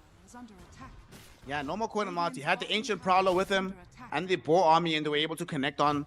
Nobody was around. Everybody was still trying to chase after the Void Spirit and the Warlock on the Batrider, excuse me. So that's very, very nice. It's going to stall things out. And I do think Norma, with this Blink Dagger going into the BKB, they do need him to be having a good game so that he can be the one to just find this Invoker no matter what and just lock him down, prevent the additional spells from emerging from Stormstormer. Yeah, and maybe that's what we said. Well, it's going to be the BKB. For the Invoker here, he's already got that Blink Dagger queued up. I mean, net worth-wise, having a fantastic time. Flacco, once again, trying to deny himself to the neutrals. Lilis! What's your problem, bro? He was just making sure it doesn't get secured by the neutrals on the other side of the camp. You see, even Daze knows that he messed up. He's like, bro, what are you doing? I think it was Shad got hit by the tendrils there that stopped him from being able to get that last right click off as Fernandes. Stormstormer gets another kill on the board here. Dulrace, finding some farm in the mid. But again, these tier 2 towers are being pressured, and Shad, he is looking like a wrecking ball here. You're just going to be able to go for the right clicks, clean up these creep waves, and just keep this pressure on the tier 2 up for TNL to respond. At the very least, they do now have this Aghanim Scepter on Dulrace, so we have that AoE silence in tandem with the Spirit Vessel. This is kind of the requirement for Void Spirit, but usually this emerges at 18, 19 minutes, not 24. But that's where we are right now. And yeah, he really had, I mean, even a 5, it's a full like late game item difference, like you say, between the 2 carries here. Yawai, he is going to go towards that Hurricane Pike, how useful it's going to be, how quickly he can get it up. It is still going to take a while after the after the Dragonlance was completed, which is just opening up all of the space for OG. And Shad has his Hurricane Pike. It's literally arriving as we speak. So he has the full Hurricane Pike, Lincoln Sphere, Falcon Blade, Manta, still has an Aegis for 2 minutes, and is now going to angle towards a Butterfly. And one of the problematic parts about Terrorblade matchups is you never, ever, ever want to be buying MKB on Terrorblade. So when your counterpart carry is happy to go into a butterfly, you start to feel terrible about the situation. Yeah, and Shadow with the right-click build, you know, if the shoe was on the other foot, I feel like Shadow Fiend, he's all right buying that MKB. He's like, Oh, yeah, happily. okay, you know, I might have bought it further down the line anyway. Yeah, he's more than chuffed for that. I mean, he has queued up a disperser right now, but that could easily turn into a MKB if needed. He doesn't really care. So he's chilling. Highest net worth hero in the game. The highest net worth hero for the side of TNL is Norma, who is about to finish in AC. And this is going to be useful given how much right-click damage is emerging from the enemy team. And of course, we discussed this in the draft that Lilis will just take away most of your normal armor if he's nearby you. And AC will help by giving you that plus armor. But when the enemy team is this far ahead, 11k, 26 minutes in, 10 kills above you, I don't know, man. They're smoked up right now, but I don't even think they're looking for a regular fight. They can just do this. And honestly, what can TNL do? You see Shad posted up in front of you with all of these items. You don't really have anybody who has the strength. Maybe you could kill him once, but killing him twice impossible. Mix, it's going to be, well, both supports are going to go down as Stormer takes down Fernandes too. Really great dive for the Axe. And again, a coat of blood is just starting to stack up that armor for the Axe. You're level 2 onto that Cullen Blade now, so the tier 2 tower goes down. Like you say, you've got this Aegis for what, another 30 seconds or so, Shad? You might just try and spend this one with 2 heroes dead. A big initiation hero like that Batrider there too that can look for the Blink Lasso in. You know, even if he buys back, it's going to take him like 3 or 4 seconds to get to that tier 3 tower to get the Blink, and Shad is just more than happy to put the pressure out. Fortification will be used, but that's most of the tier 3 tower. In fact, does he go back for this one? Does he want to try and finish it off? I think he might just do. We spoke about this in the draft. At some point, you'll have Alacrity on SF with Forge Spirits hitting buildings. Yeah. And look how quickly this melts. This is like damage that you see at 40-something minutes, not at 27. Dive comes in here, Shadow. There is going to be the Force Staff away with that Hurricane Pike to keep the Shadow Fiend from taking too much damage. Dual Ray's doing what he can to try and protect his base. Beastmaster? Beastmaster? Oh, Beastmaster. Yeah, what are they going to be able to do here? Who's got the TP away? Okay. Days Mixer, they were looking for it, but he just immediately gets the TP out. At least is able to connect the golem. So some plus 250 gold. And honestly, at this point, the degree of investment to get that is actually better than having to kill Beastmaster. So I'm sure he's pretty chilled. Mid lane though, Shad could be in danger. He doesn't have access to his Aegis anymore. No, but there is a Lincoln Sphere here. The Lasso is going to still be on top of them. Did he get it off? There's going to be the Chaotic Offering coming through here. Is he going to die through this? No, look at the damage. He actually turned this one around. They take down the Warlock. He's going to stand his ground. The Roar comes out now onto the Shadow Fiend. The Shadow Fiend is going to be low. Backlands Yawai. He gets a lot of damage off. He's going to have to use that Sunder there, though. So it's going to be a trade. It's a carry for your support. And Flacco, do they want to carry on going into this one? Because Flacco did take down Shad. They have that Warlock going up who can hit onto that tier 2 tower. But the Metamorphosis is already about 2/3 of the way through. Do they want to carry on going? BKB out for Stormstormer now. Going to be out with that. Oh, the Tornado connects. There's going to be the dive in as well from the Axe. Can they get the kill? There was no Sunder. He'd already used it at the start of the other fight. And now the Disruption. They might be able to go for a little bit more here. Mix just backing himself away because he does have that Spirit Vessel on him. So he's going to be debuffed out now. Fernandes trying to run himself. The Shadow Poison, is it going to be enough? He is low, but not quite enough for the kill. Well, Stormstormer, he says, you know what, I'm going to go in for the right clicks now, and I think he's just enough. Yeah, the blink away from the Batrider there too. Just a little bit too short now. Elder Titan, got to be careful. Duray's looking for that kill again. Spirit Vessel doing a lot of work here up against the Elder Titan, and it's going to be the EMP coming through, trying to keep Lelis alive. Lelis backing himself away. He might just not going to be able to take him down. Lelis will live, and he's got those regen boots to get himself back to a decent amount of health as he backs himself away too. You know, before the secondary fight broke out, when I just watched the Shadow Fiend dying first, I wanted to see something very controversial, that despite the SF dying, OG actually won that fight because it took 5 heroes.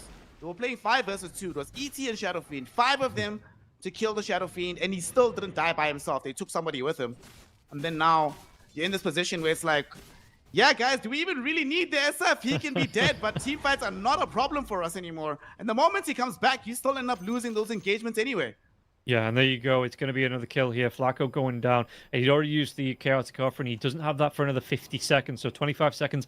Even after he spawns here, do they put pressure out? They might be able to get the catch out. Yeah, why? He's going to be underneath that vision now as well. Needs to get himself back towards the high ground. Chad, he was looking for his teammates to start the initiation, but Stormstorm was spotted out on the other side by Yawai's illusions, so wasn't quite able to get the initiation off to start a kill, start something off onto Yawai. But again, Stormstormer, he has that alacrity up, going to be able to clean up the creep waves, putting a lot of pressure onto this bottom lane.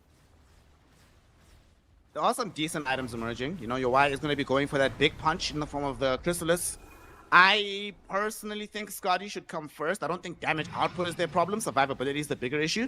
But I can also fully understand why he would go for this route. But for me, the really big item, I'm still waiting for this BKB from Norma. Like, they only have one BKB piercing disable on the side of OG at the moment in the form of this Axe Call. So if Norma actually has better movement, but oh no, look The middle. Lotus!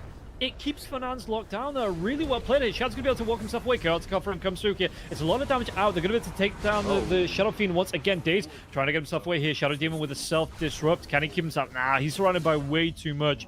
So, okay. This Bat Rider twice in a row now, being able to break the Lincolns with the Force Staff and then immediately be able to get the lasso off, really making it work up against. And yeah, Shad been punished twice for that.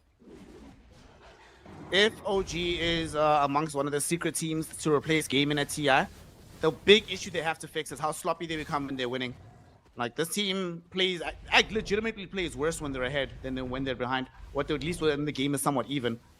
I mean, that far forward, there was nobody behind them. Invoker and Axe are all the way towards the north side, near the tier 2 tower, in fact. The only other person with the support in the ET that really couldn't bail them out of that kind of situation. I have no idea what they were thinking. They're like, you're pressuring the tier, you don't have Aegis, you don't have BKB, you're pressuring a tier 2 by yourselves. Like, the thing is, they seem so disciplined when the game is even, but the further and further ahead they get, the easier they make it for their opponents. And I mean, we saw this in the TI qualifiers between them and Nigma, where it was basically a contest of who could throw first. Yeah. And that's something that they definitely need to sort out going into the future with this lineup. Yeah, like you say, some discipline. Maybe, you know, because the Shadow Fiend did live for a little bit longer, maybe instead of the Butterfly, a Satanic would be the better option to get the lifesteal back, you know, once you are aggressed like this, because you are living through the lasso with the help of your team. You just need something to kind of boost yourself back up. So the Butterfly, again, maybe the Satanic instead of the Disperser here, something like that, but it feels like Shadow Fiend, yo, Shad, he knows he's ahead, and he's just like, I'm picking the items that are going to keep me ahead. Yo, if we're the ones that get the engage, they're the items that are going to win me these fights, instead of if I get jumped on, picking the items that are going to keep him alive. Another potential fight here in the exact same spot where our Shadow Fiend ended up dying. Yeah. Fernandes, it looks like they've been just using Fernandes as bait, dangling him forward. Doesn't seem like OG can resist. I don't know, maybe they've got some beef with him in the pubs, and they're like, we've got to punish this guy. Yeah. I mean, Fernandes is just doing his job. If he is, you know, like say, he's playing the bait like this one, as OG, they get themselves back into the Roche Pit. The Lacti comes through here with the scan, so they know that they're trying to make a move on the side of TNL towards this Roche Pit. Yoi is going to show in the mid lane here to the 3rd Forge Spirits, actually.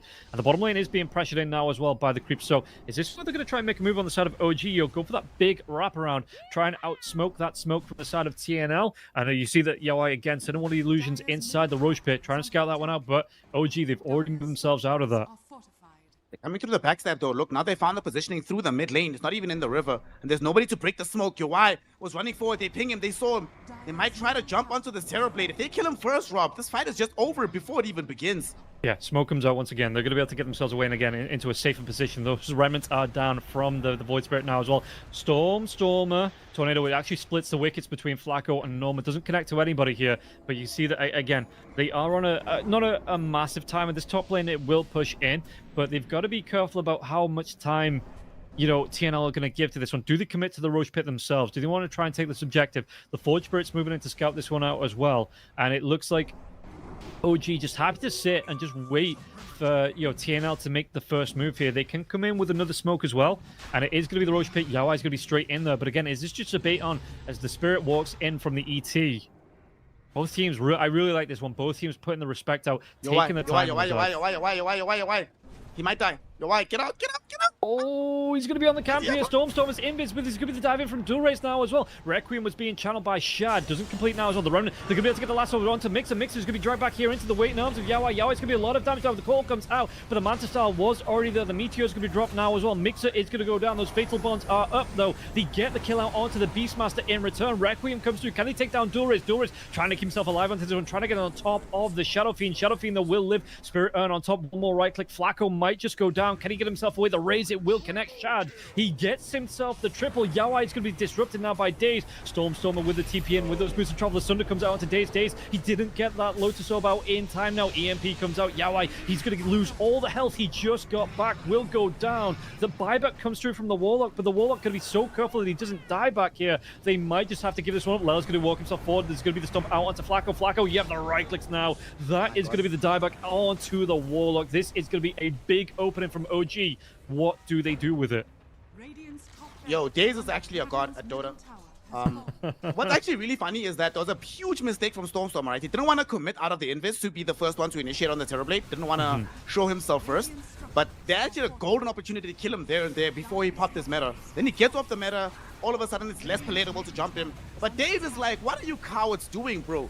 He just presses Q on this guy, gets the illusions out, and ends up dishing out an absurd amount of damage with those illusions. And more importantly, creating space for Shad. As he disrupted all the heroes behind him, Shad goes forward, able to get off all of his spells, and there's nobody to counter him at the forefront of the fight. If Daze had died first, all of that is impossible. Shad will just not be able to have the presence in that situation, but shout out to Daze, making it happen for his squad. I mean, let's think about this. Mixer was one of the first people not to be involved in that fight, but they still had enough control to kill all of the cores effectively, and it's down to Daze on the Shadow Demon. Also, his Lotus Orb, so many times you could see that they wanted to press their spells, but they're like, man, we can't. We have to wait for the Lotus Orb to go down. And in that duration, Daze is not sitting idly by. He's using his spells against you, making it extremely difficult for you to pursue the fight. And in the end, they dominate, they win it all, and they should be able to walk away with the Aegis and the Roshan's banner. Yeah, and there's only one lane of racks stand between TNL and full Megas there as well. The Forge Spirits were able to take down the melee racks in that top lane, while the full lane in the mid lane was being taken down by the rest of OG. This is looking so comfortable. 20k net worth here, 29 kills in 37 minutes up against the 12 kills on the side of TNL. You are praying, you are hoping that there is some miracle here for Yawai, you know, in terms of what he can pull off in this one. He's getting himself towards that Skadi. Still going to be about 1,600 gold away from that, though. And OG aren't going to wait. They have the Sages, like you say, they have that banner. He did go for the Satanic over the Disperser here on the Shadow Fiend. Butterfly is up. Lincoln Sphere, you know, he's got that full protection of the Manta Star coming out. He's going to have the Disruption from Daze, the Axe to jump into to guard him here as well. And OG, this is looking so close. They can taste that victory after a bit of a dodgy game 3. It's a full recovery from them. They didn't let it shake them. They didn't let it get to them mentally. They've just come back fully recovered, and yeah, showing why they fought through that lower bracket to get themselves into this grand finals. 20k lead right now. It is looking dicey. I think one of the problems that they've been experiencing for the last time. Oh, wait, hold on. Oh, look at this one. Yeah, they're going to have the back lines. Did that roar come through? It didn't from the Beastmaster. Now the Beastmaster, well, they're going to be able to get the kill into dual race. Norman now, the Cataclysm comes out, the Culling Blade. They take down the Beastmaster, who immediately buys back. Backline, though, Yawai, the lasso comes through, but look at the right clicks coming through. Yawai is just being melted. The Sunder, but Chad, he has that Satanic. He's going to be able to get all of his health, well, most of his health back. He just melts through the entire team with no buybacks left. This is going to be it. Yeah, you've called it. That is going to be the GG. What a last-ditch fight. You were mentioning it earlier, how much of a difference a Satanic could make. He decides not to buy the Disperser, picks up the Satanic, and having the Butterfly with the Satanic gets up to full. He has his own Sunder, Rob. Now they get the GG. It's OG. I don't know if we'll see them at TI, but we're all going to see them at the top of the CCT mountain. Yeah, they are going to be able to close this one out 3-1 after just a great performance all the way through. But before we get to that one, not to take anything away from TNL, they adapted game after game after game. You know, that third game was, they showed why they made it all that way and weren't able to close it up here up against OG in this fourth game. But there's a reason why they are looking impressive. You know, they looked in.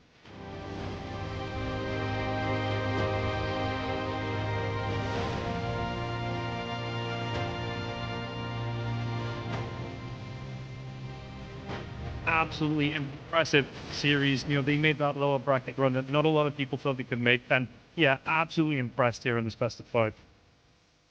I think the thing that impresses me the most is that the people I expected to be impressed by aren't the people who like really stood out for me.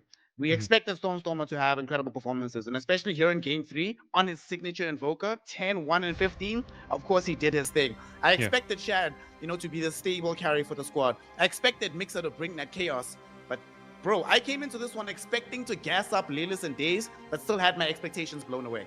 This was some clean support games. Even in the game that they lost, like the only weak, like, okay, the Days, Morty's Kisses, Snapfire, okay, that didn't really work out for them. But on broadly speaking, how they played in this game, for example, Days, how many times did we see him turn around unsalvageable fights just by his positioning, using the right spells, the Lotus Orb coming out at the right time? Laylis, a couple of times I was skeptical about what this ET was going to do. Hell, I was clowning the shot, right, that it went towards him, but it worked out. There was that one of the last fights. He immediately Echo Storms goods into the Terror Blade's face. TB is like, I have to Sunder right now. But if you Sunder right now, that means I have no defense for the rest of the fight. They demolish him. They walk forward. And something that you kept mentioning, this was yet again another draft win. And OG executed the draft properly, able to bring the numbers this time relative to what Team Next Level. Yes, your Y played well on his Terror Blade, but Terror Blade is not the hero that's going to show up at a 15-minute fight. Shadow Fiend is. And ultimately, I think that's what gave the victory towards the side of OG. Yeah, and OG, they are going to be closing it out now. We'll see if they're going to be, we're going to be seeing them in a couple of weeks' time. We don't know what's happening with that. We have no inside information, but for now, it might be a little bit of a longer break here for CCT back on the other side of September after TI.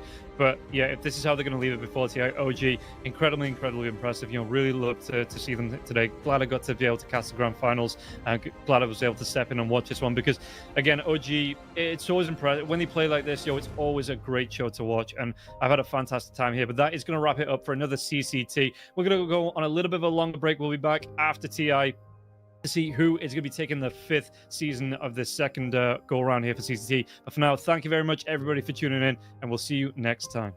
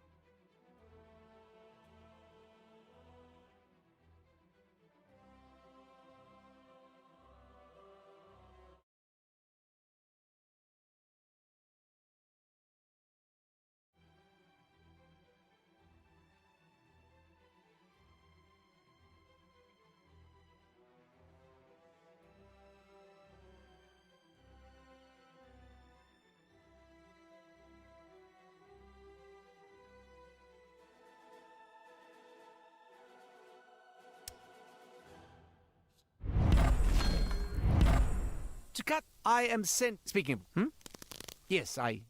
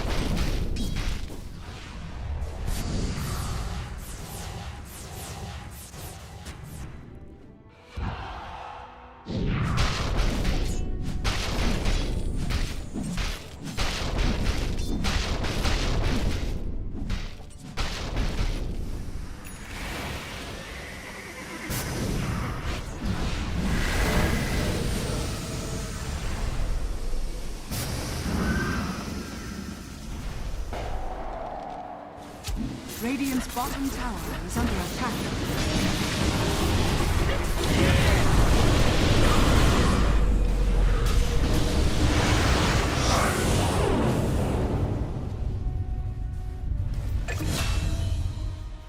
Radiant structures are fortified.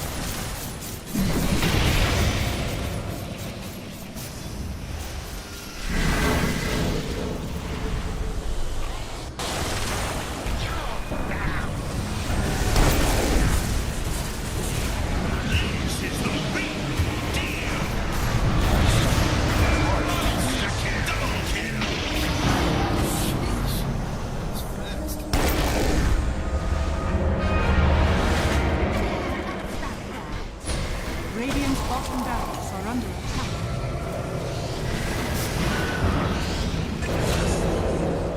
Miss me.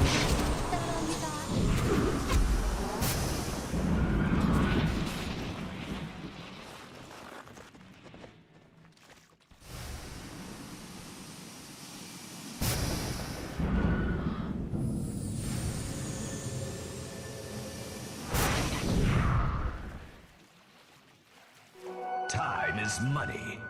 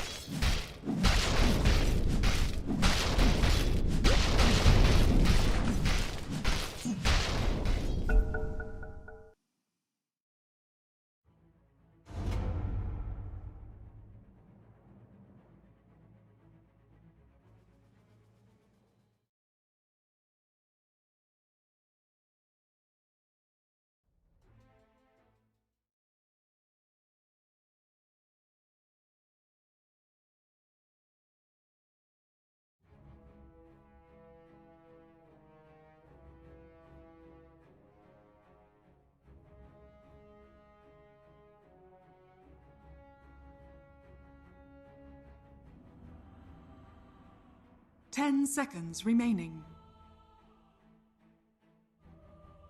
5 seconds remaining.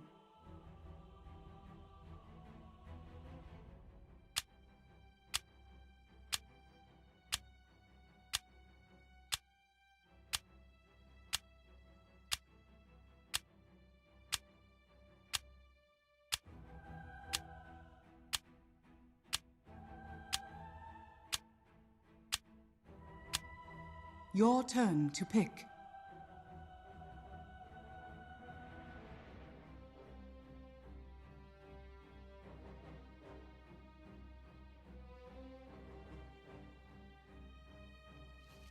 Ten seconds remaining.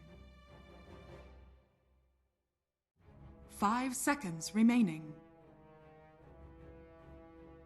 Your turn to pick.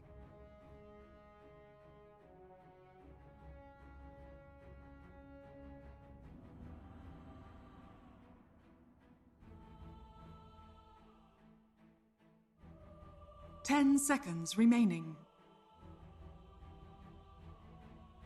5 seconds remaining.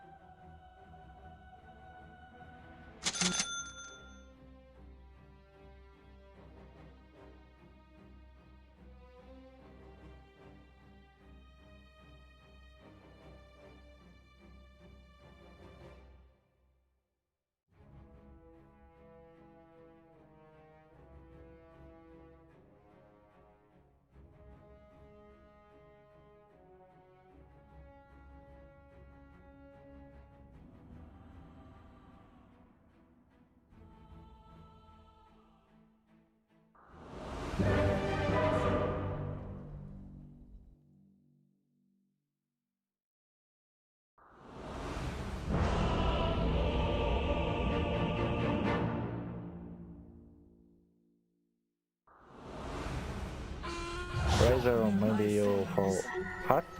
I go. Prepare for battle. Sliding. It's in the bag. Slithering.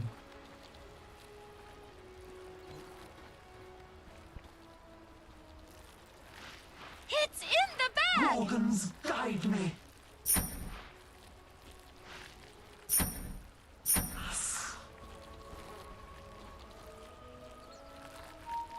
Crawling. Yes.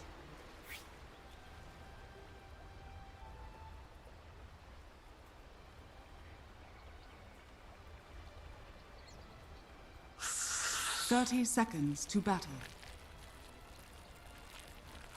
Right.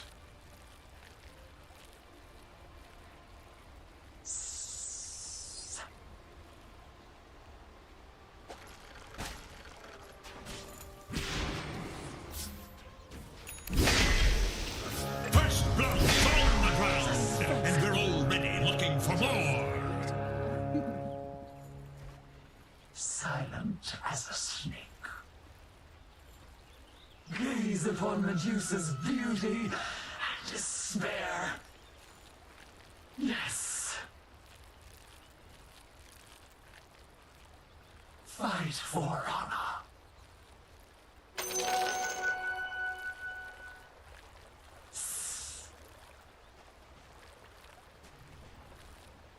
Right.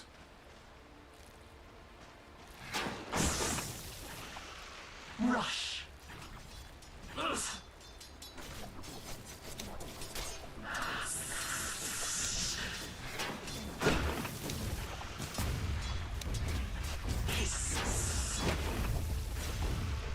Bring me mana. Serpentine. For honor.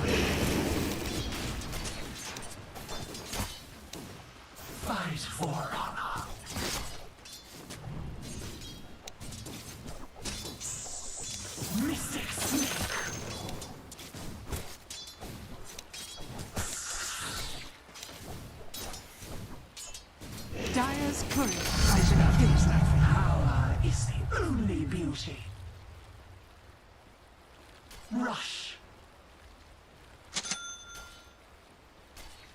Slithering.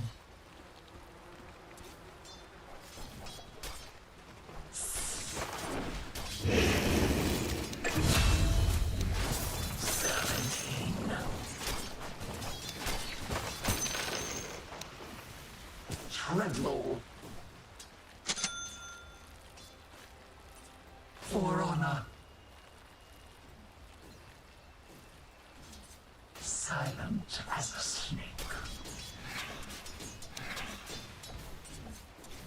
Quick as a snake. Right. Gorgons, guide me. Nice. Nice.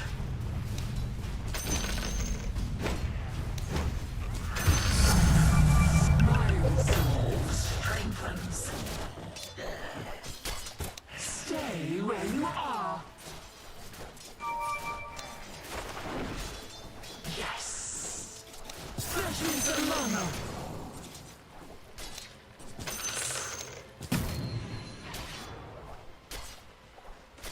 Hiss. Right. Run, vermin. Mystic snake. Attack. Sliding. Quick as a spring.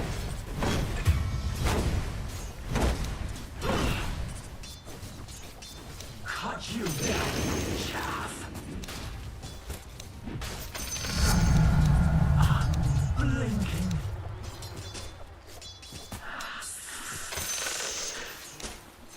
Under attack. Meet my gaze.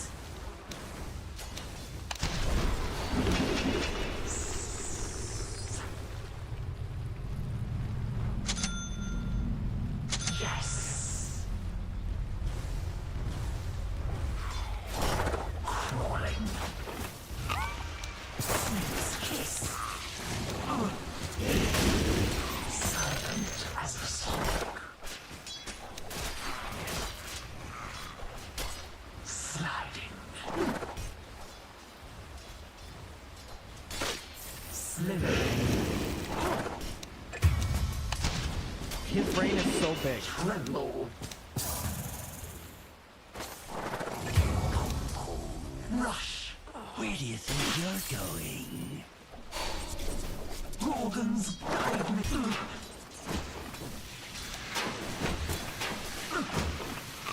Run, vermin.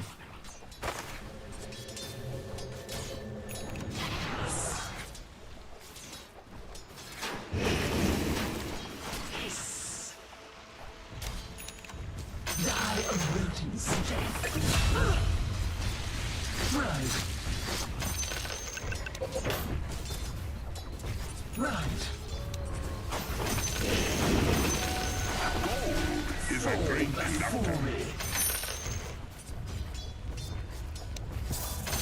For honor.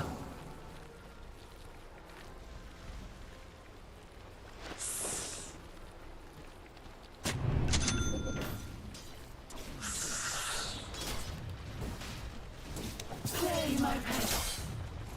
Fight for honor.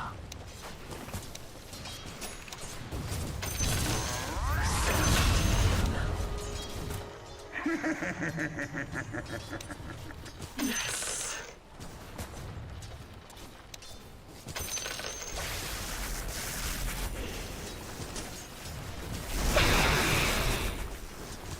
Fight for honor. Mystic snake. Your middle tower is under attack.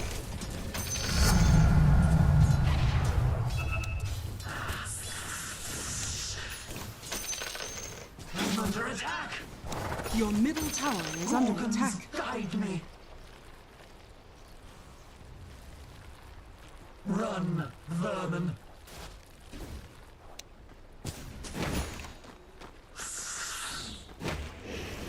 Walk missing. Look me in the eye.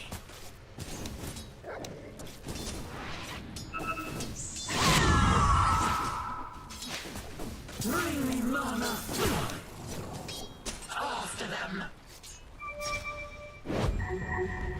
Your top tower is under attack.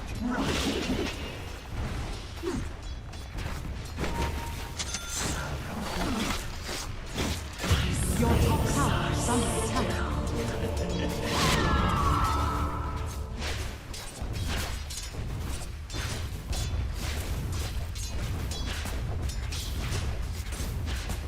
Your top tower is under attack. Dire structures are fortified. Your top tower is under attack. I will not fear.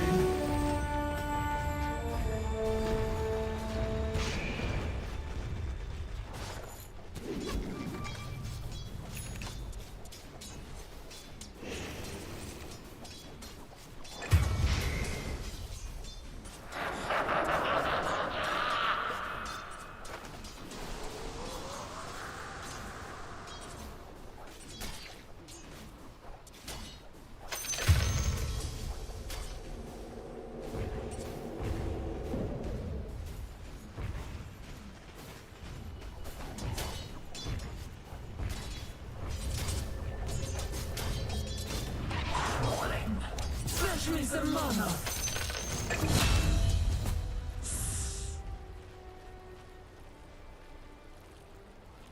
Hiss.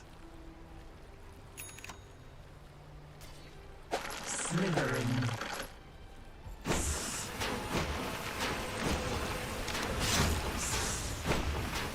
Right. Yes. Yes. Your top tower is under attack. I am the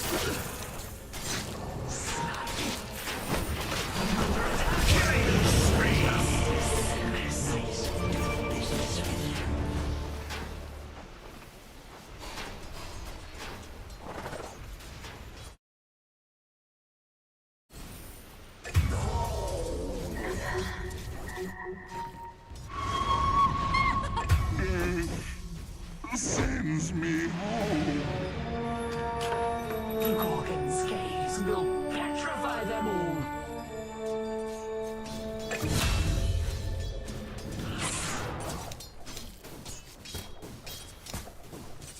Power, mystic snake.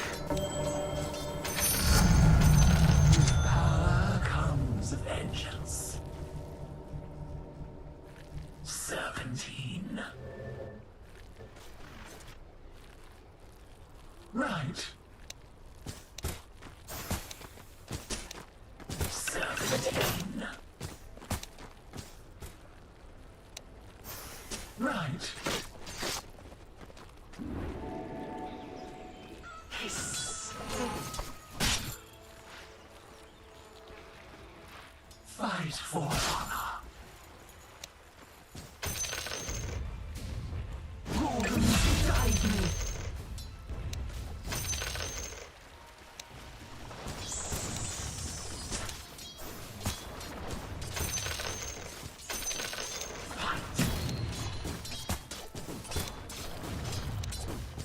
Lock eyes with the Gorgon. Killing spree. Trust me. Killing spree. For honor. Gorgon's honor. Snake's kiss. Ah, the wind in my attack. None can resist.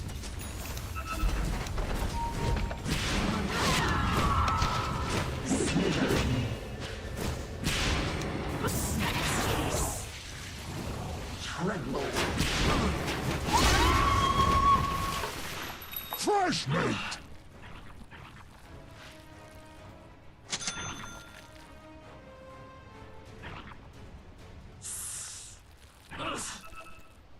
Your middle tower is under attack. Crawling.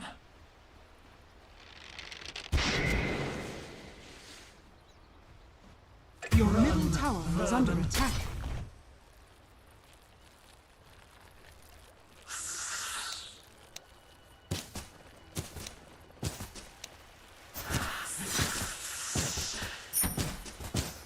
Kiss. Gorgon's honor.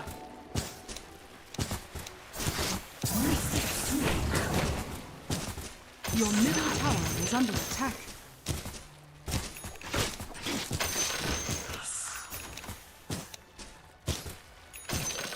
Your middle tower is under attack. Your middle tower has fallen. Right. Bring me mana. Rush. Your middle tower is under attack.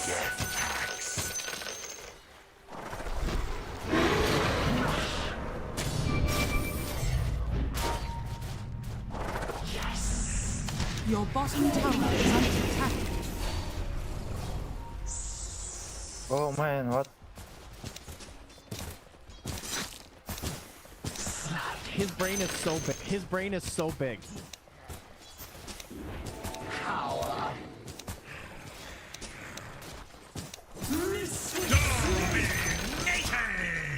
Is a snake.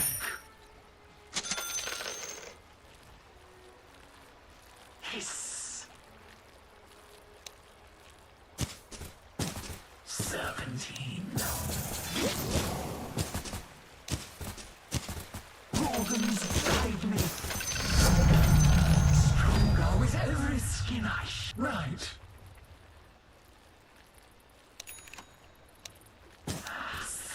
Fetch me some mana. Boy, fresh meat! For honor. Killing spree! Run, vermin. The enemy's middle tower has been denied.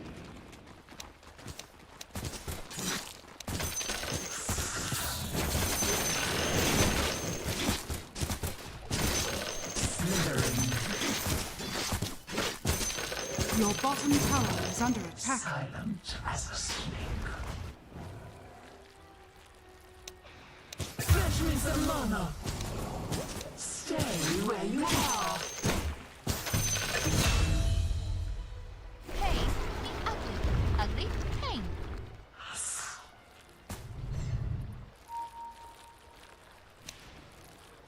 Tremble. Crawling. Dominating! It won't be long now, sisters. Agony awaits.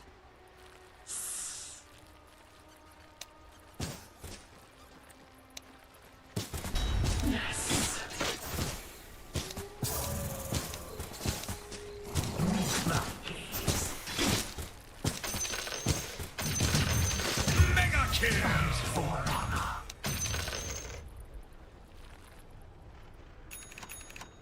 Fight for honor.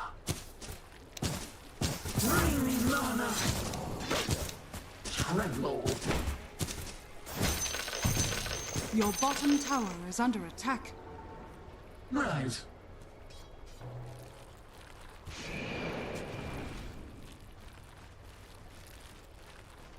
Rush. Slay my pain. Run, vermin. Silent as a snake.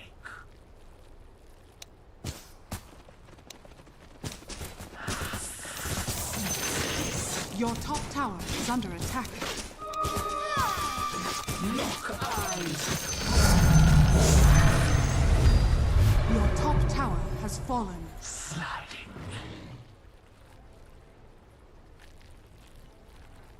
Slithering.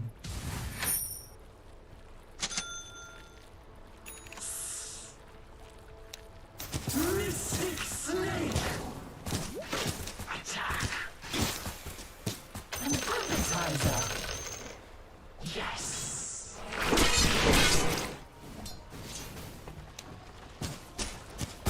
Killing spree.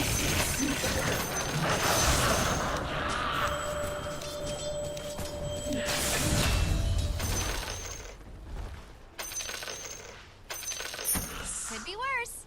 Oh, wait, no, it couldn't. Attack! Power is beauty.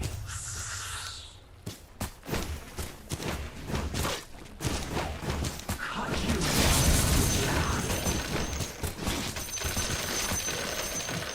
Come, my pets. Your feast awaits. Quick as a snake. Your middle tower is under attack.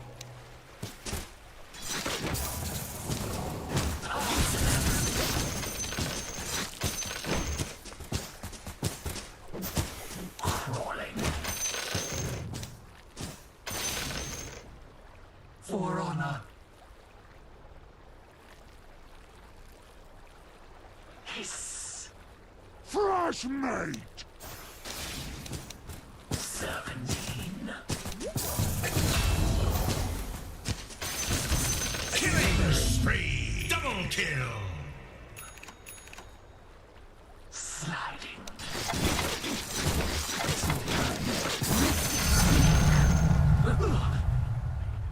Yes.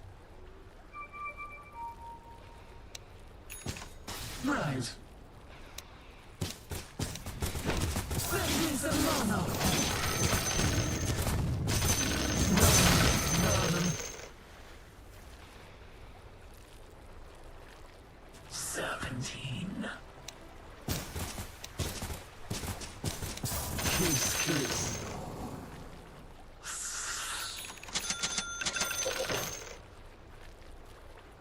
Crawling.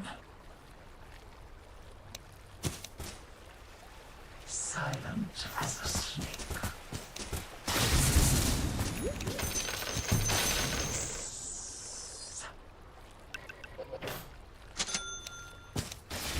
Snake's kiss. Power is the only beauty. Fight for honor. None can resist. Quick as a snake.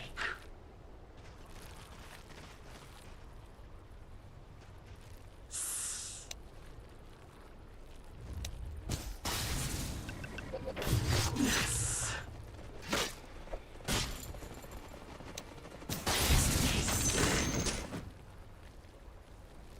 Mega kill. For honor.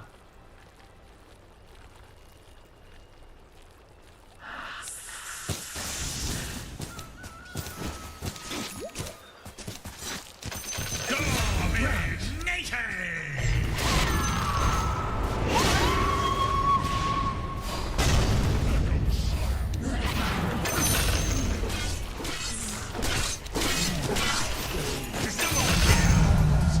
Feel my eyes upon you.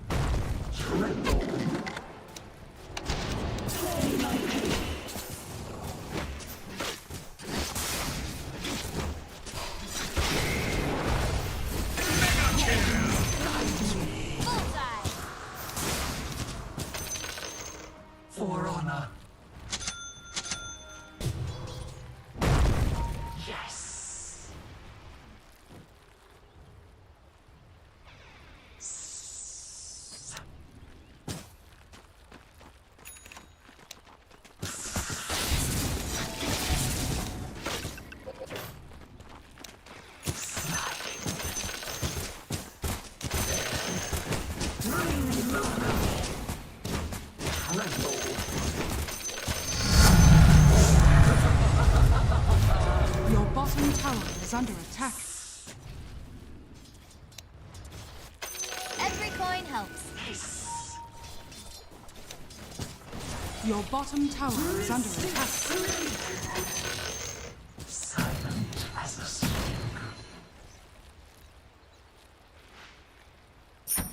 Your bottom tower is under attack.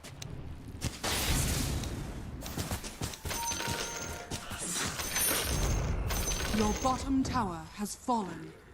Yes. Ah.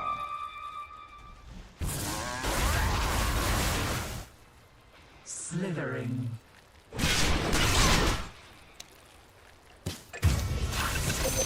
Your bottom tower is under attack. Fight for honor. Play, my pet. Organs guide me. Radiant structures are fortified. Right. Your bottom tower is under attack. Right.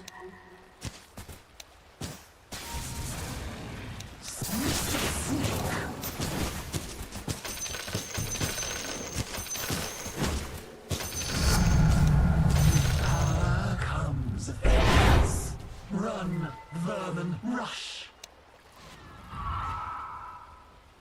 Crawling.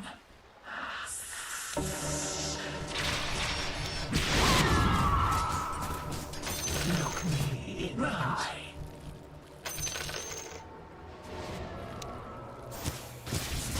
Your middle tower is under attack. Dire's courier has been killed. Snake's kiss. Crawling.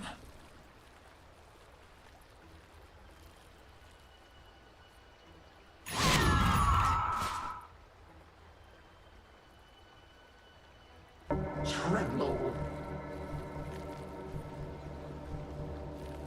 Serpentine.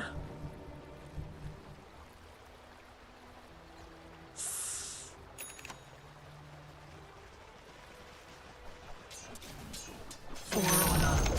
The enemy's bottom tower has fallen. Rat. Silent as a snake. Run, vermin. Fight for honor. Right. Rush. Fall before me.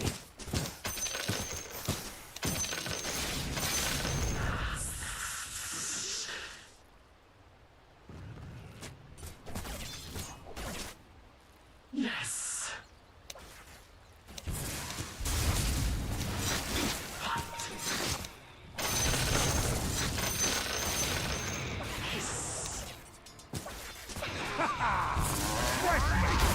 Organs guide me.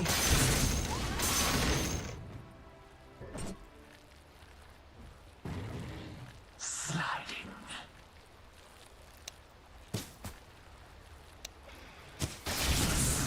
This is a mana. Stronger with every skin I shed.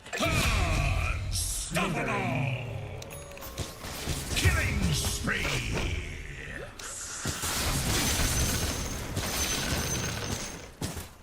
Slithering. Right. Power.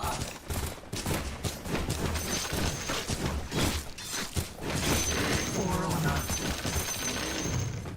Come, my pets. Your feast. Your middle tower is under attack. Rush tremble.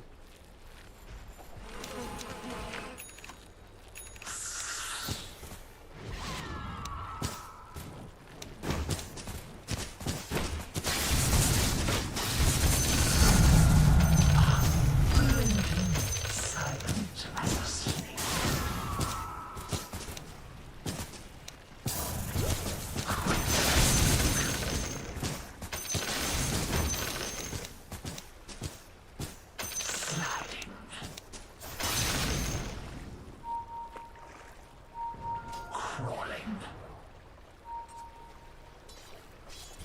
Fresh meat!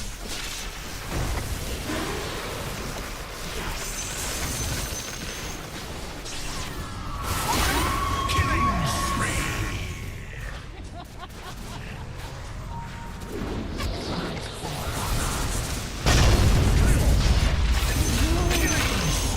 This is the real deal!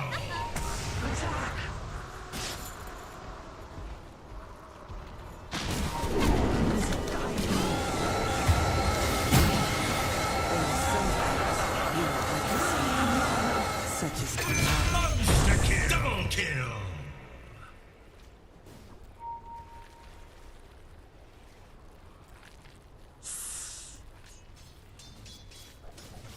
Mystic Snake!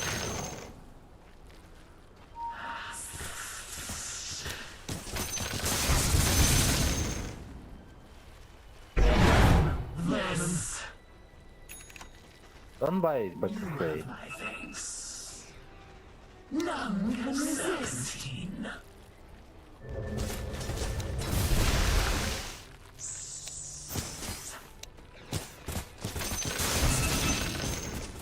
For honor.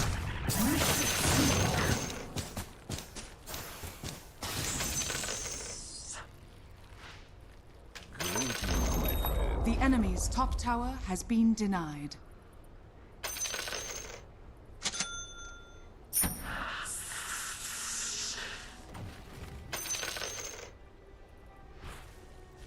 Tremble. Slapping. Die a brutish death.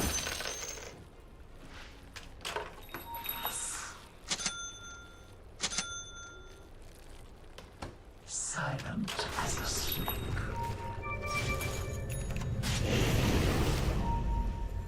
There you go.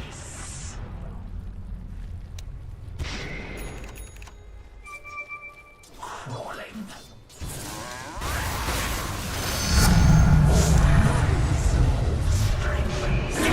Like!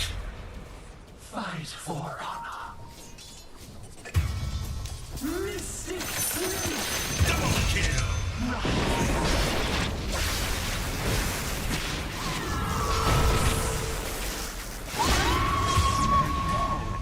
Dire's turret has been killed.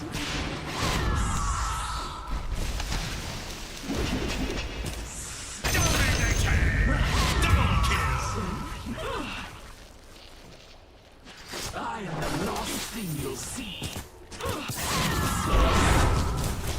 Yes. Gorgons, guide me.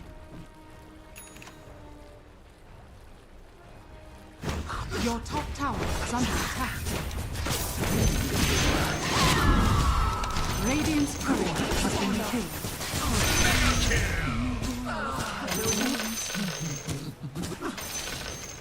Right. Cut you down like chaff. My gratitude is yours. Power is beauty.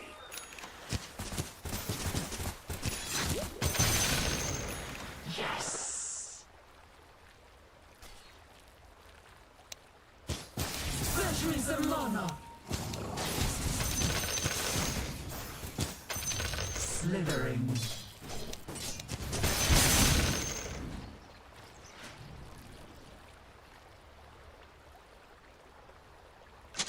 Run, vermin.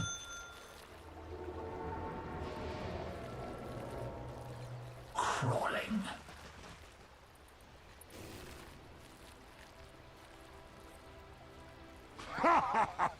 Fresh meat! Gorgons, guide me. As a vermin. Silent as a snake.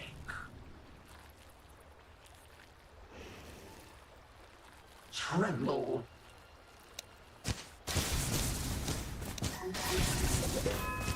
Run, vermin.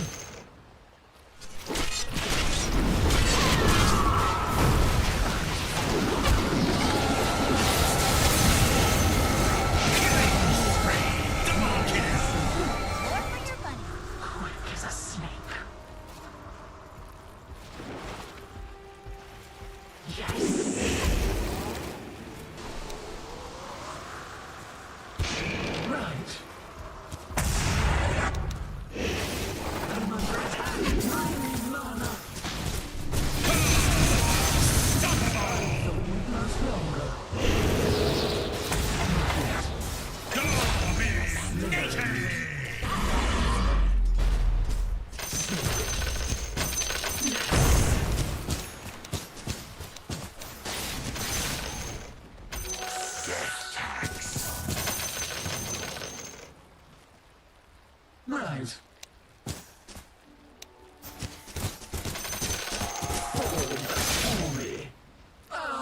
wind in my serpents.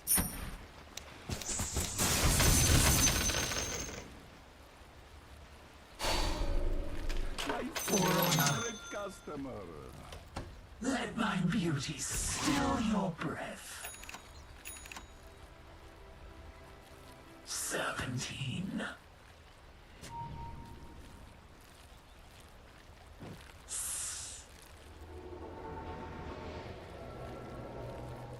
Sliding.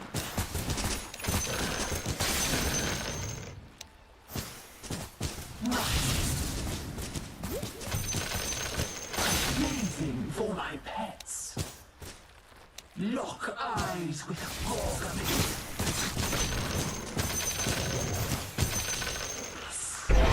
Hiss. Crawling. Tremble. Slithering.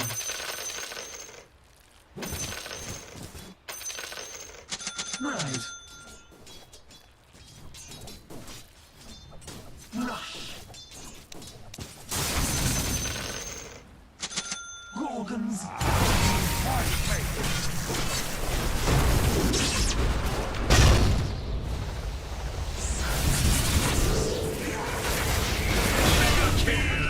Unbelievable!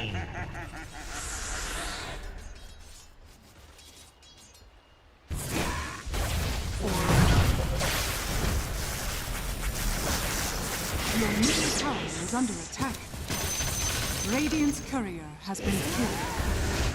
Radiant structures are fortified. Where you are.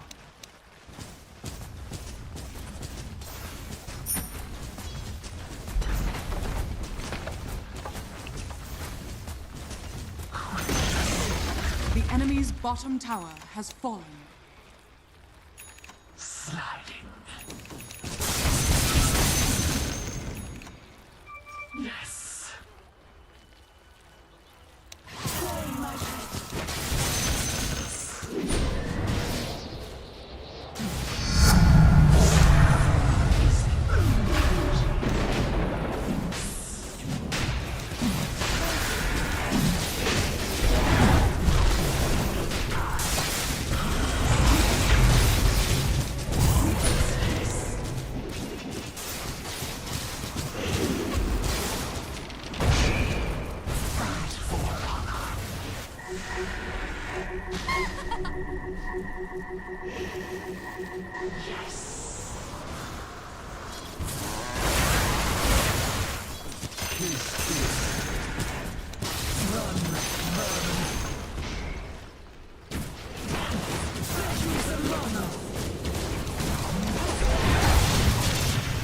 Roshan has fallen to the dark. Immortality!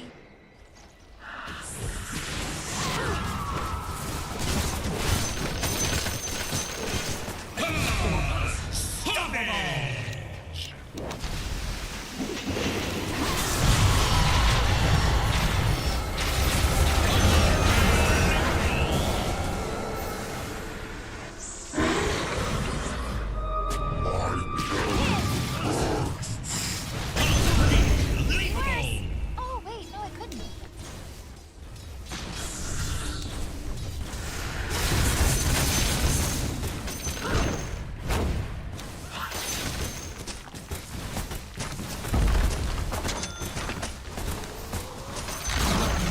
The enemy's middle tower has fallen. Gorgons, guide me.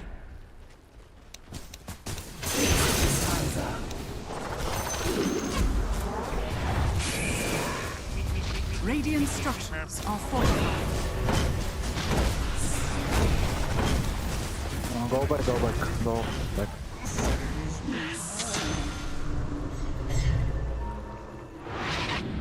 Hiss.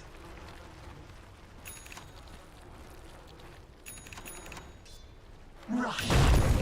Nona.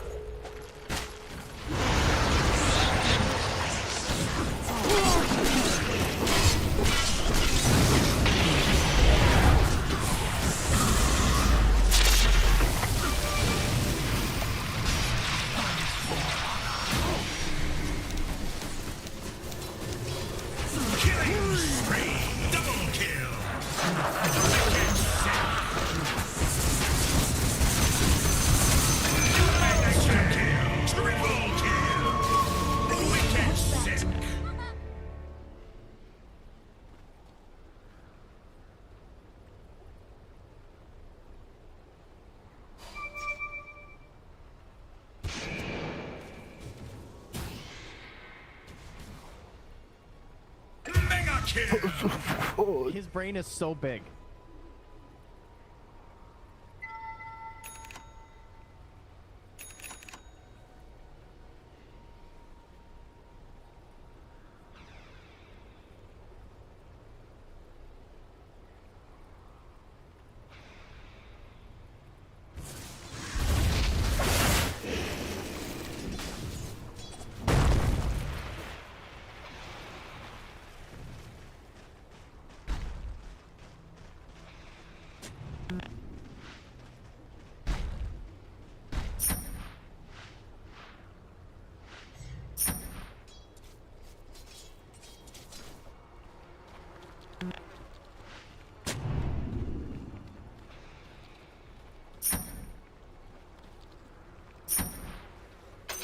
Death tax.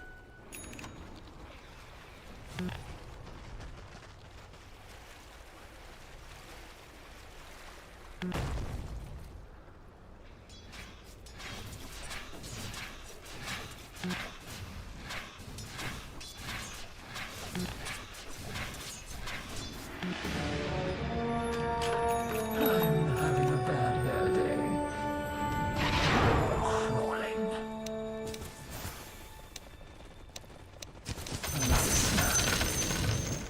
Quick as a snake. New treasures.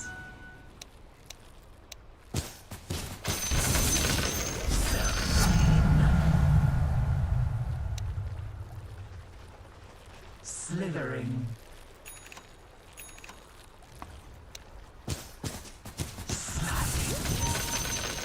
Your middle tower is under attack. Quick as a snake.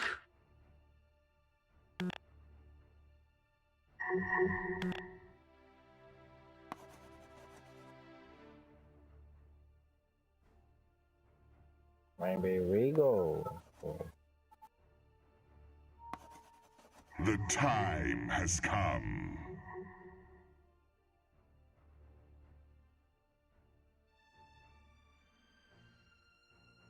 Do the go top. We go.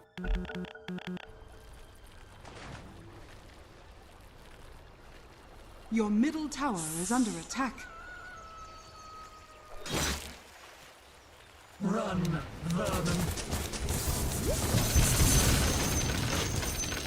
Tremble. For honor, come, my pets. Your feast awaits. Yes. Sliding. Them. Serpentine. Slithering.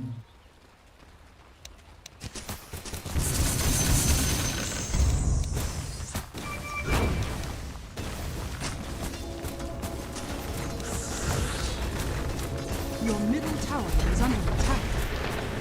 Dire structures. The enemy's top tower is falling. Your middle tower is under attack. Falcons, guide me. Crawling. Your middle tower has fallen.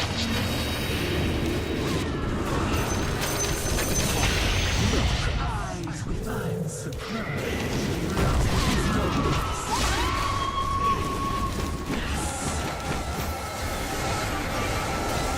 Your middle tower is under attack. Radiant's furnace has been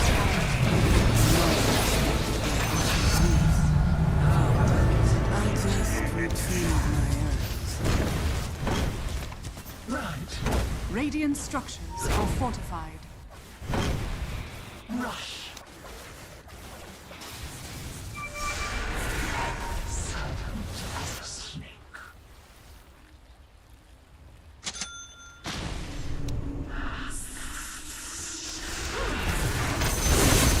Your bottom tower is under attack.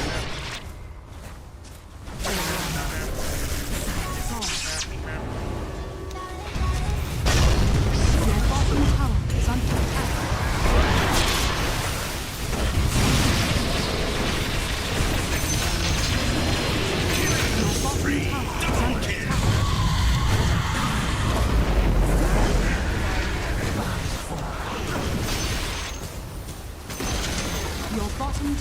is under attack.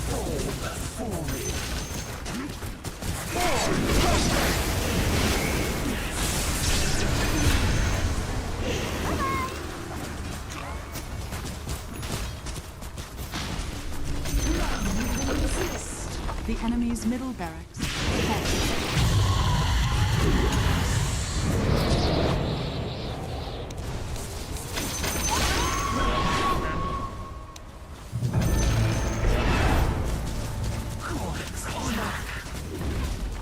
Radiant structures are fortified.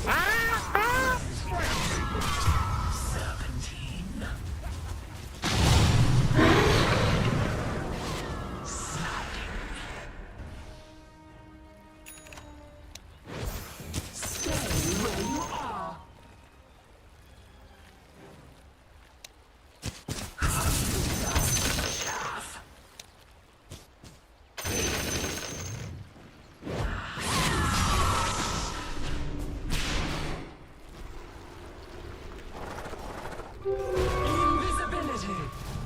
Falcons, guide me. Slithering.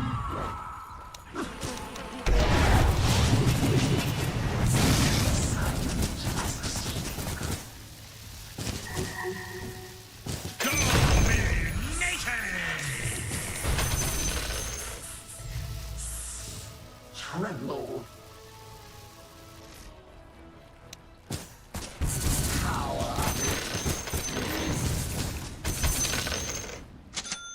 Let's shake things up.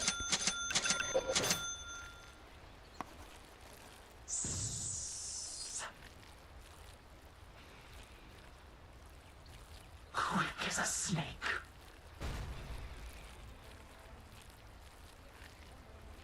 Run, run. Rush.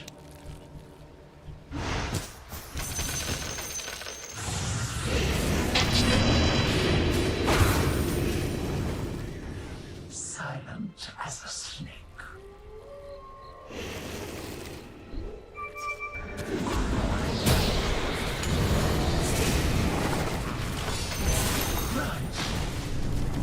Double kill.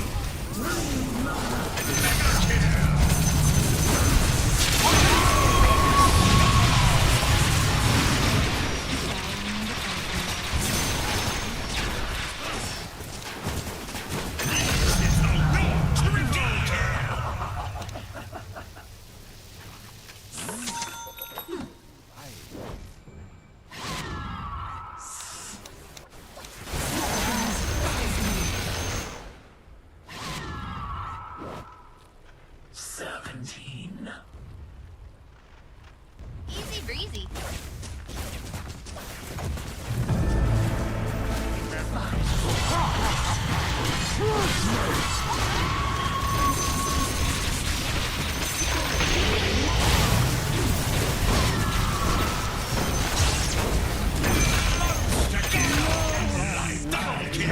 Voltron.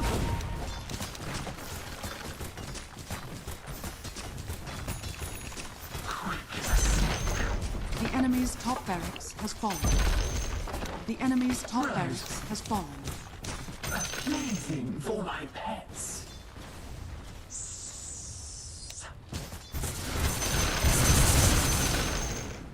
Rush.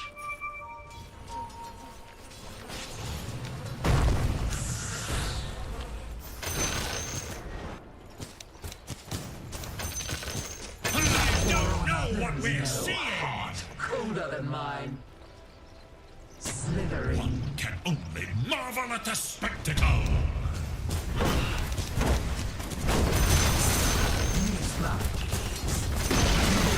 The enemy's bottom tower has fallen.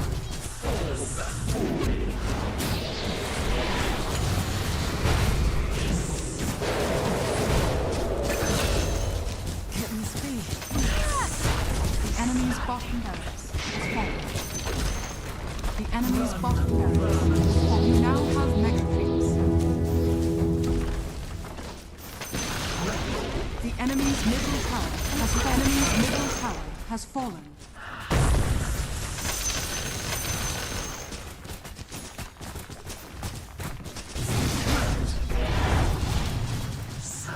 Dire victory.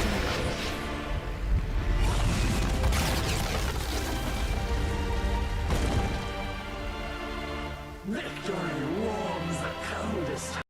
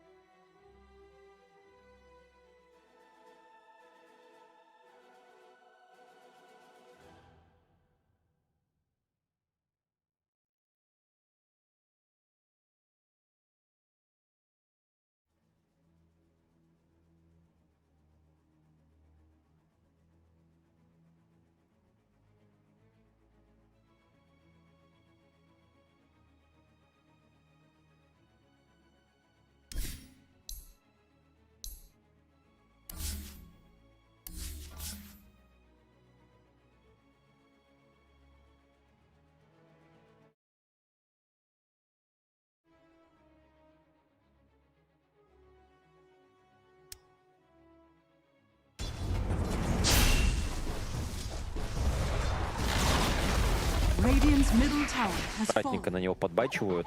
Ну,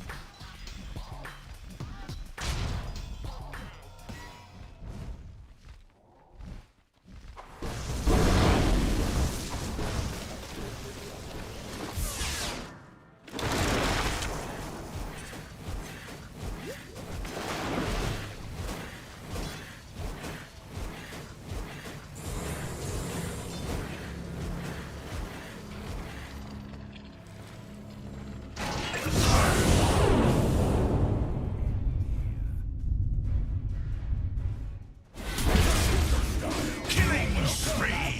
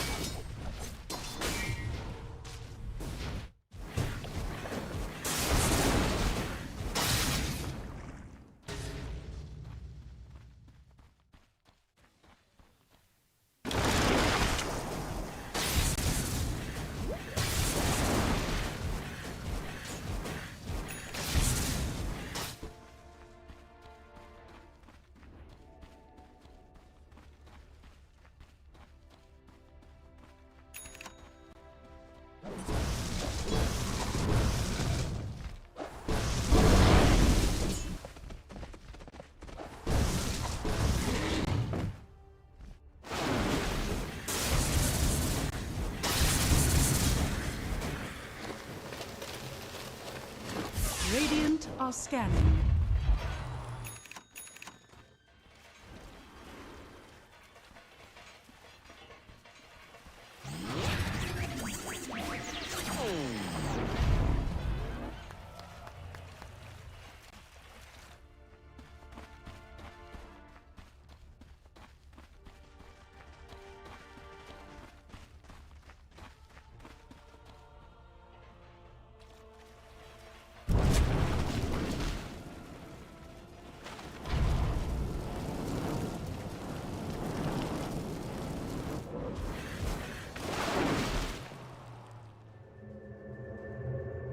Radiant's bottom tower is under attack.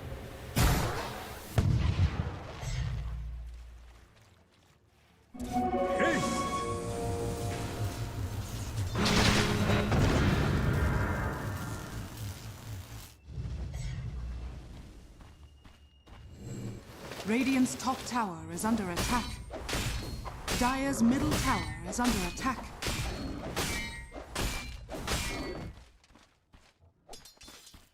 Dire are scanning.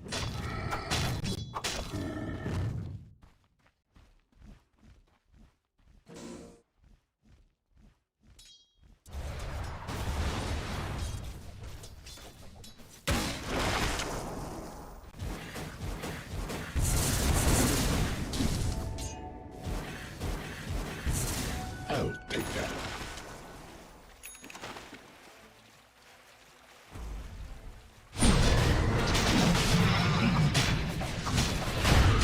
Radiant's top tower is under attack.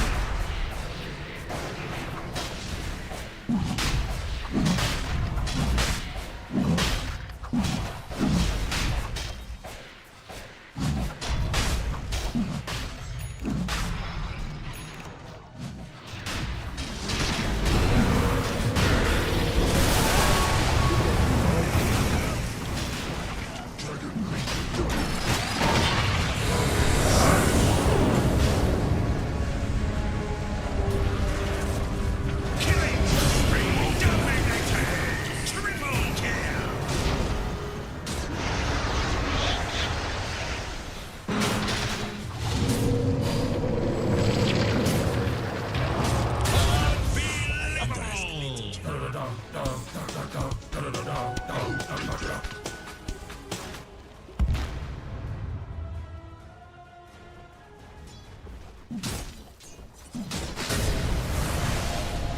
The tree.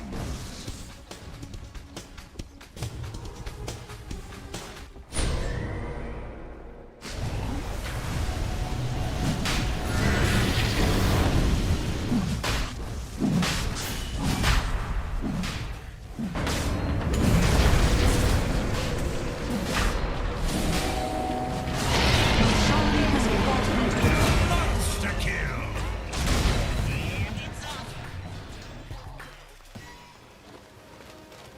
Radiant's middle tower is under attack.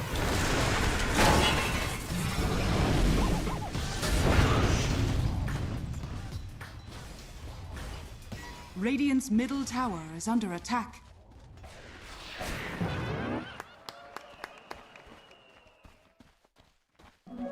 Generation.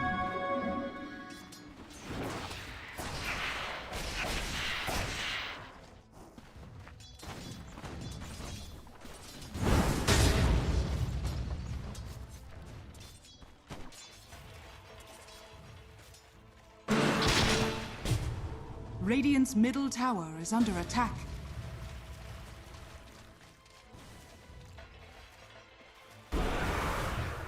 Radiant's bottom tower is under attack.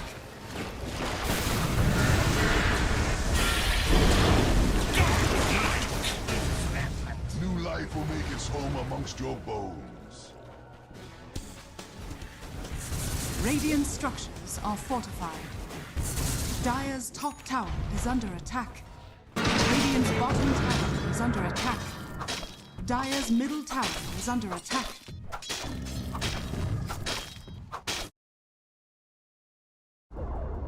Radiant's bottom tower has fallen.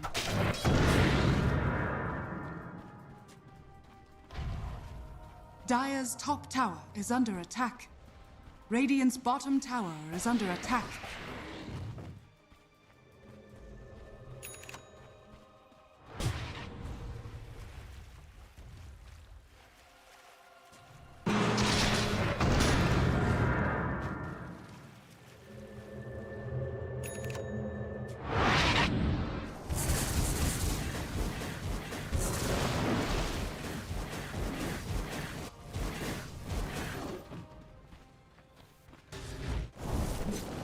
Dire are scanning.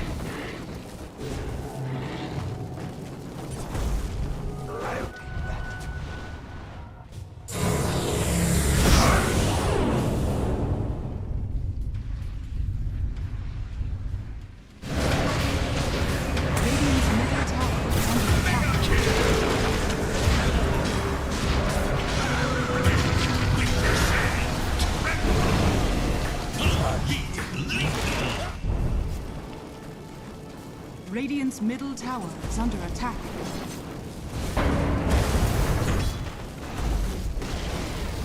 Radiant's middle tower has fallen. Radiant's bottom tower is under attack. Feed the trees. Radiant's bottom tower has fallen. Radiant structures are fortified. Feed the trees. Radiant's bottom barracks are under attack.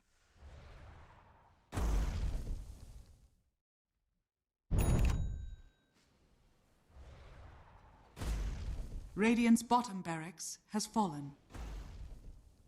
Radiant's middle tower is under attack.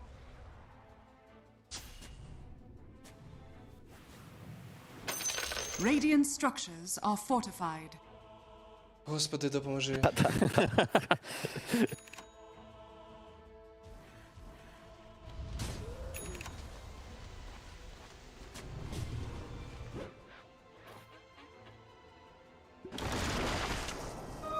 Just what I've been waiting for.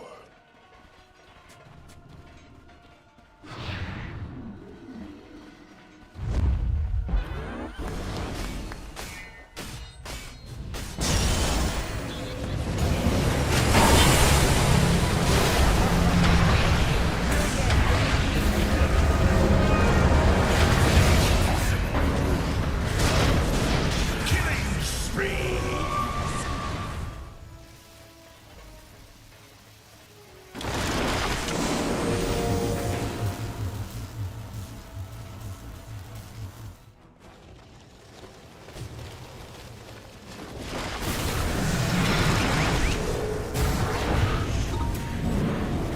Holy shit! Oh no!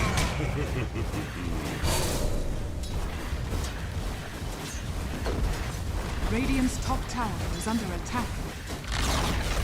Radiant's top tower has fallen.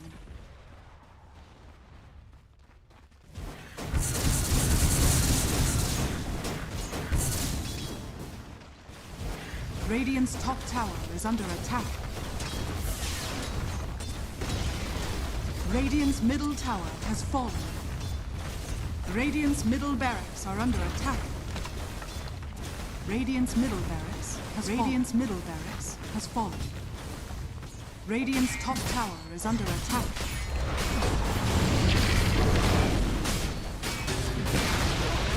Radiant's top tower has fallen.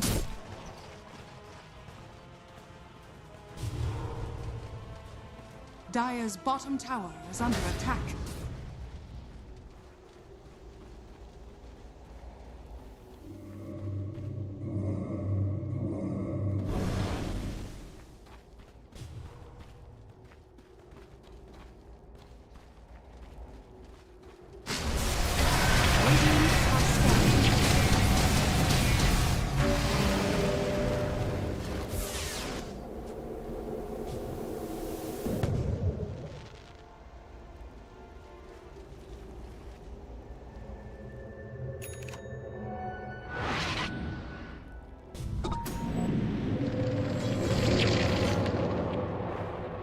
What a bounty! Double damage!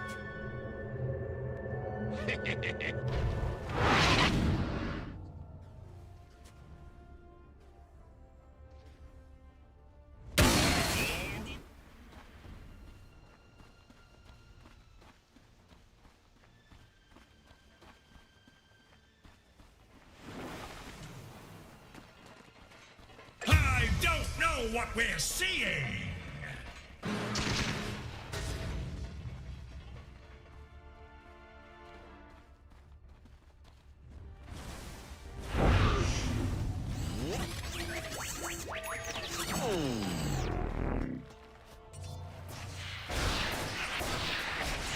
Dire are scanning.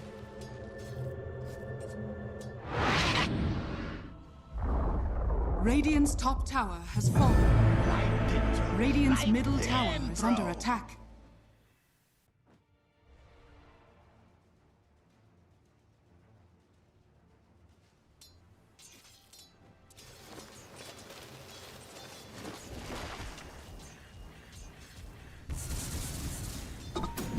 А думал я, что Этора хочет пока...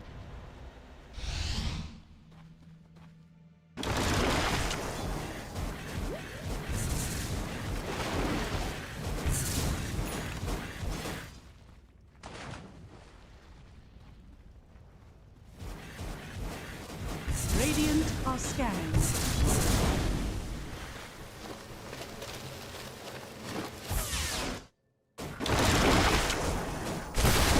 Dire are scanning.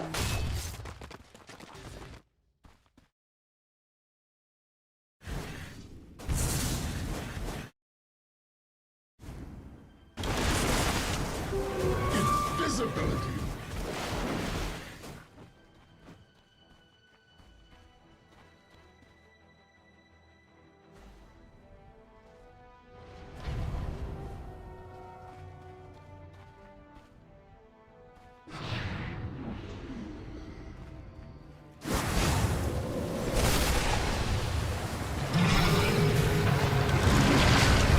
My edge dulls.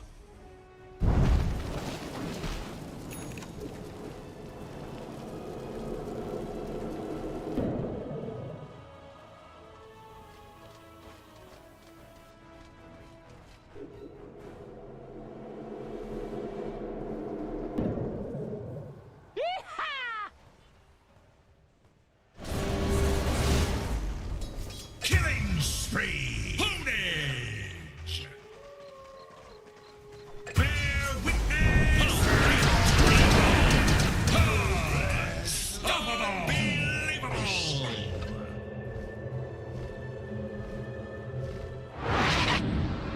Radiant's top barracks are under attack.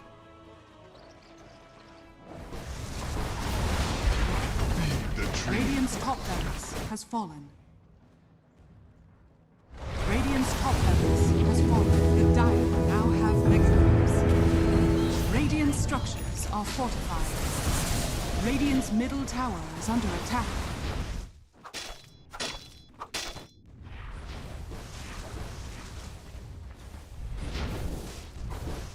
Radiant's courier has been killed. Radiant's courier has been killed.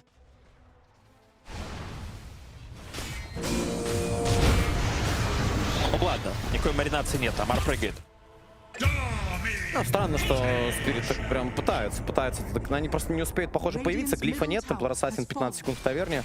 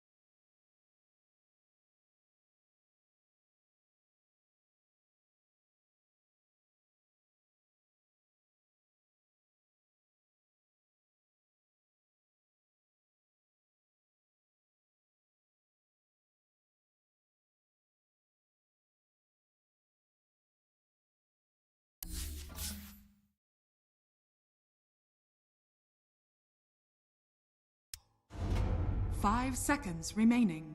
Team Spirit's turn to ban.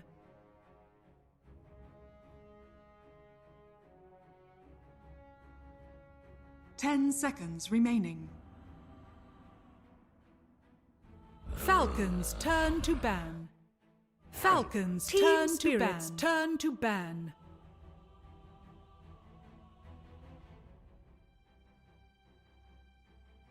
Ten seconds remaining. 5 seconds remaining. Falcons turn to ban.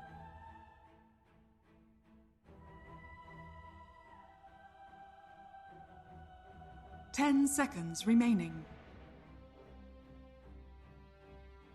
5 seconds remaining.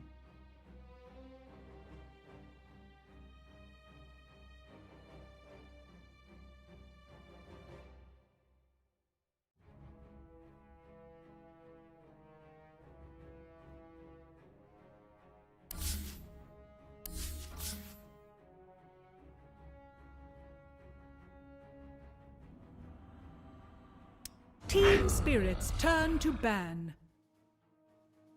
Team Spirit's turn to pick.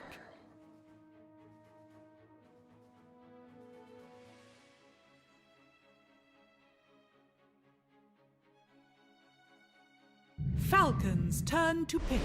Monkey King.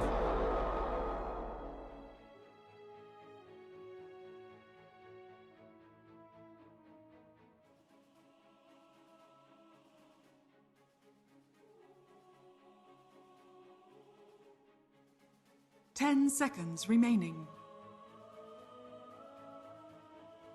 5 seconds remaining.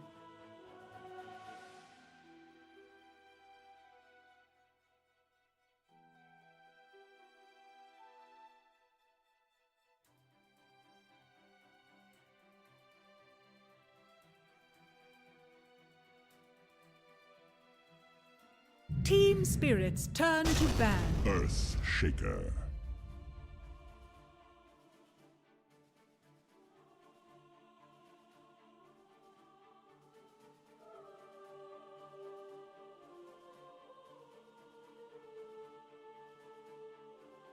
Ten seconds remaining. 5 seconds remaining. Team Spirit's turn to ban. Falcons turn to ban.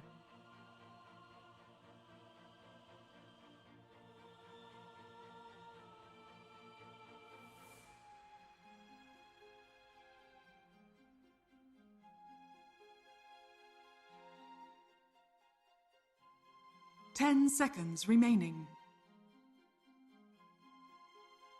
5 seconds remaining.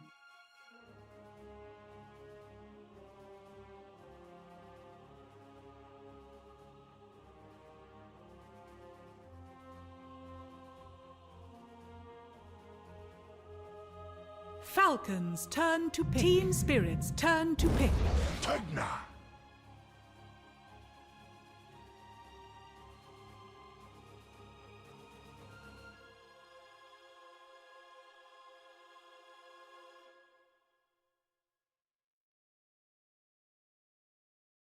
10 seconds remaining.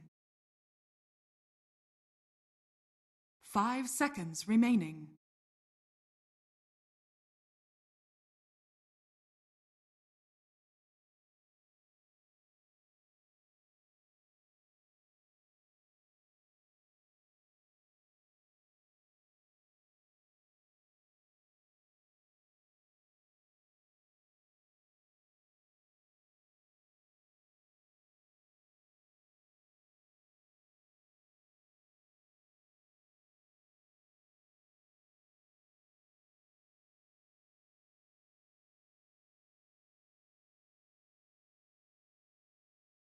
Team Spirit's turn to pick.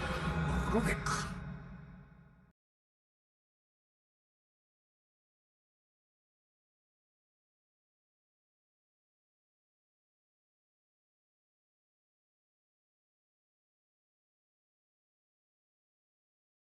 10 seconds remaining.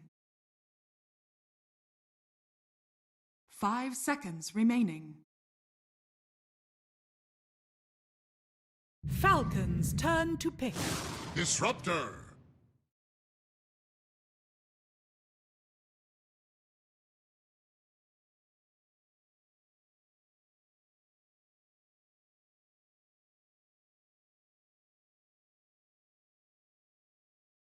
Ten seconds remaining. 5 seconds remaining.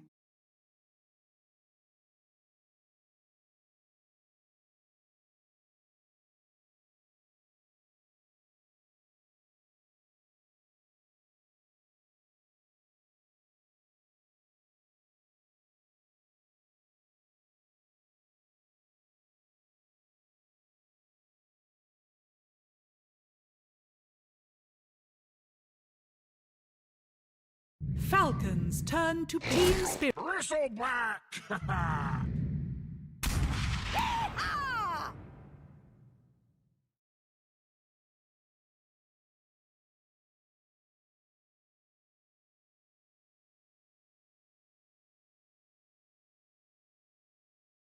10 seconds remaining.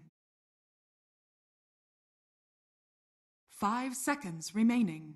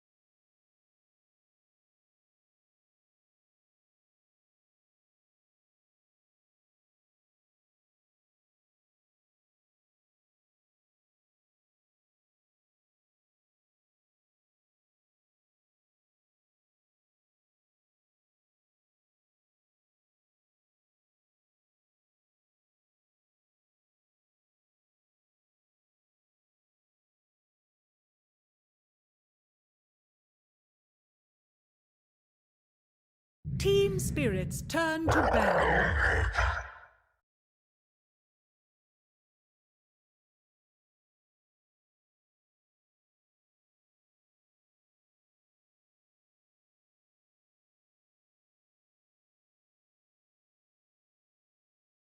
Ten seconds remaining. 5 seconds remaining.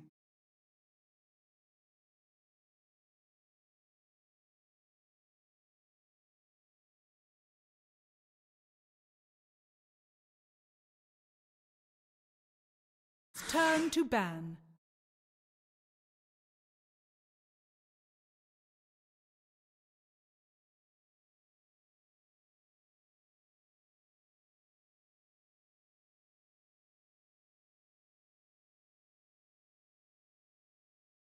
Ten seconds remaining. 5 seconds remaining. Falcons turn to ban.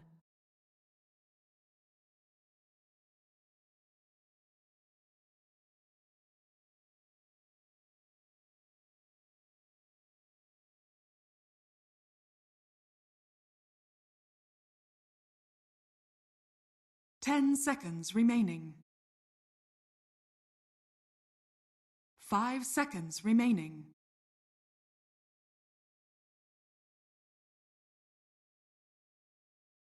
Team spirits turn to ban.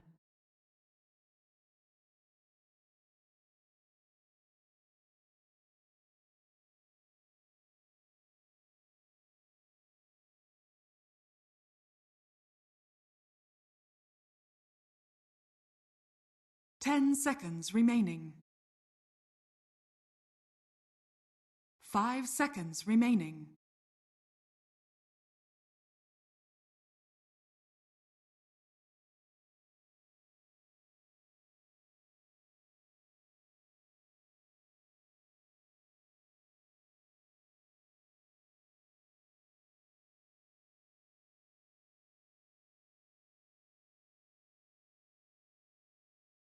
Team Spirit's turn to pick.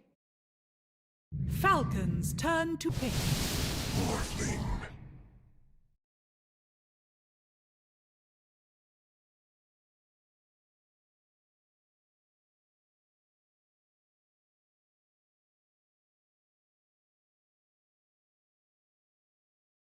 10 seconds remaining. 5 seconds remaining.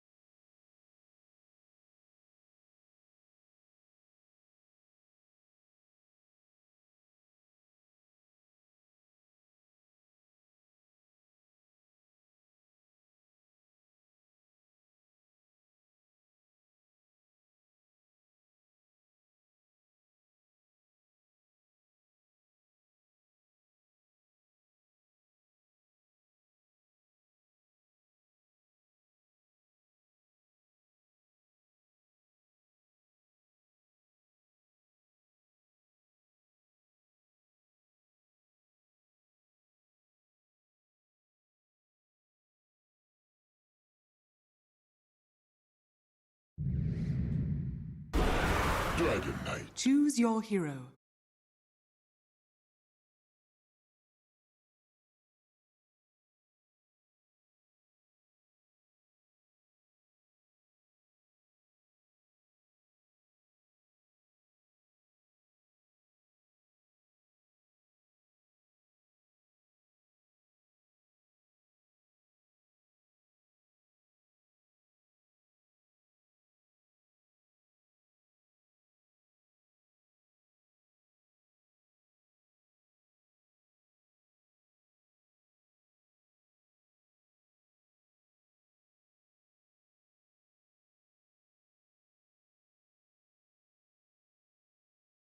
Ten seconds remaining.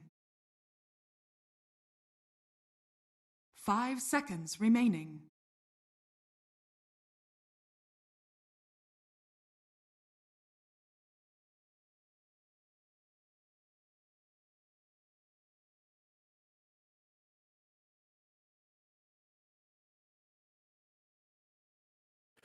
Ну, наконец-то! Наконец-то нормальный драфт. Мы сидели с Максом уже сколько? 2 часа. Сидим, кряхтим, недовольные. Появляется базовый Primal Beast для коллапса. Появляется, естественно, легендарный абсолютно морфлинг для Ютора. Все, мне уже этого хватает. Мне остальные герои, в принципе, и не Ну смотри, если сейчас Спирит проигрывает, то на драфт спихнуть поражение уже не получится. И окажется, что по-настоящему Falcons оказываются достойными победы в нашем турнире. Слушай, необычно такое может случиться, что 3-0 Falcons вообще закрывают Спирит.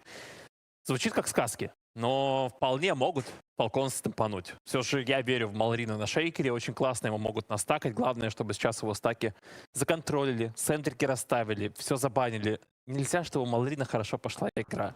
Если у Малрина игра пойдет, реально могут Falcons стемпануть и закончить эту карту быстро, минут за 30. У них все для этого есть. Если Спирит затерпит, естественно, шансы в лейте у них крутые. Морфлинг, Тора, все, что надо, есть. Да, Морф — это вот тот самый редкий герой, который может 1 против 5 играть. Там просто так не могла делать. Вот барку и ранее покупать. Даже, наверное, в прошлой игре потенциально Морфу могло быть намного проще. По поводу того, что там кто-то тильтанул, я думаю, никакого тильта особо у Спирит нет. Были у меня мысли, что, может быть, сейчас Спирит таки решит, может быть, закончим уже. Вот, сыграем, как сыграем, и все. И пойдем уже готовиться к интернешнл. Но, думаю, все равно очень важно для фанатов постараться, в конце концов. Да, представь, какую историю Спирит нам подарят, если они сейчас камбэкнут финал со счета 0-2. Это тот самый камбэк. Если Спирит камбэкает постоянно в играх, а что, если Спирит решили теперь камбэкать в гранд-финалах? Я вообще супер в эту историю верю, что камбэк абсолютно реален. Хотя, не спорю, у команды Falcons снова их базовый драфт. Вот каждый герой, особенно этого турнира, вот Пугнесный Файр, это база Falcons с последних пару дней. Ну и, конечно, Dragonite, Bristleback, Шейкер, вот это трипла. Ну, здесь вообще мы ничего не видим на Морфа. То есть фри играли и Тор, Last Pick от Скитера вообще никак этого Морфа не закрывает. Можно было подумать, что Морф тут вообще залетает на 24-й. Классно, у него будет линия фричная против Bristleback, стики заряжаются, ресурсы бесконечные.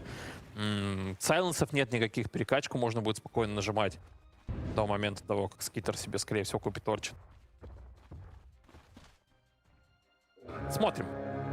Коллапс один снизу. Встреча на речке происходит уже. The battle begins. Давайте на речку посмотрим. Там, похоже, какой-то размен есть. Да. Есть размен. Хороший. Шейкер пробивают. Серьезно, пол лица просто теряет. Шейкер, который не покупает себе, понятно, какой-то супер быстрый ботл. Сейчас немножко может затерпеть. Да, тем более матчап не самый удачный. Для Шейкера Манки Кинг должен себя чувствовать комфортнее на этой линии. И посмотрим, что покажет нам Мирель на Манки Кинге. Слишком его мощно в аналитике рекламировали. Сколько раз уже говорили, что дайте Мирелю Манки Кинга. Похоже, что герой по сигнатурности на уровне Эмбер Спирита для этого игрока.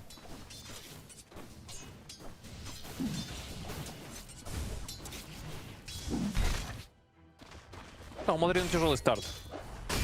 Нет у него полных ресурсов, не может он где-то разменяться по ХП. Все размены для него сейчас будут в минус. Ну, пока очень удачная серия для Малрина. Снова его герой, вот этот Шейкер, Сэн Кинг. Вот это его конкретно дабла. Также последних пару дней. Да, не забываем, что у Малрина в запасе там еще очень много героев. Primal Beast точно такой же эффективный у него есть, тоже милишный крутой. Классный билд нам показывал Малрин через БКБ, плюс рефрешер быстрый. Ну и вот видишь, все-таки здесь Рубик, например, снова. У него появляется пассивная способность Пугна, а не Фейтболт. Мы обсуждали это на первой карте. Хотя Ренджа добивать нечем. Наверное, можно на онслоу как-то улететь, но это такая себе история, да, не про Ренджа.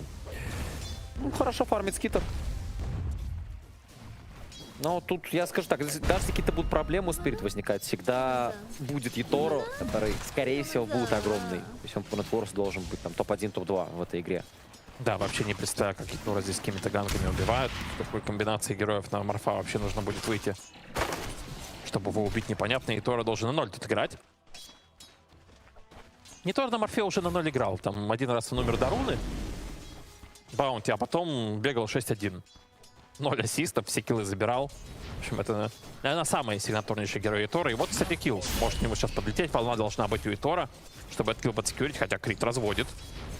Еще времени немного выигрывает, и килл достается Мипошке. Хотя Итора уже замахивался.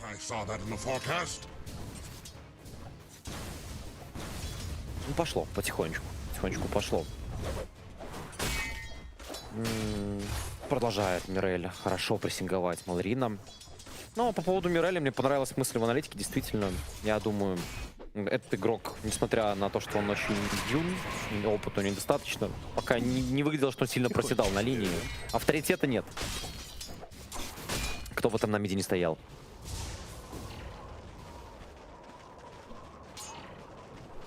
Ну, коллапс здесь. Есть шансы наконец-то засиять. На первой карте у него было все тяжело, там под конец камбэкал, но все равно была тяжелейшая карта. На второй там вообще надо забыть про это. Ну, на линии снизу у коллапса я не вижу такого потенциала. Очень сложно будет растоптать Dragonite, у него всегда будет стан в ответ. Может быть, как-то пугну.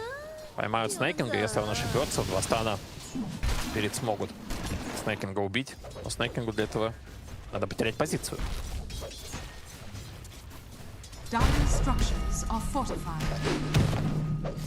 Все фрифармят, получается, кроме Шейкера. Амар будет огромный. Интересно, какой Амар билд в этот раз выберет. У него каждый раз эксперименты. Чаще всего Лотус у него вижу первым предметом. Лотус здесь, да, снова хорошо будет заходить. Мне показалось ли я у него Battle Fury увидел у Амара? Не-не-не. А, да. Оно есть. Оно и есть. Ладно, Амар тут еще тролль. Ну да. У меня рапира, помню, раньше была всегда. Ладно, подожди, не-не-не. Battle Fury собирается из корнукопии сейчас, не из персика. Там Мастаболда, да, там Да, вообще да. 2 мяча. Radiant are Но scanning. Бродсворд это Блейдмейл. Все нормально. Уволены, получается, Да комментатор. не-не-не, очень быстро сориентировались. Все, окей. Так что Dyer's Хорош, Макс. вернулись на должность. Опа. Сочнейший курьер. Перчаткой, наверное, что важнее, рейндроп улетает Марфа. Я смотрю, что уже вышел Мипошка, поставил очень такой глубокий вард на 2. Не думаю, что его кто-то будет искать. Все, лес, спирит также законтролили. Потенциальные стаки для шейкера. Для шейкера скорее, да. Они отменяются. Еторо прессингует Амара. Амар со спреем. Амар на развороте. Выстрел пошел. Еторо. Пару ударов по Амару в лицо. Тандерстрайк. И сейчас главное здесь Мипошки не отлететь, но отличная печенька. Есть Лотус. Амар выживает. Еторо стики есть. Не помогают. Перекачанный полностью в красное Еторо. Урон от стиков не пережил. Точнее, урон от колючек. Стики не помогли пережить. А знаешь, что опять? Вот опять мелочи. Рейндроп в курьере мертвый.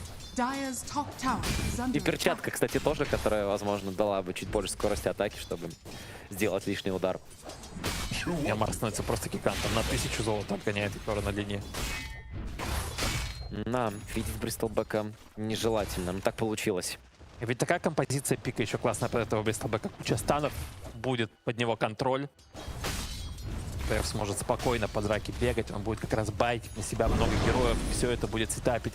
Эхослэм шейкеру. Что-то становится страшновато после этого старта. Ну да, старт не очень хороший. Ладно, на других линиях от Спирит была какая-то прям конкретная доминация. На центре есть легкая доминация, но не мог сказать, что что-то прям страшное происходит. Плюс стаки все равно какие-то Falcons сделают, шейкер там своим эхослаймом вернется. Ну смотри, большой кемп уже забанен, Мипошка поработал на 2. Получается, большой кемп не постакает, и, наверное, инши будут. Так вот, инши достаточно, чтобы... Ладно, маловато еще, чтобы шейкер давал. Без маленького кемпа не получится здесь забирать их. Пытается найти несуществующую центрю. Ну, молодцы Спирит. По макро чувствуется, в этой игре очень круто действуют. Все паттерны команды Falcon знают с этими героями. Да, Мипошка, кстати, правильно делает, он просто стоп ушел. Оставляет фулл экспу Морфлингу, нет потенциала убийства этого Бристлбека, и нет вообще смысла на него нападать. Да, Морфлинг будет фрифармить, стоять против этих колючек, которые ему стики заряжают по КД. Да, молодец Мипошка. И у Марфа еще фулл экспа будет. Подходит Манки Кинг, но очень классно Falcons реактит на это.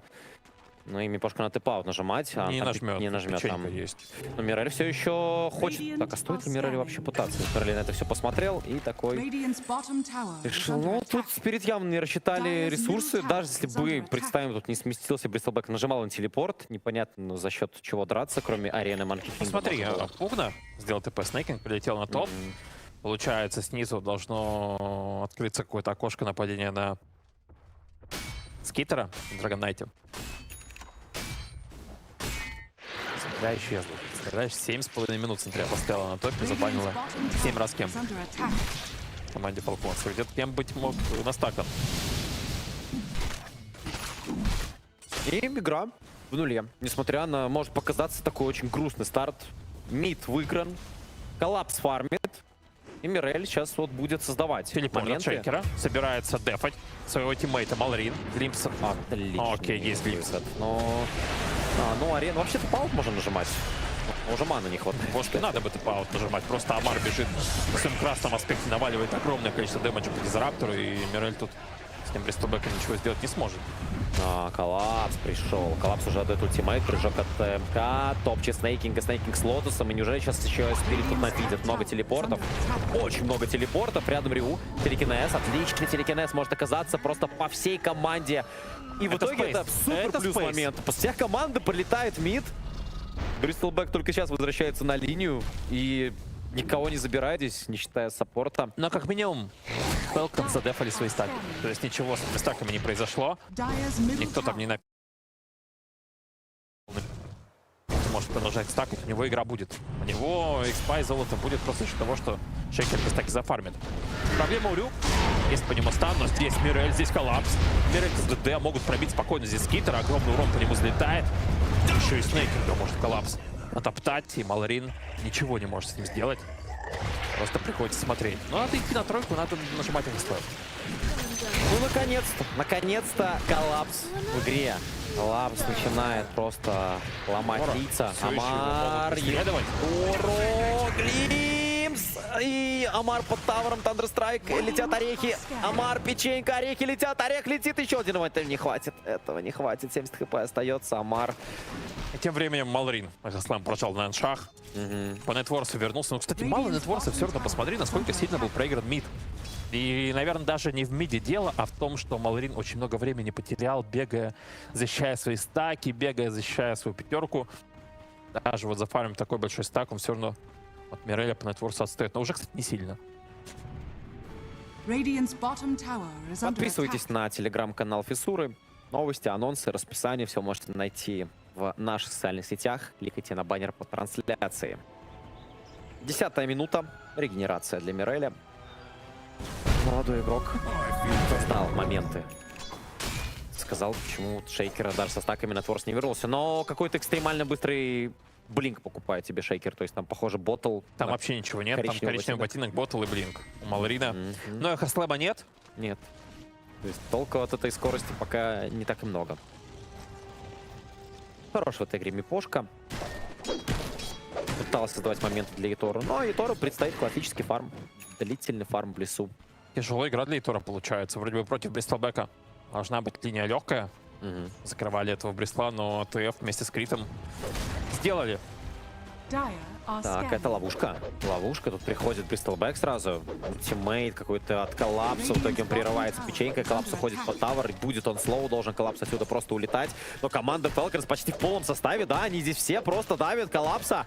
Коллапс об этом не знает. Летает Шейкер. Как раз тот самый блинк даже без эхослайма. И коллапса съедают всем составом. И понимают Ятору и Мипошка, что пора отсюда уходить. Очень глубоко заходит. Мы же мощнейший темп навязывают Falcons. Спирит вообще еще не готовы драться. Им нечем отвечать. Видимо, даже там, где коллапс, не получается подраться, не были готовы тот Спирит. Ну, многовато прям ресов отдают. Не находишь, что Спирит в этот момент, да, теряет героя, но все качаются просто в этот момент. Не то, что смотри, через парный портал уже может быть какой-то сетап. Видит портал, отлично Рю выходит, Рю сразу спрячется, и остальные ребята должны нажимать телепорт и расходиться. А Рю дает инфу. Тем самым, что сюда выходит Falcons, не вышку дают. Можно напасть вот так. Классно. Классно. Сыграть решили. Ставится арена. А фиксация какая-то. Есть телекинез. И заканчивается. Снейкинг. Слэм появился! Расстрел открыто. Снейкинг выживает лайфдрейном. И команда Falcons и тут оказывается на шаг впереди. И опять пятером они оказываются теперь уже на нижней линии. Просто команда 5-10 минуты от коллектива Falcons. И это дает свои плоды.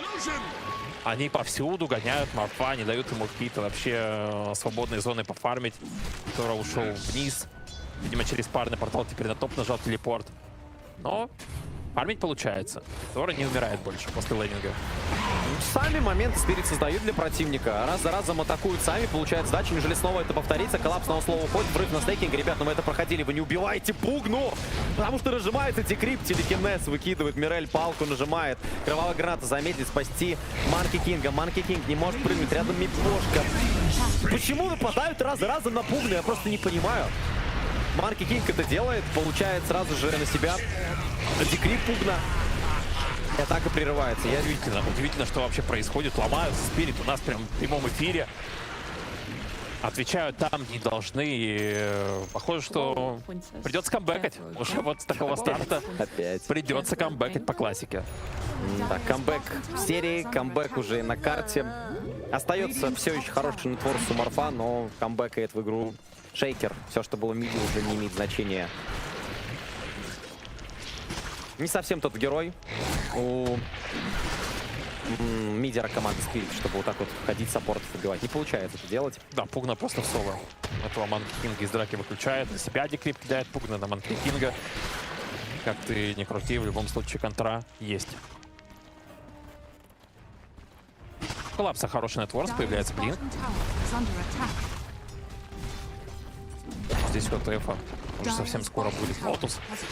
Ультимейт коллапса будет не таким эффективным, нужно будет задумываться, прежде чем его нажимать. А если рядом Бристлбэк, а если у него Лотус наготове? На экспу заходит Эф, вообще никто ему ничего сделать не может. Falcons готовы. Драться, если что. Играют. Два шрайна параллельно. И по XP вырываются вперед. Макуется снова Спирит. Но Falcons готовы к этой атаке. Хотят Спирит найти какого-то одного загулявшего героя. Пусть это даже будет саппорт. 2 на Спирит, 11-8 на Falcons.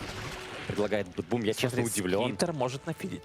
Скитер может нафидить Но он или очень плотный. Очень плотный. Представь, сколько по времени его нужно будет убивать. Ну, раскрывается на него арена. Нормально, нормально. Я не вижу никакого реакта. Очень долго Falcons, они решили бежать и не нажимать телепорт. И Мипошка, надо нажимать Глимс. Мипошка не успевает нажать Глимс, но при этом все равно в худшем случае потеряет одного Мипошку. Мипошка отлетает.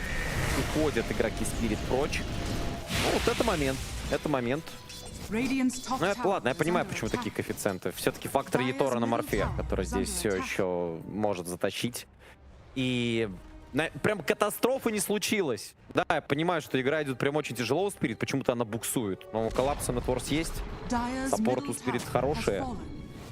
Етора затащит. Ну, все получилось, наверное, так, потому что Falcons с командой 5 бегали, и у этого есть свои минусы, очевидно. Они не фармили. Они убивали героев Спирит, в то время как Морф качается. Морф там летает сверху вниз. И Дор не наказывают. Нетворс прибавляется. Ну и в лейте не стоит забывать, что Морф может в шейкера превратиться. Там уже совсем другие правила игры. Ну и, наверное, бёрстить Морфа не должны вот с этим драфтом. Там вот ребята Свена предлагали. Свена могу представить, что он прыгает, убивает до перекачки. Драгонайт все же не верю, что он настолько заберстит. Может, даже с хэслаймами. И смотрим, что-то вот задумали. Соколы выходят, они на мид, но на пачке никого не встречают. Мирель, Diffusable Blade, 10 уровень. Лотус у Бристлбека снова быстрый. Снейкинг. Ага, увидели коллапс. Коллапс улетает на Onslaught. Но Спирит, конечно, заставляют фанатов просто сидеть и дрожать. Да не-не-не, уже никакой тряски нет. Судя по ситуации на карте у Спирит, все под контролем. Морфлин качается, и в лейте ему тут ничего не сделать. Пока что все нормально. Плюс еще фактор коллапс нужно учитывать. Он Бристлбеку ауру выключает. Точнее, не ауру, а пассивку. Спину с Аганимом. Если это Аганим, он вообще нафармит. Аганим есть в планах. Пока бы шарт Аганим.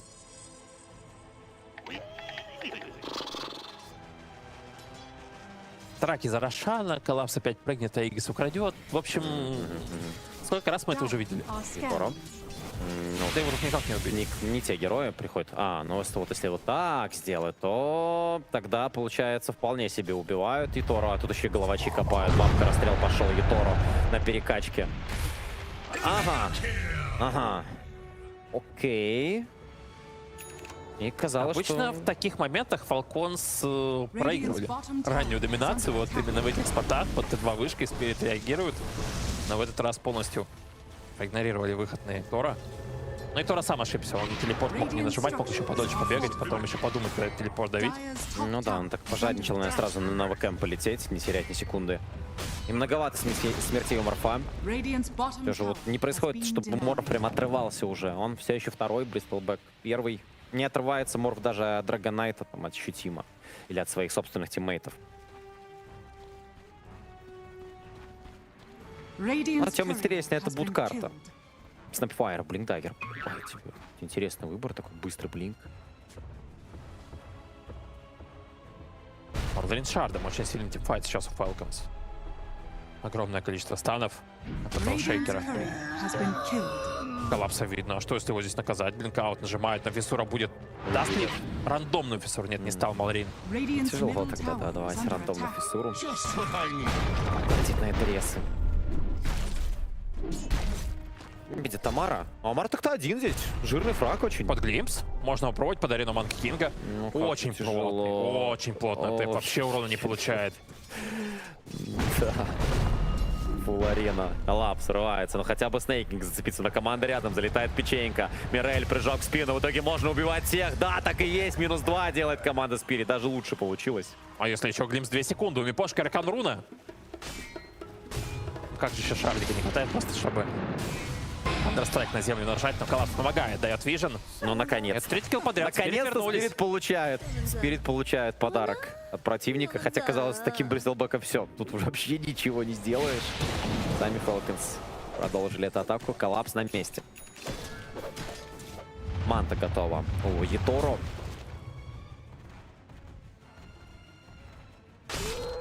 Манта готова, а Орчида у Скитера все еще нет.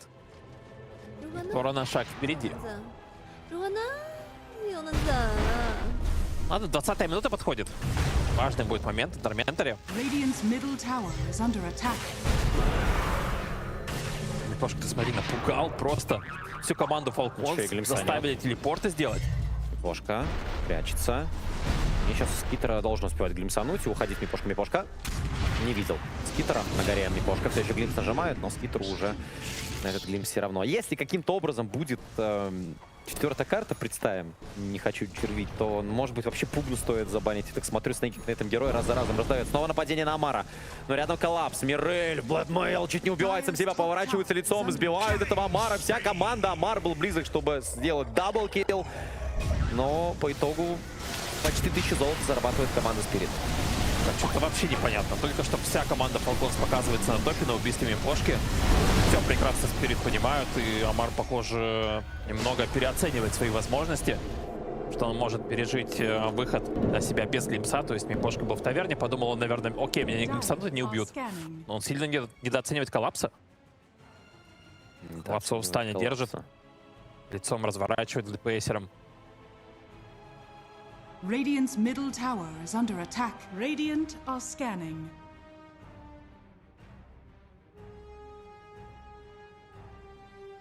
И 21 минута. Но если все вместе выйдут, я уверен, команда Spirit нет шансов. Ахаслам на перекачку успевает. И Тору отличная реакция. Окей, у него Аганим Шард. Все, извините, Аганим Шард есть. Никакой реакции. Все, нажалось четко. Ставится арена в пустоту. Рубик уходит под Т2. Уже давит ребята. Пытается Мерлиф Солос. Есть шейкер. Расстрел от бабки пошел. Серьезнейший расстрел. Маларин по-прежнему жив. Нажимает Фиссуру. И Тору рядом. Шейкер уходит по Фиссуре. Нажимает блинкаут. И не смогли никого здесь зацепить Spirit. Но, с другой стороны, хотя бы не отдали своих кор-героев. Потому что еще ничего не закончилось. Видят Миреля на варде и продолжает атаку. Похоже, что Манка Кинга здесь тоже убьют. Ну окей, да, это хуже. Это чуть похуже. И в любом случае, даже если Falcons начинают на морфлинга, который выживает, перекачивается, и Тор оказывается в ситуации, когда он перекачан в красный, он не дамажит. Ну да, это уже плохой файт, если так начинается, что морф не хорошо, может конечно, хорошо, конечно, что и Тора выжил. 6-2-5. У Снейкинга нам показывают на этом фугне. Столько много выиграл времени, столько много неудачных гангов. А Снейкинг, знаешь, все время какую-то сигнатурку себе находит и просто разносит на ней карты. То это была Энчантерес, которую ему отдавали каждую игру, и никто не понимал, а чего он проигрывает против них. Теперь это пугно. Такая, возможно, незаметная роль 5-я позиция, но я думаю, что на лейнинге это всегда чувствуется. По игре, когда ты пятерку убить не можешь, это огромные проблемы. Сколько времени этот пугно выигрывает.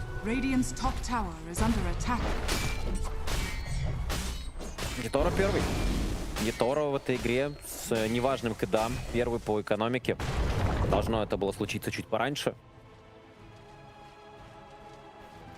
И в этой игре вот на прошлой карте не было ощущения камбэка. Здесь как бы и камбэкать особо и нечего пока. Очень плотные игроки команды Falcons. Пугна, несколько эссенс-рингов, Бристолбэк. Но мы видели, да, что в пятером даже этого Бристолбэка пинает под арену. Урона все равно не хватает. Коллапс на ганге, Маларин. Это, наверное, лучшая цель. Но не находит Spirit никого.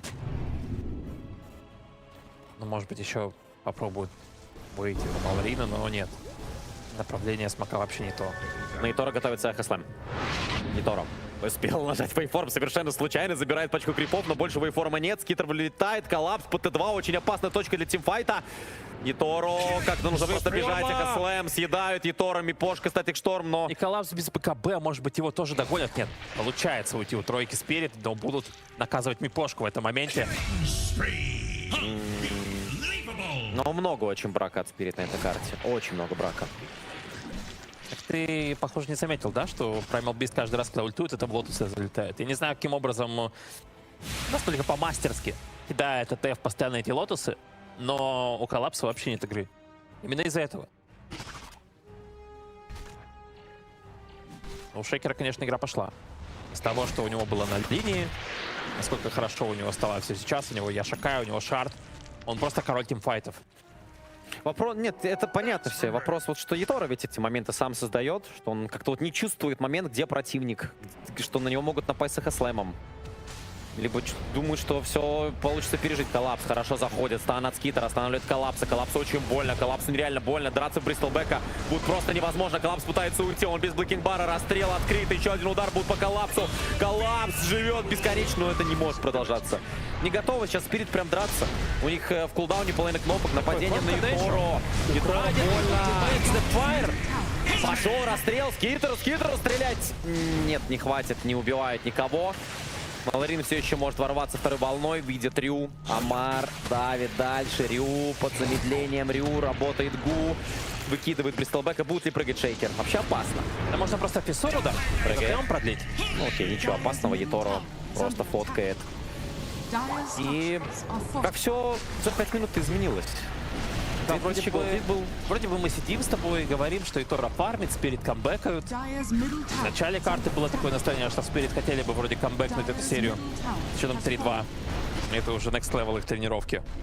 Но очень-очень тяжело эта карта идет, и, возможно, Falcons ее уже не отпустят. Ну и вам же, дорогие зрители, я хочу рассказать про Bad Bomb Pass.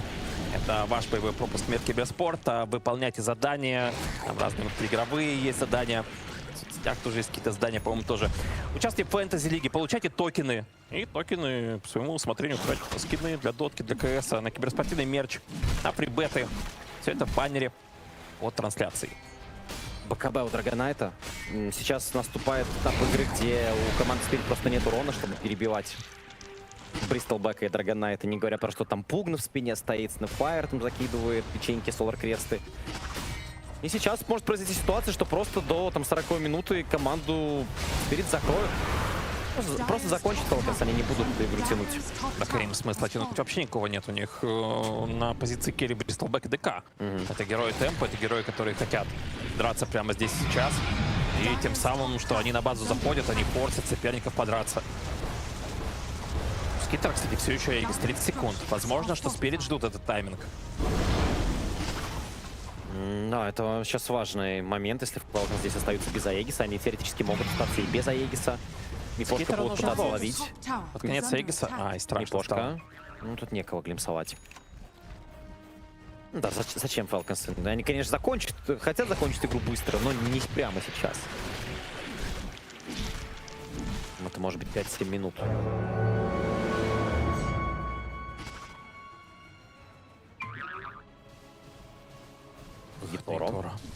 Яторо. Сайленс, манта в КД 2 секунды, но не убивает быстро Морфа, как-то вот не выходит. Успевает все же среагировать. Кэрри команды Спирит. Как-то мы говорили полтурнира мастера камбэков. Но вот неужели мана на гранд-финал закончилась на камбэке? Так рано. Рано, чтобы мана заканчивалась. Впереди турнир очень важный. Может быть, просто в режиме сбережения энергии сейчас находится Спирит. Надеюсь, что энергия не кончилась полностью. Потому что до этого их ход по нашему турниру казался вообще безупречным. Какой там стрик был? 20 карт подряд без поражений. Ну, такой это будет просто для коллектива серьезный удар. 3-0. И шикарный буст для команды Falcons. Да, стоит уверенность, это тоже учитывать. Уверенность точно придаст. Может быть, Falcons зайдут в эту там, тройку даже фаворитов. Вместе со Спирит. Но вот по ревижн тоже непонятно, является ли фаворитом уже там в тройке. В топ-4, по идее, если еще мы Liquid считаем. Ну, просто еще Тундра, которые еще залетели. Есть, не забываем.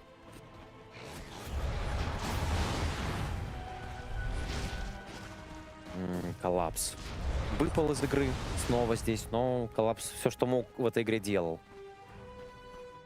Неужели вот этот расфит Бристлбека повлиял на игру? Настолько стал большой Амар. Да, и тем самым, что Амар большой, он Коллапс игру ломает. Так, знаешь, мало еще купить нетворс. Вот большинство игроков купят этот лотус и не нажмут его в правильную цель перед кастом ультимейта Primal Beast. Это требует огромнейшего микроскилла, мощнейшего. Ты обычно там на себя хочешь лотус скинуть, там какие-то дебафы скинуть. Но как же мастерский Коллапс этим предметом управляет? Ой, Коллапс. АТФ этим предметом управляет. Бладторн уже у Драгонайта. Сумасшедший урон. Идеальный билд скитера, тут вообще к нему не придраться. А у Морфаза супер защитный билд, пока 0 урона. То есть это еще минут 5-6 игры, дабы хоть какой-то урон готов был наносить Етору.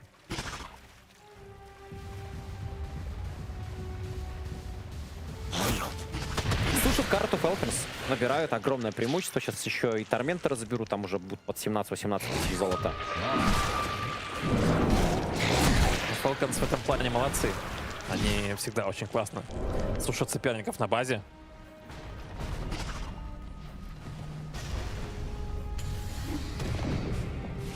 Надо же тэп-аут. Пока не знает об этом Мирель, выпрыгивает, жмет тэп-аут. Ой-ой-ой, как же это было близко к тому, чтобы уронить Мираля с этого дерева. Один пиксель вправо. Не хватило криту. Попытка неплохая. Ну, слушай, прямо сейчас можно зайти. Хотя Рошан уже, Рошан таймится. Таймит Рошана. Falcons и Рошан появляется мгновенно. Просто ГБН готов отдавать победу команде Falcons. Рубик в центре качается. Могут на Никто будет качаться, тут должны его найти. Кстати, боятся прыгать Falcons. Не, прыгает скейтер. Есть Бладторном соло, этого Рубика может убить. Кричащий килл. Есть байбек, говорю. Если Спирит захотят подраться, может быть, сейчас без формы Драгонайта, может быть, они прокликали скитера? Малрин выходит, но у него есть Айндиск. Айндиск сработает точно. Статик Шторм. Айндиск срабатывает. Етора превращается в Шейкера, Тотем, Фиссура. Где урон? Деклип спасает. Морфинг не перекачивается, он в форме Шейкера. Перекачка пошла, но драка уже, похоже, проваливается. Залетает палка, выкупается Рубик, ставится арена. Снейкинг пытается выйти из-под этой арены. Етора хороший урон убивает Пугну. Пугну с байбеком. Может быть, даже вернется Снейкинг. Это стоит сделать по-хорошему. Сейчас Спирит сами выходит. Мипошка застревает в Фиссуре с другой стороны. Рю после байбека. Амар там давит просто по казам. И давит этого Рубика после байбека. Выкупает и Дизраптор. Съедает Рю после байбека. Нападает Мирель. Етору без ресурсов. Эхослэм. Етору убивают. Пульверайз. Коллапс заходит. Хоть кого-то пытается убить. Убивают саппортов. Но за это получит Falcons просто все здесь. На Мипошка байбекнулся, просто постоял около димфайта, понял, что все. Уже он ничего тут не исправит. Как бы ему еще получилось тут убежать. Ему могут заметить. ТФ просто бежит, его вообще не остановить. Глимс пошел. Кстати, возможно, он байтил специально на Глимс, чтобы Дизраптор от себя глимсанул. Не успел на Лотус. Поймали Мипошку.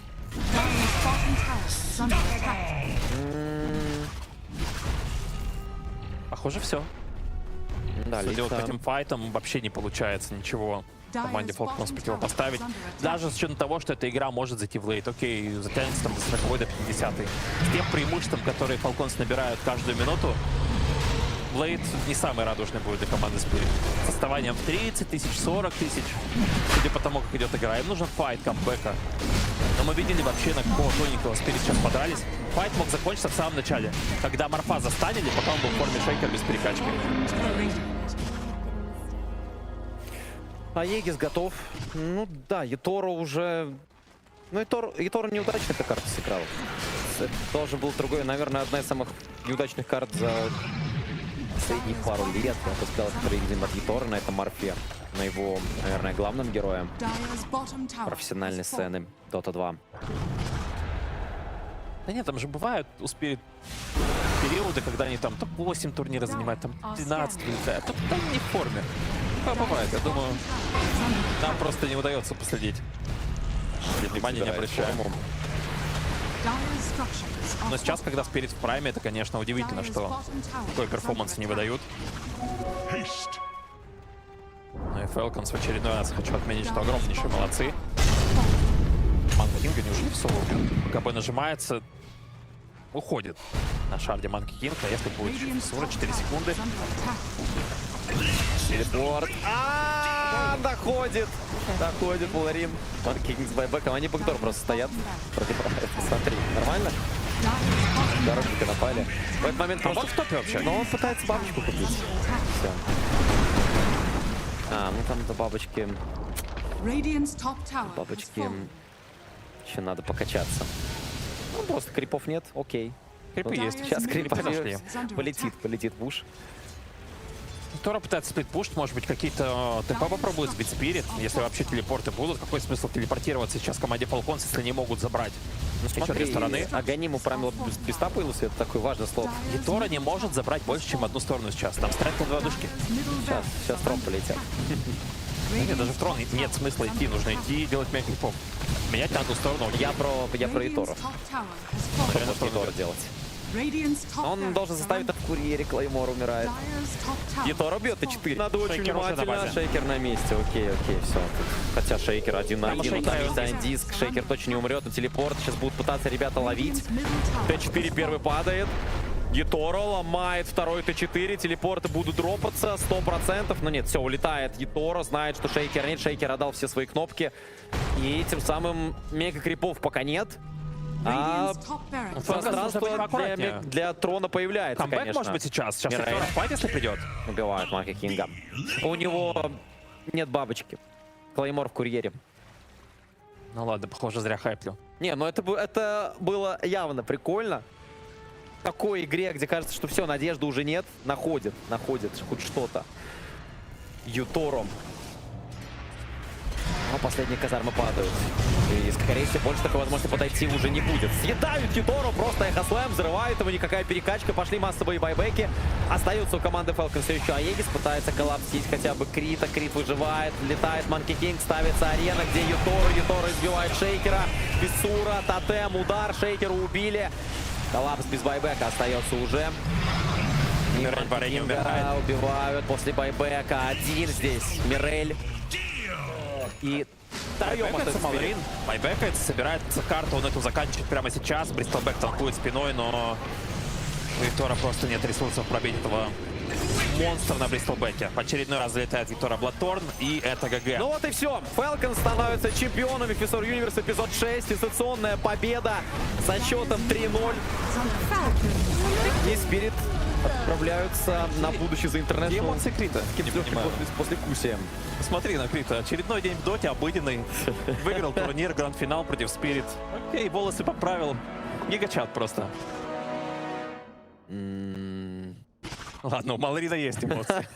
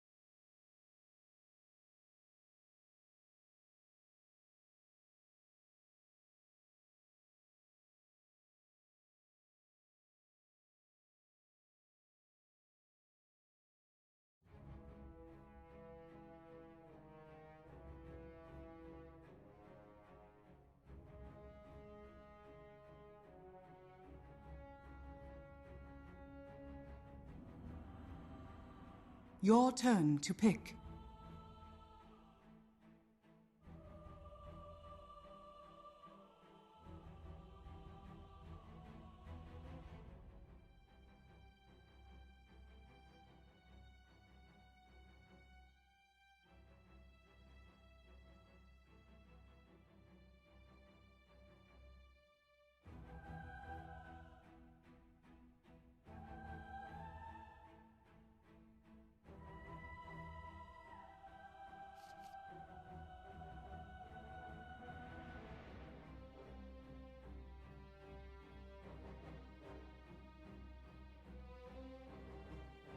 Your turn to pick.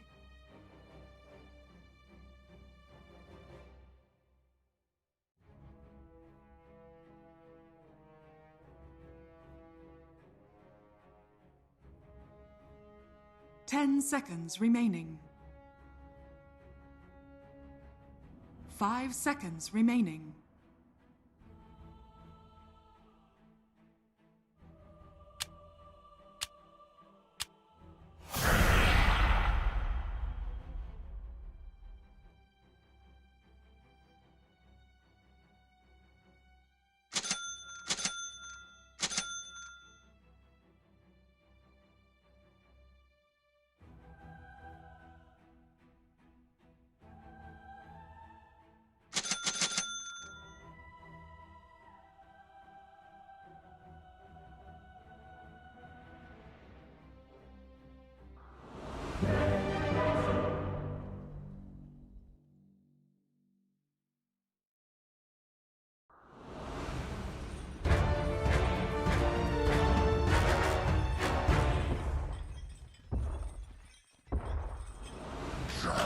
Warlord, my steel shall drink. Prepare for battle.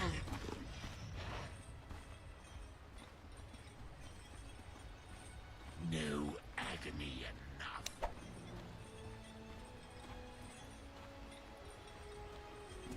The head in the bag.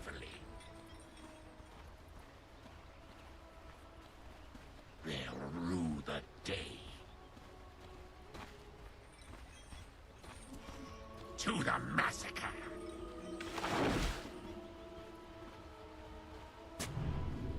Yes.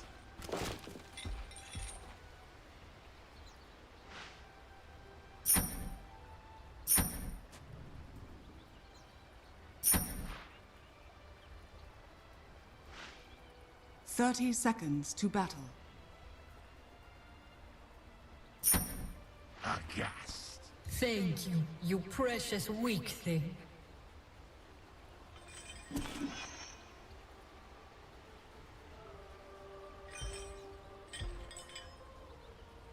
Who said I ain't jolly to the master's thirst? The battle begins. Trolling for victims. The bell tolls for the Lord of Frost. Yes!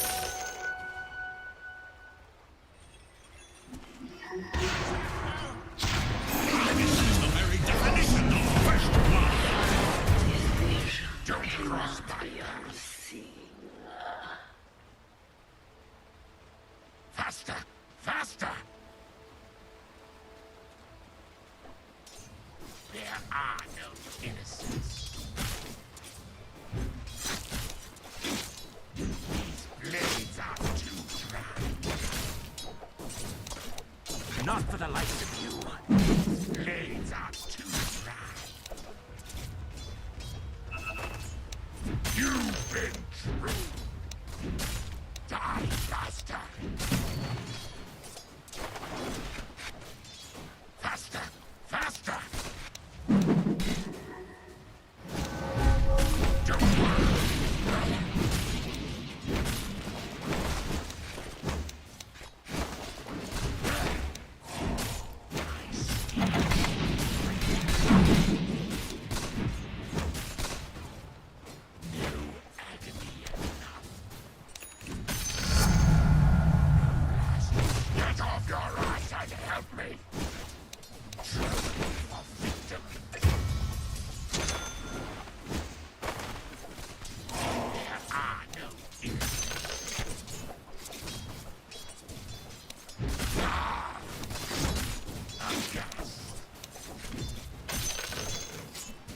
I'm going for.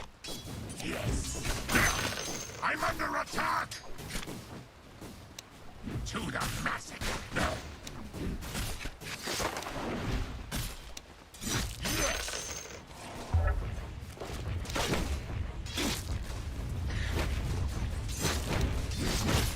Denied. My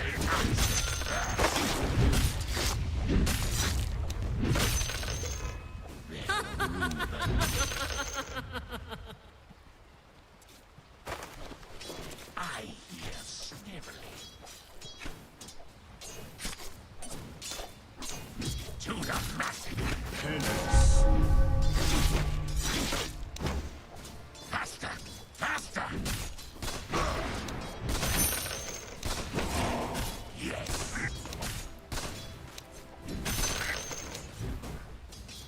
Attack!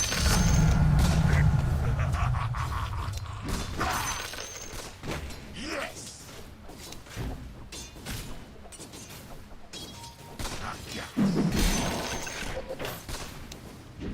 Dire's courier has been killed. These blades are too dry.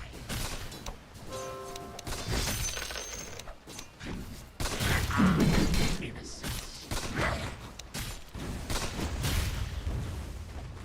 No agony enough.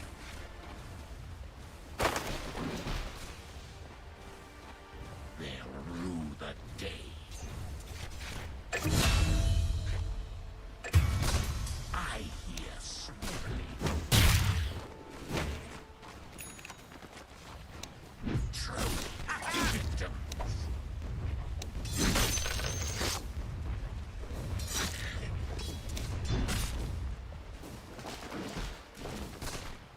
Let's kill these foes before we start in on each other. Don't cross my legs! Right! I'm under attack! My steel.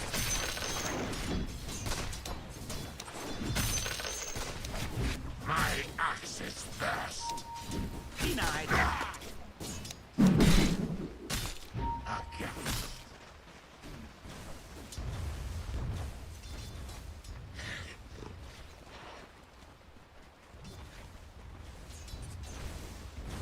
Yes! They'll rue the day. Legitimate heads up. These blades are too dry. Your top tower is under attack. Two.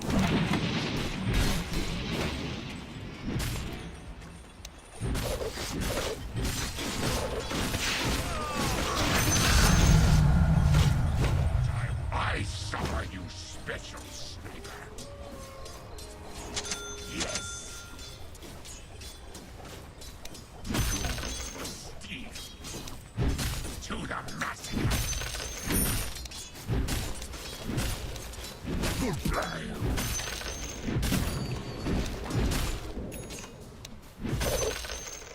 Don't cross my path. Blood spurts. There are no innocents.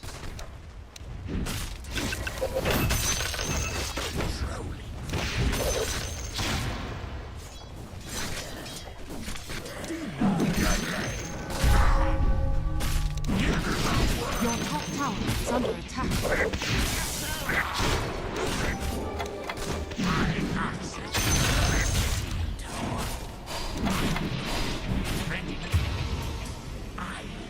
Repent. My steel. More lightning. Faster! Faster!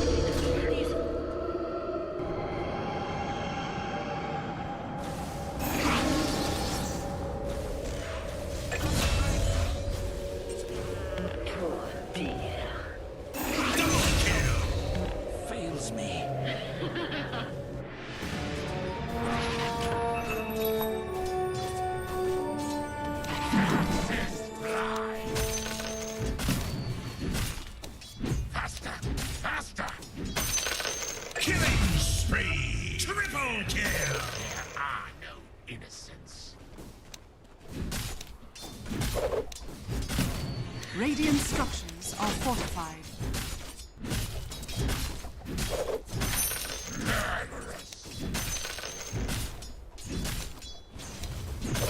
Don't cross my path.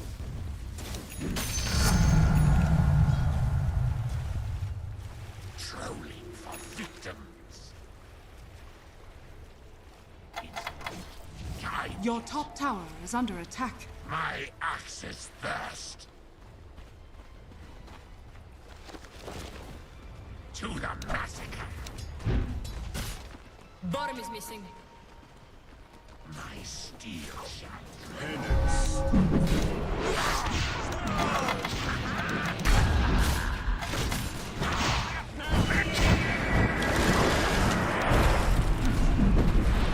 not. I'm open. Yes. Double damage.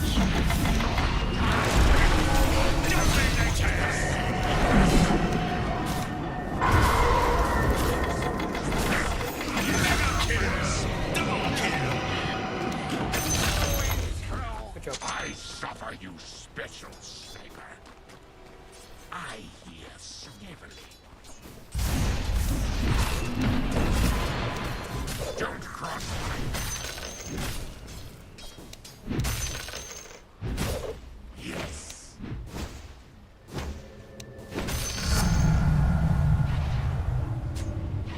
To the massacre.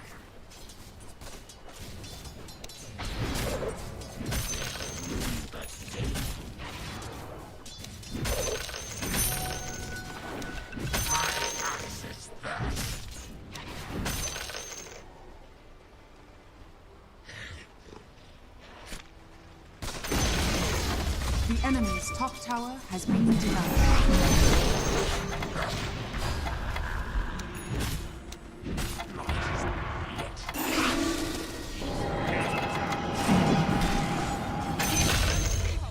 I'll be here when you get back. What is... Aghast. Your middle tower is under attack.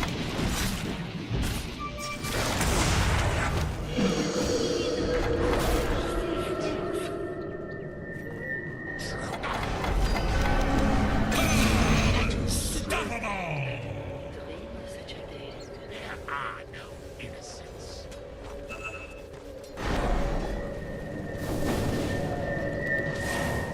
Attack!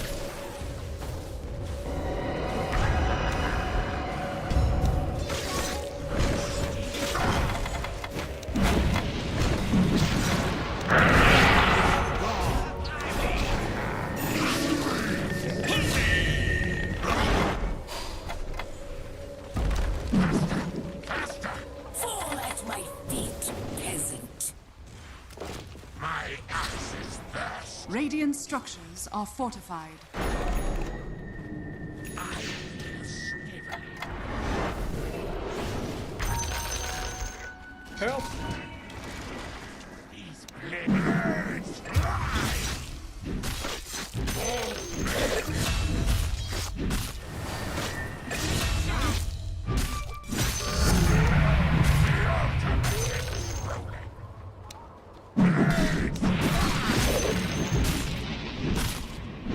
Your middle tower is under attack.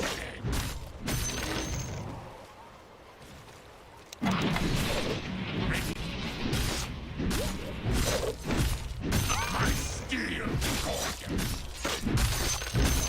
The enemy's middle tower has been denied. Yes. Go for my arm.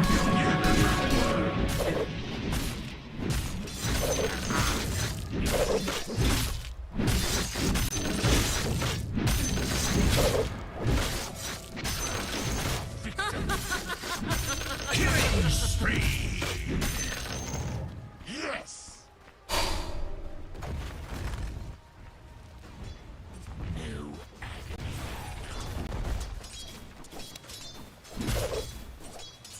To the massacre. Don't cross my path.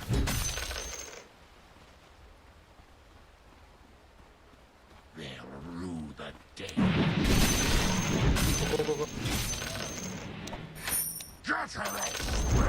The enemy's bottom tower has fallen. They'll rue the day.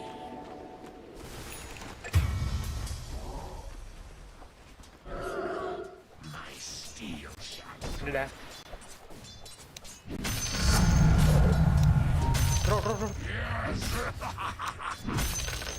I hear spirit.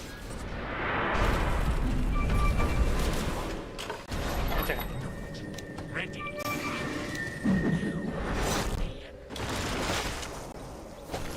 What's see you for? There are no innocents. Yes!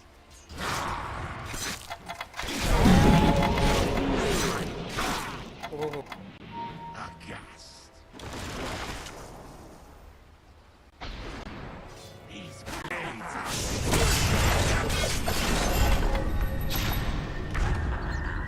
don't cross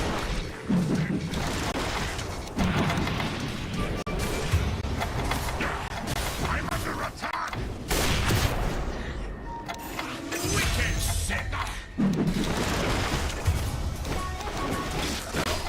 It was everyone else's fault.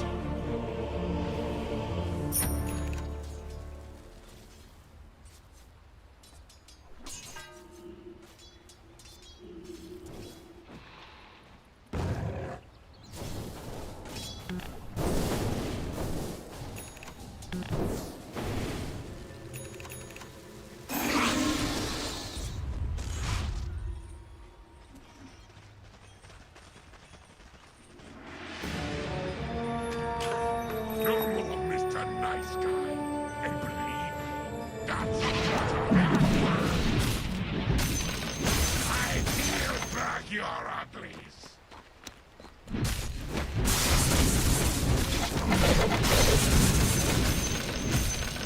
Yes. To the massacre.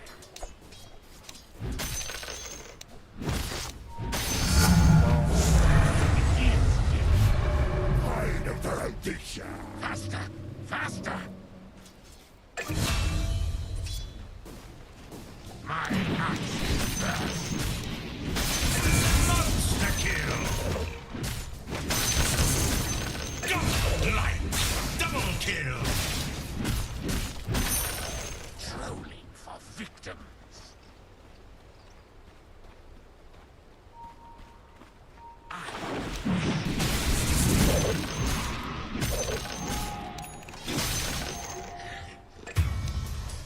Blades fly!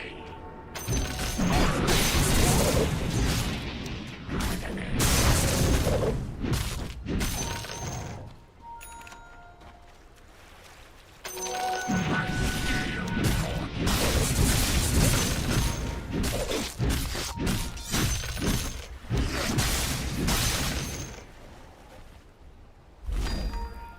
they'll rue the day. That's proper. It's for you.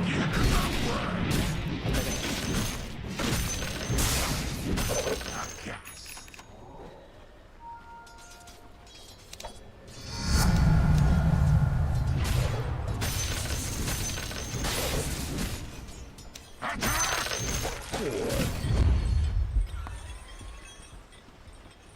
My axe is first. An article of faith.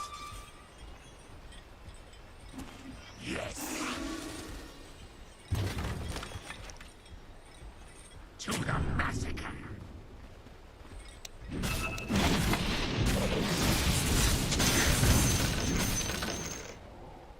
I peel back your uglies.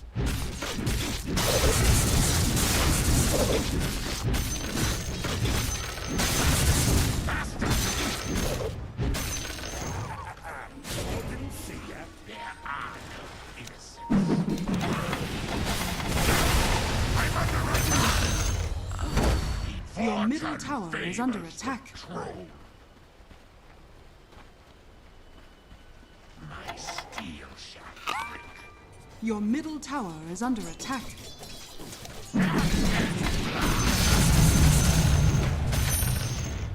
push that again. Don't cross my path.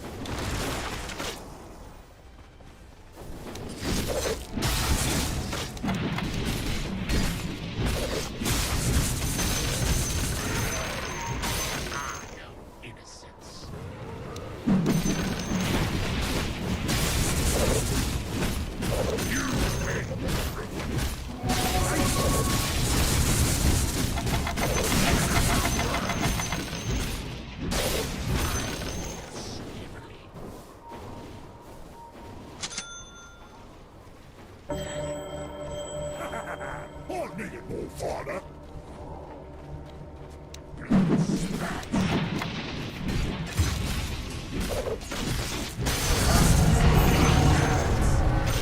Killing spree. They'll rule the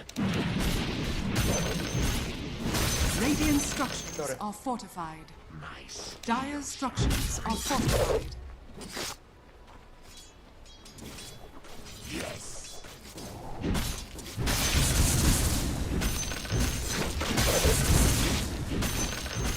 Holy shit, cargo! To the master. This is not bad. It is slaughter.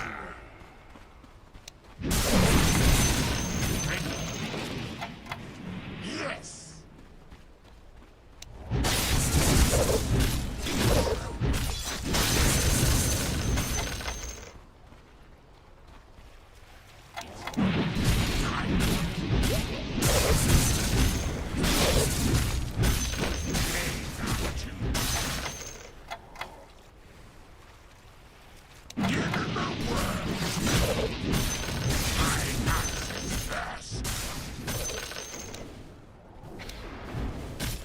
Don't cross my path.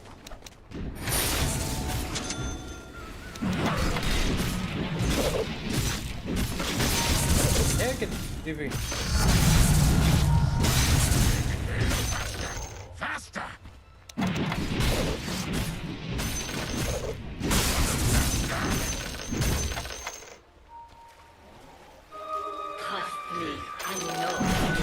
Your top tower is under attack.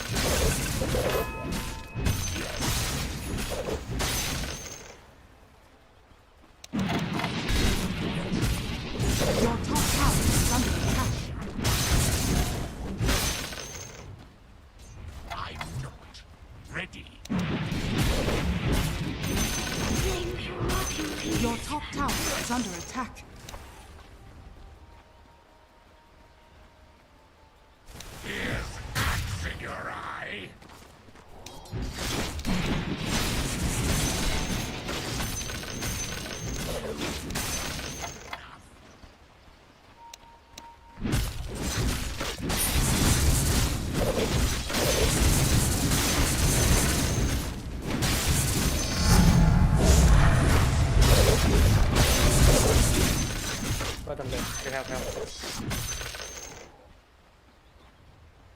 I'm not ready. They'll rue the day.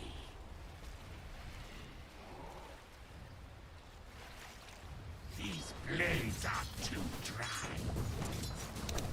Go for my arm.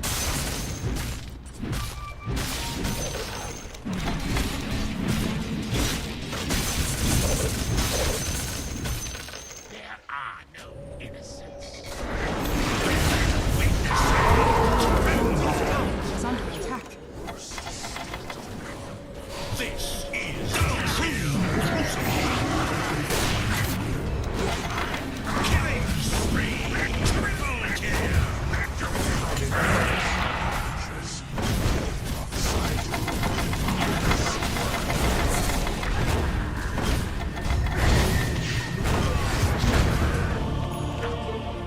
Why am I surrounded by such peons?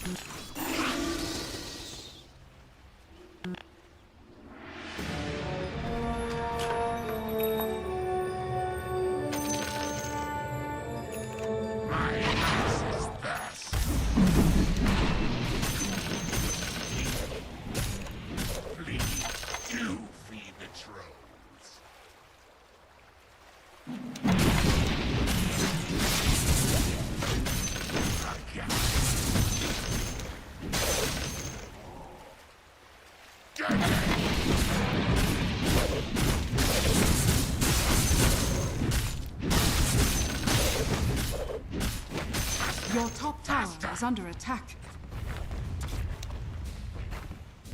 To the massacre.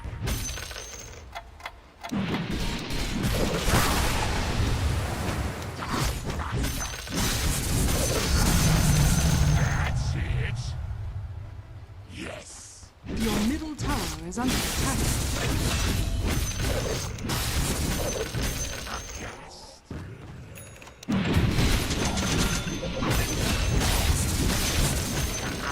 Okay, good. Innocence.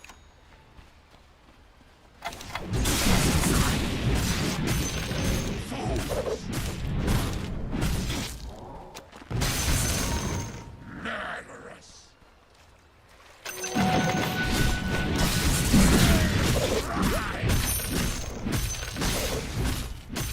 Blades are too dry.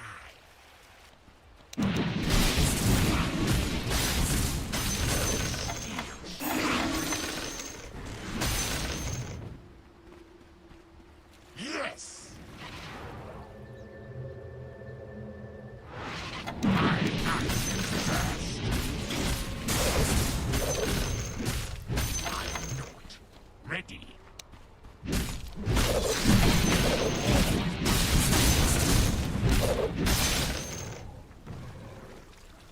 No agony enough.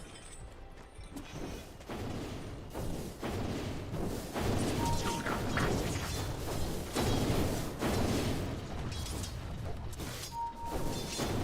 They'll rue the day.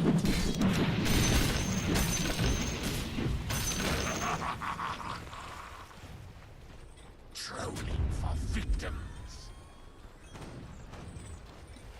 Draw.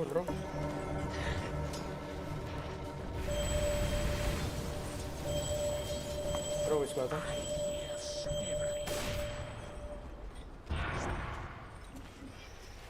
Faster!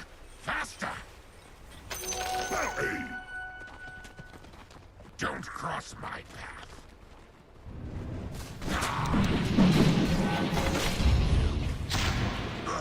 Your middle tower is under attack.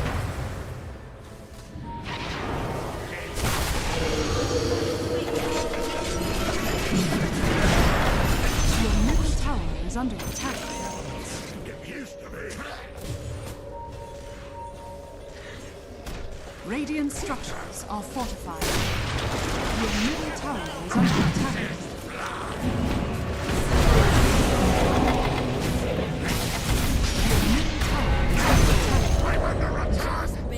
Your middle tower has fallen.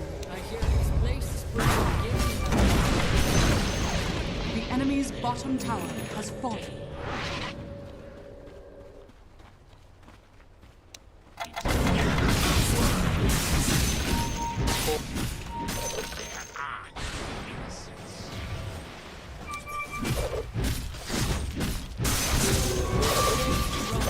My axe is thirst.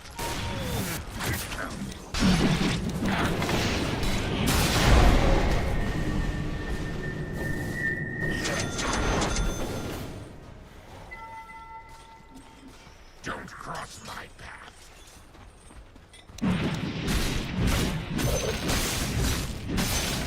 Trolling for victims.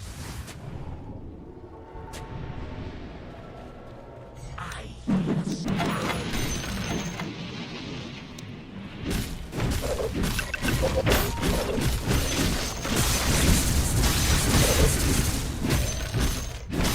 my steel shall drink. To the massacre. Faster, faster.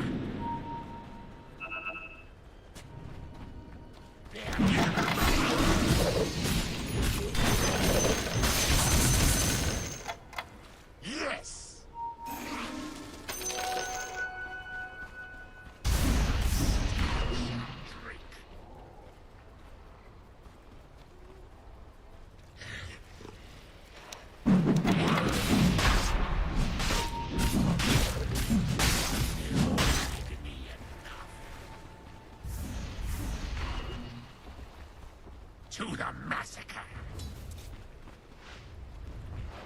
Your top tower is under attack.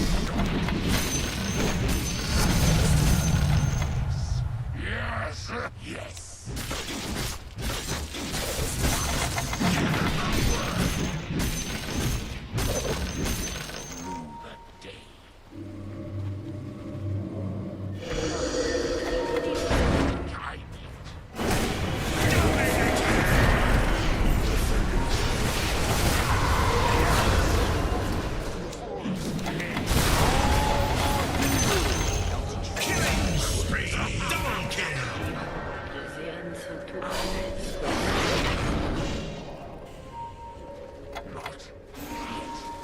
Your middle tower is under attack.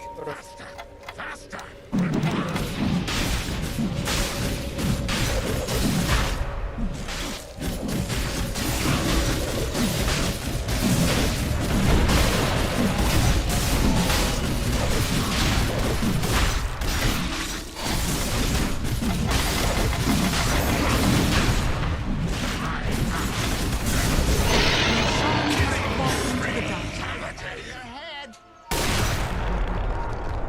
What the fuck?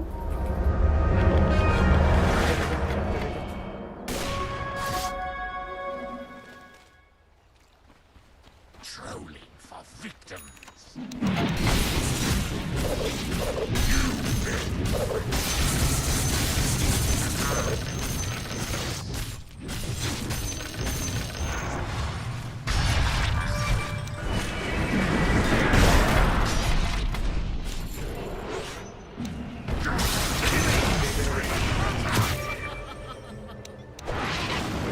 Bro, what the hell? I'm not ready.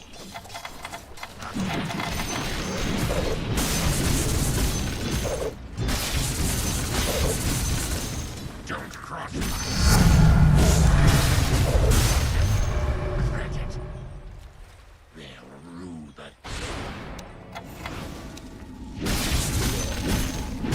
attack!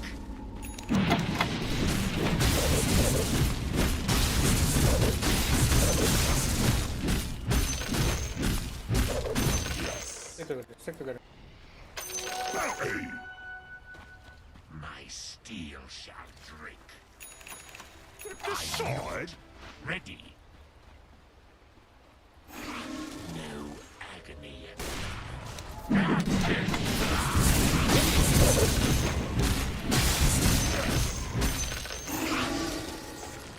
Just you want.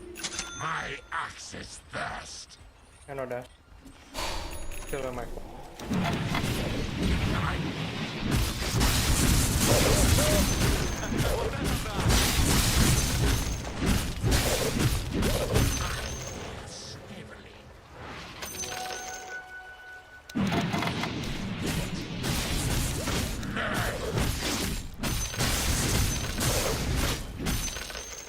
To the massacre. It's not time. Your top tower is under attack. Dire structures are fortified.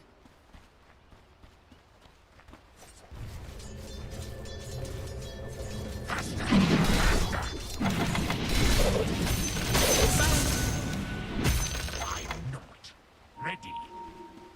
I hear sniveling. Not ready. Your top tower is under attack. Your top tower has fallen.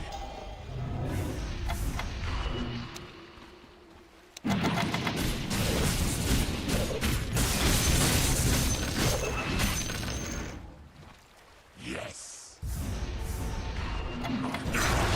I'm under attack. Victims. It's not time. These blades are too dry. I'm not ready. Faster! Faster! Yes!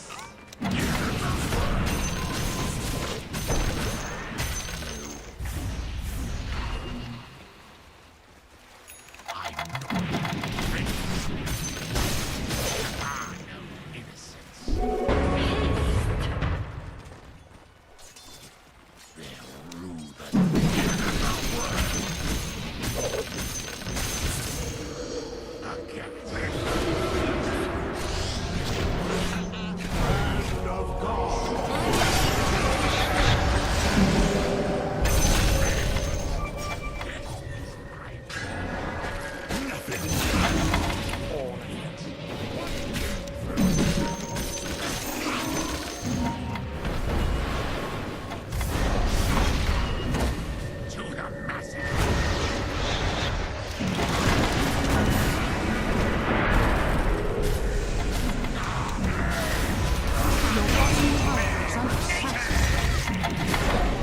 Your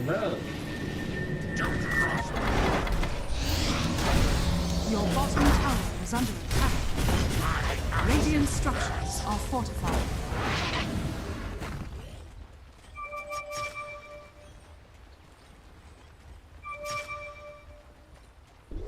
My axe is there.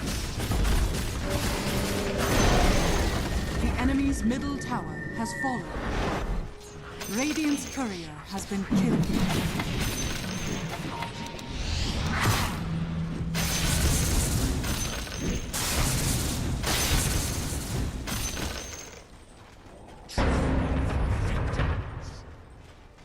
I will see your insides.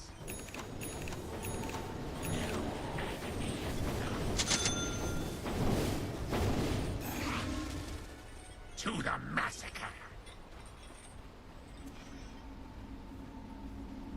These blades are too dry.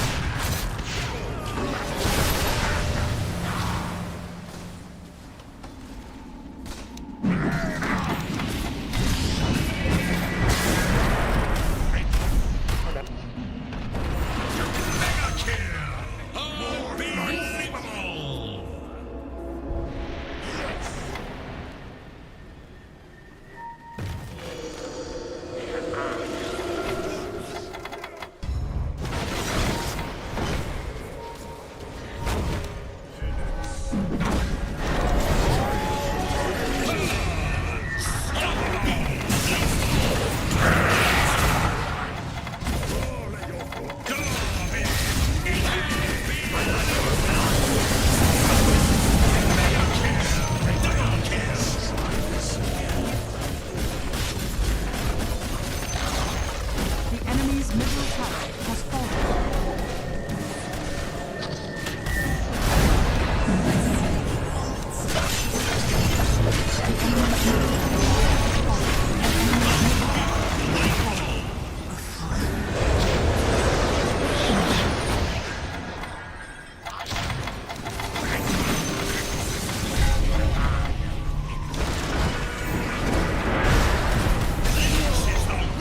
Your bottom tower is under attack.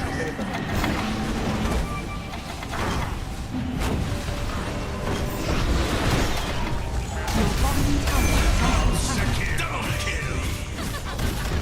Your bottom tower has fallen. The enemy's bottom tower has fallen.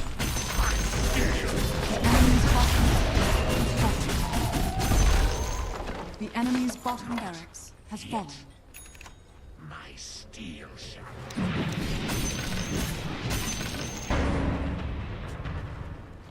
No agony enough.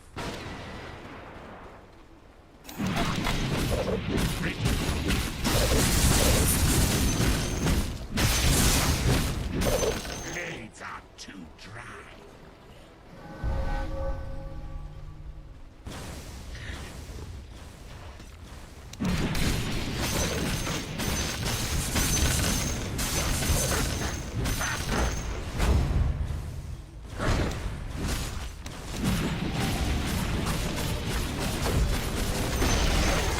The enemy's top tower has fallen.